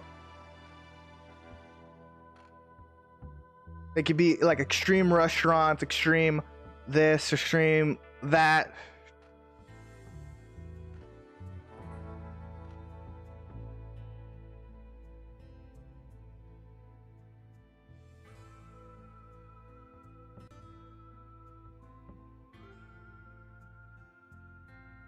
Like this show was like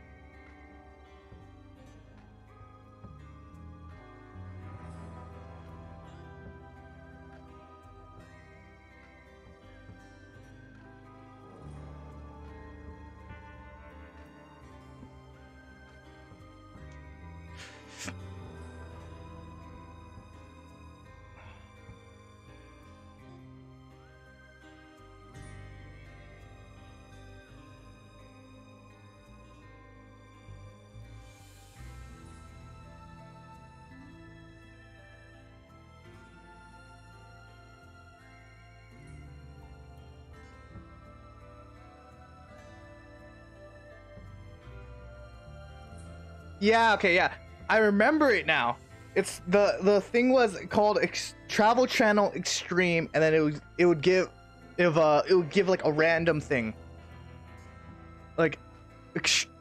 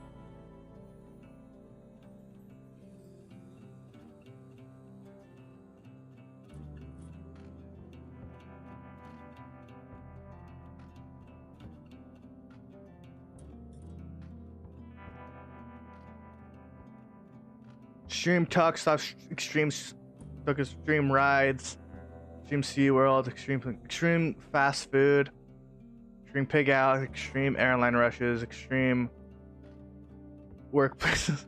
It was an interesting show. I know that's not all of them. Okay, season 2. Extreme bathrooms, extreme restaurants. I've seen that one. Extreme water parks, extreme towns, extreme Miami spots, extreme Vegas, extreme pools, extreme bar hopping, extreme water parks. I remember that one. Extreme resorts. I also remember that one. They had only 3 seasons of this. Extreme collectors, mega factories.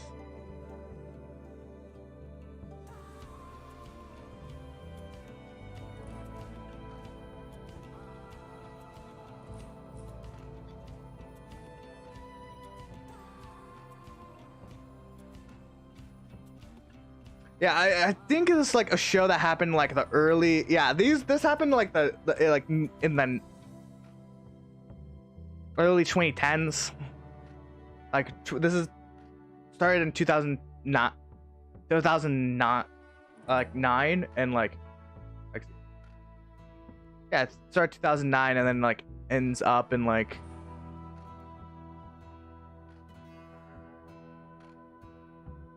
it was cool. I really liked it. For what was? I'm at 9 now. Nice.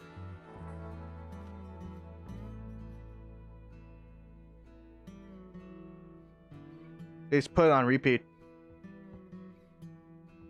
I actually watched. I'm curious if I can actually watch this because I have Prime. Can I watch it? Or do I have to like actually buy it? What do you mean not available to watch in my location? That's fucking bullshit. Whatever.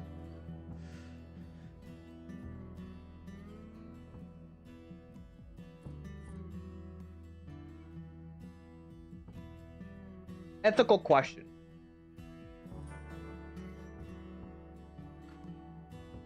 I got an ethical question for y'all. Should you ever hunt an endangered species? Ever? That's a question. Should you ever hunt an endangered species? I'm not gonna give you my opinion. This is what I want you to keep. This is what I think people should keep in mind. Sometimes an animal needs to be taken out because it is a danger to itself, humans, and its species.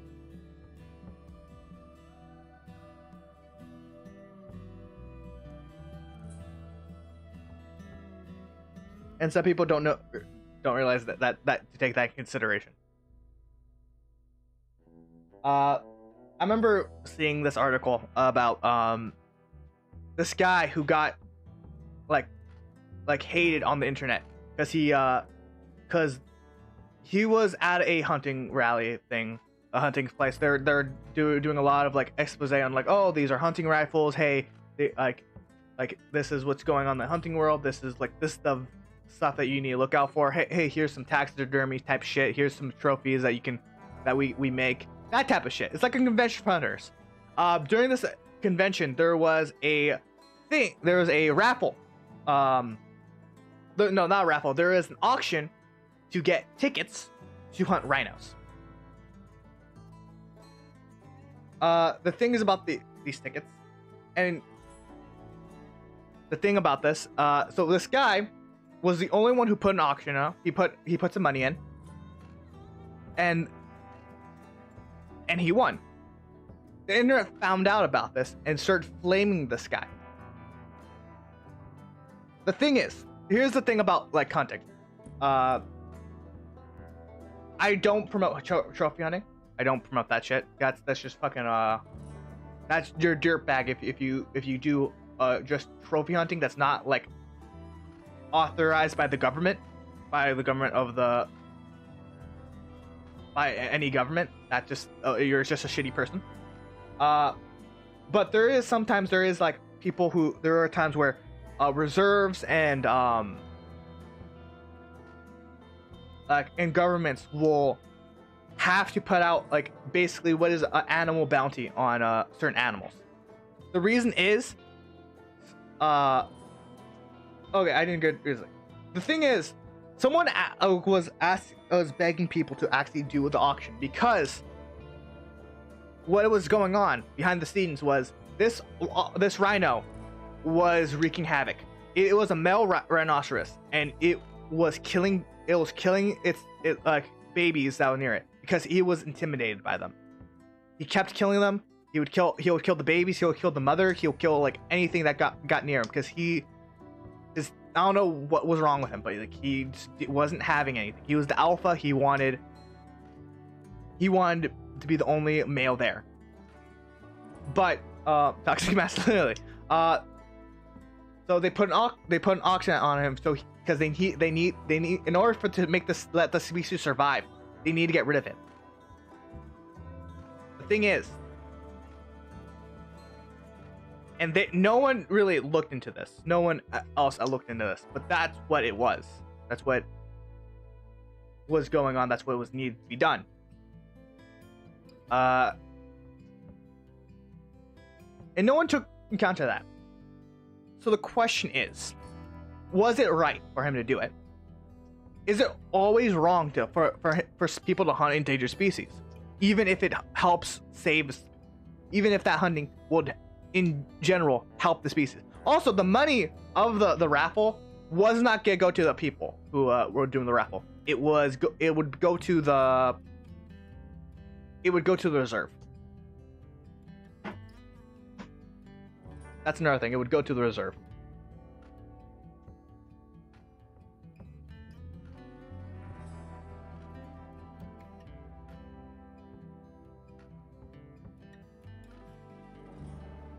So not only was he getting rid of a rhino that was, or like he was gonna be getting rid of a rhino, he would actually get like was getting rid of a rhino that is endangering the species even more than it was like the species already was. It was also it was also helping the reserve keep help the reserve be funded. With that into consideration, is he still a horrible person for buying that ticket or winning that auction? Because this was a question that was given to me when I was when I did a college class in English. We're writing stuff up on we're doing like reports and shit like that, and we're discussing whether or not it is good for people to do it. I feel like shit because should I be let in? God damn it.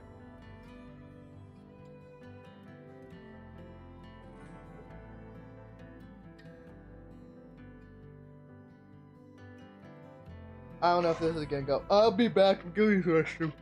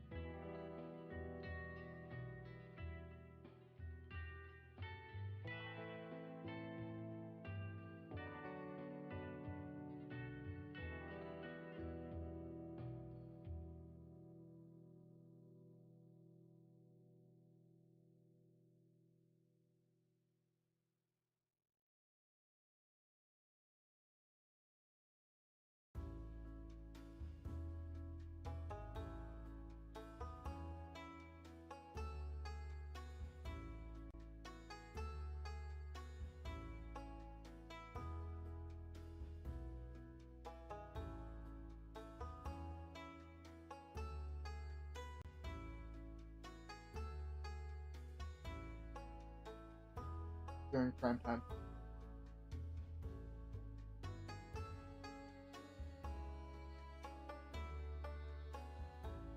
Jeez.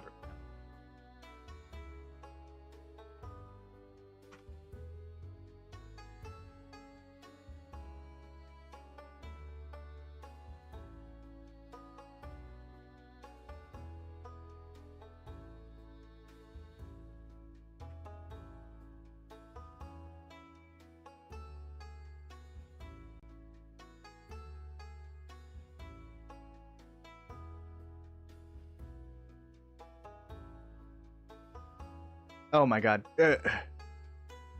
Just dying. Alright. Alright, we got 15 minutes. Let's see if anyone's around.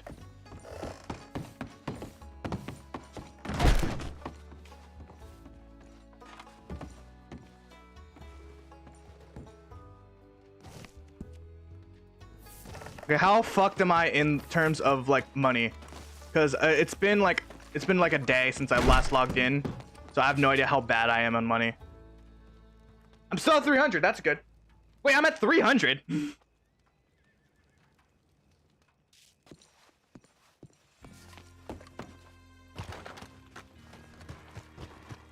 When the fuck did I get to 300? Holy hell.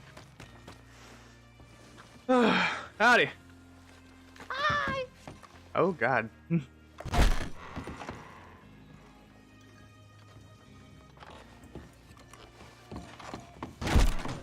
Howdy, sir. Howdy. Okay.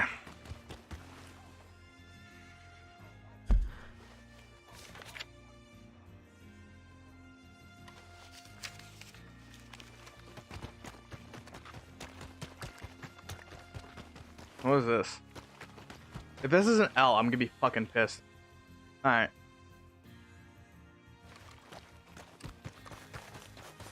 I actually made it to the server for once. I swear to God, if I crash right now, I was gonna be fucking pissed.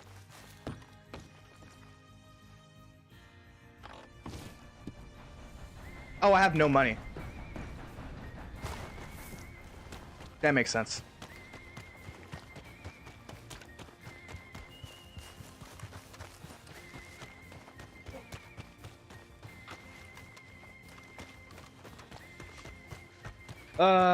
Only me. Who the fuck? Oh, it was that horse. Alright, I was like, so what the? I was like, what the fuck?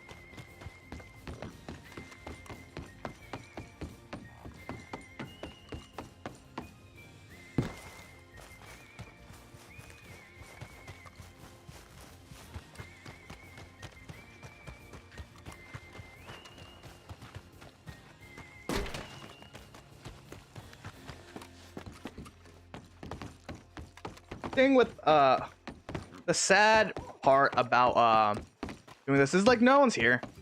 Like everyone who could get in would be here during like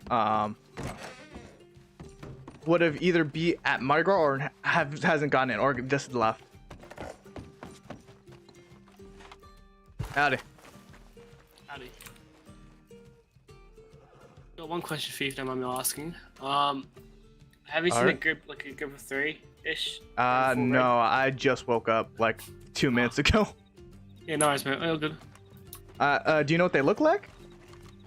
What's up? Do you know what they look like? Nah, so they're wearing full red. Oh, if they're full red, they're probably assholes. Yeah.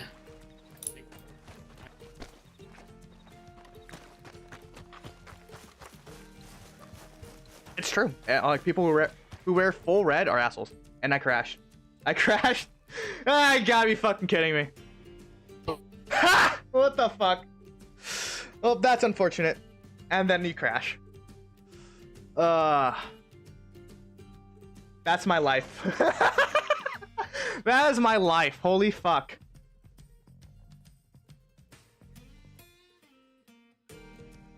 I'm gonna change the title to No Party.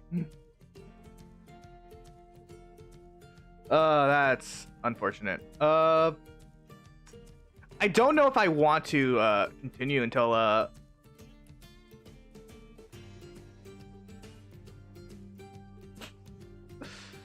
Yeah. My leg.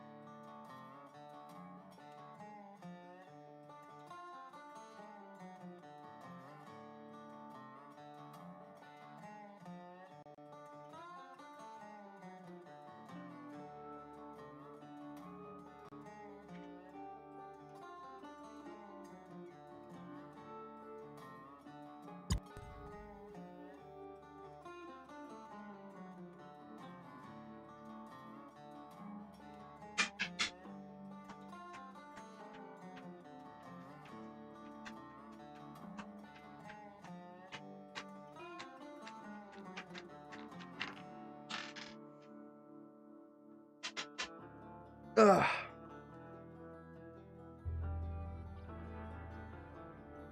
Whew.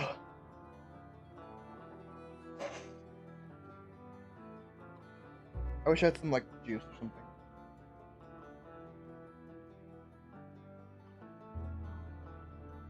I'm gonna grab some water while I wait for my. We have 10 minutes. Grab some water.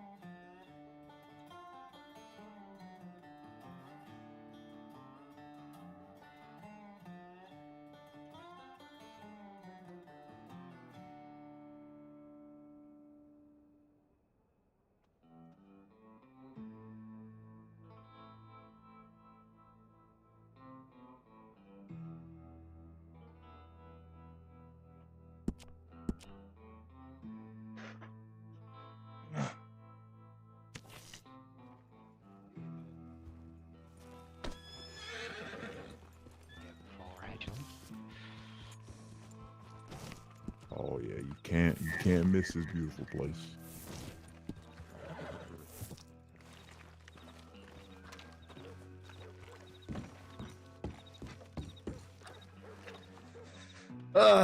It's dark.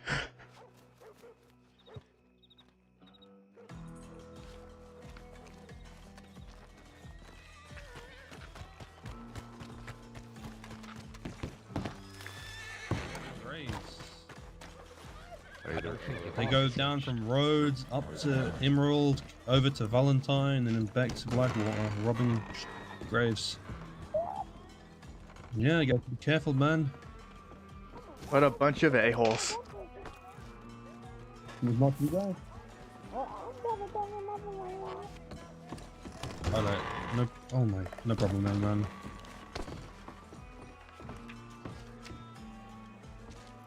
So, Steve, do you need if needed, I can get that horse back if you need to get a ride back or if you need to get a ride anywhere. Oh, no, I'm okay, thank you, Red. I'll just sleep around here tonight.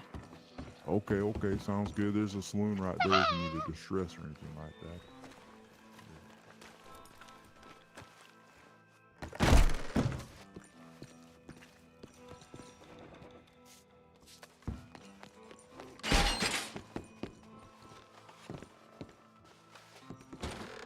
Oh, you can actually go in there. That's weird.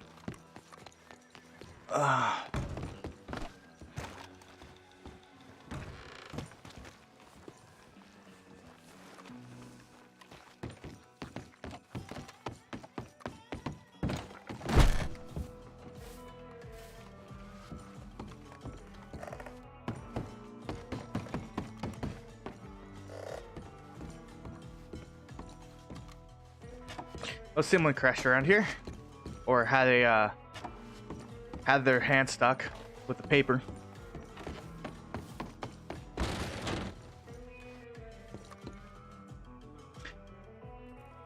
I don't think I can ever really truly lead this place.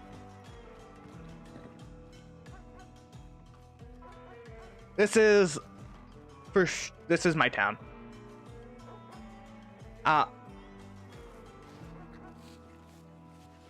All my stuff is here. All my all the metals that I've been saving, all that shit is here.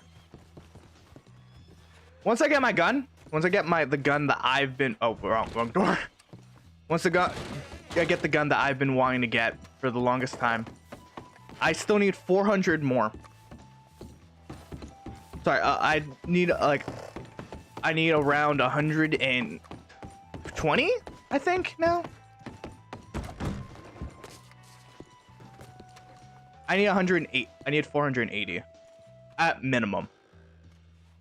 485. So I need 53.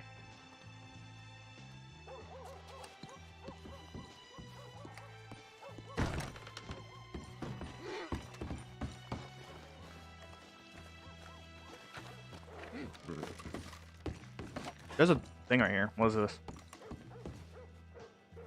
Sadly, I missed Mardi Gras. Oh yeah, I was gonna change the fucking name of the thing. It's not gonna be party. It's no party.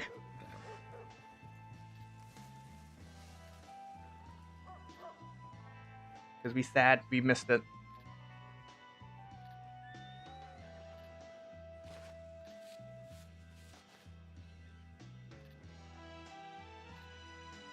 Four hours of waiting. 4 hours of waiting, by the way. 4 hours of waiting.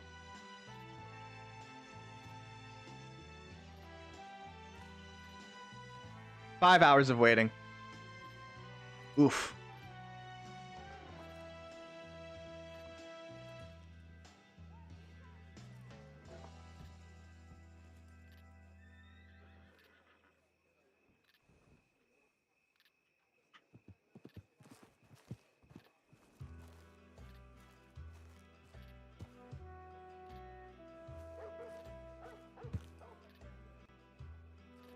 Oh yeah, thank you for the like, guys.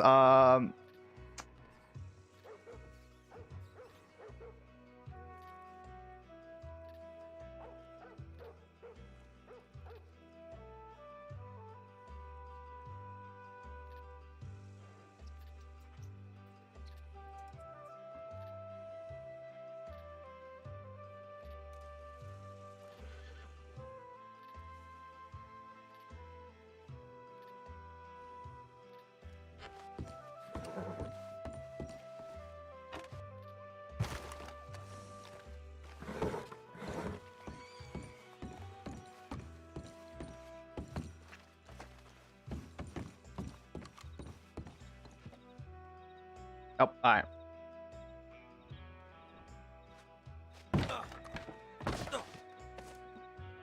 Alright. Server is resetting. Thank you. Thank you for the other like. Thank you much. Thank you very much. Alright. If you are not subscribed to me, you should do it right now. Right now. Subscribe. Other than that, I'm gonna wait till the thing I have to restart right now.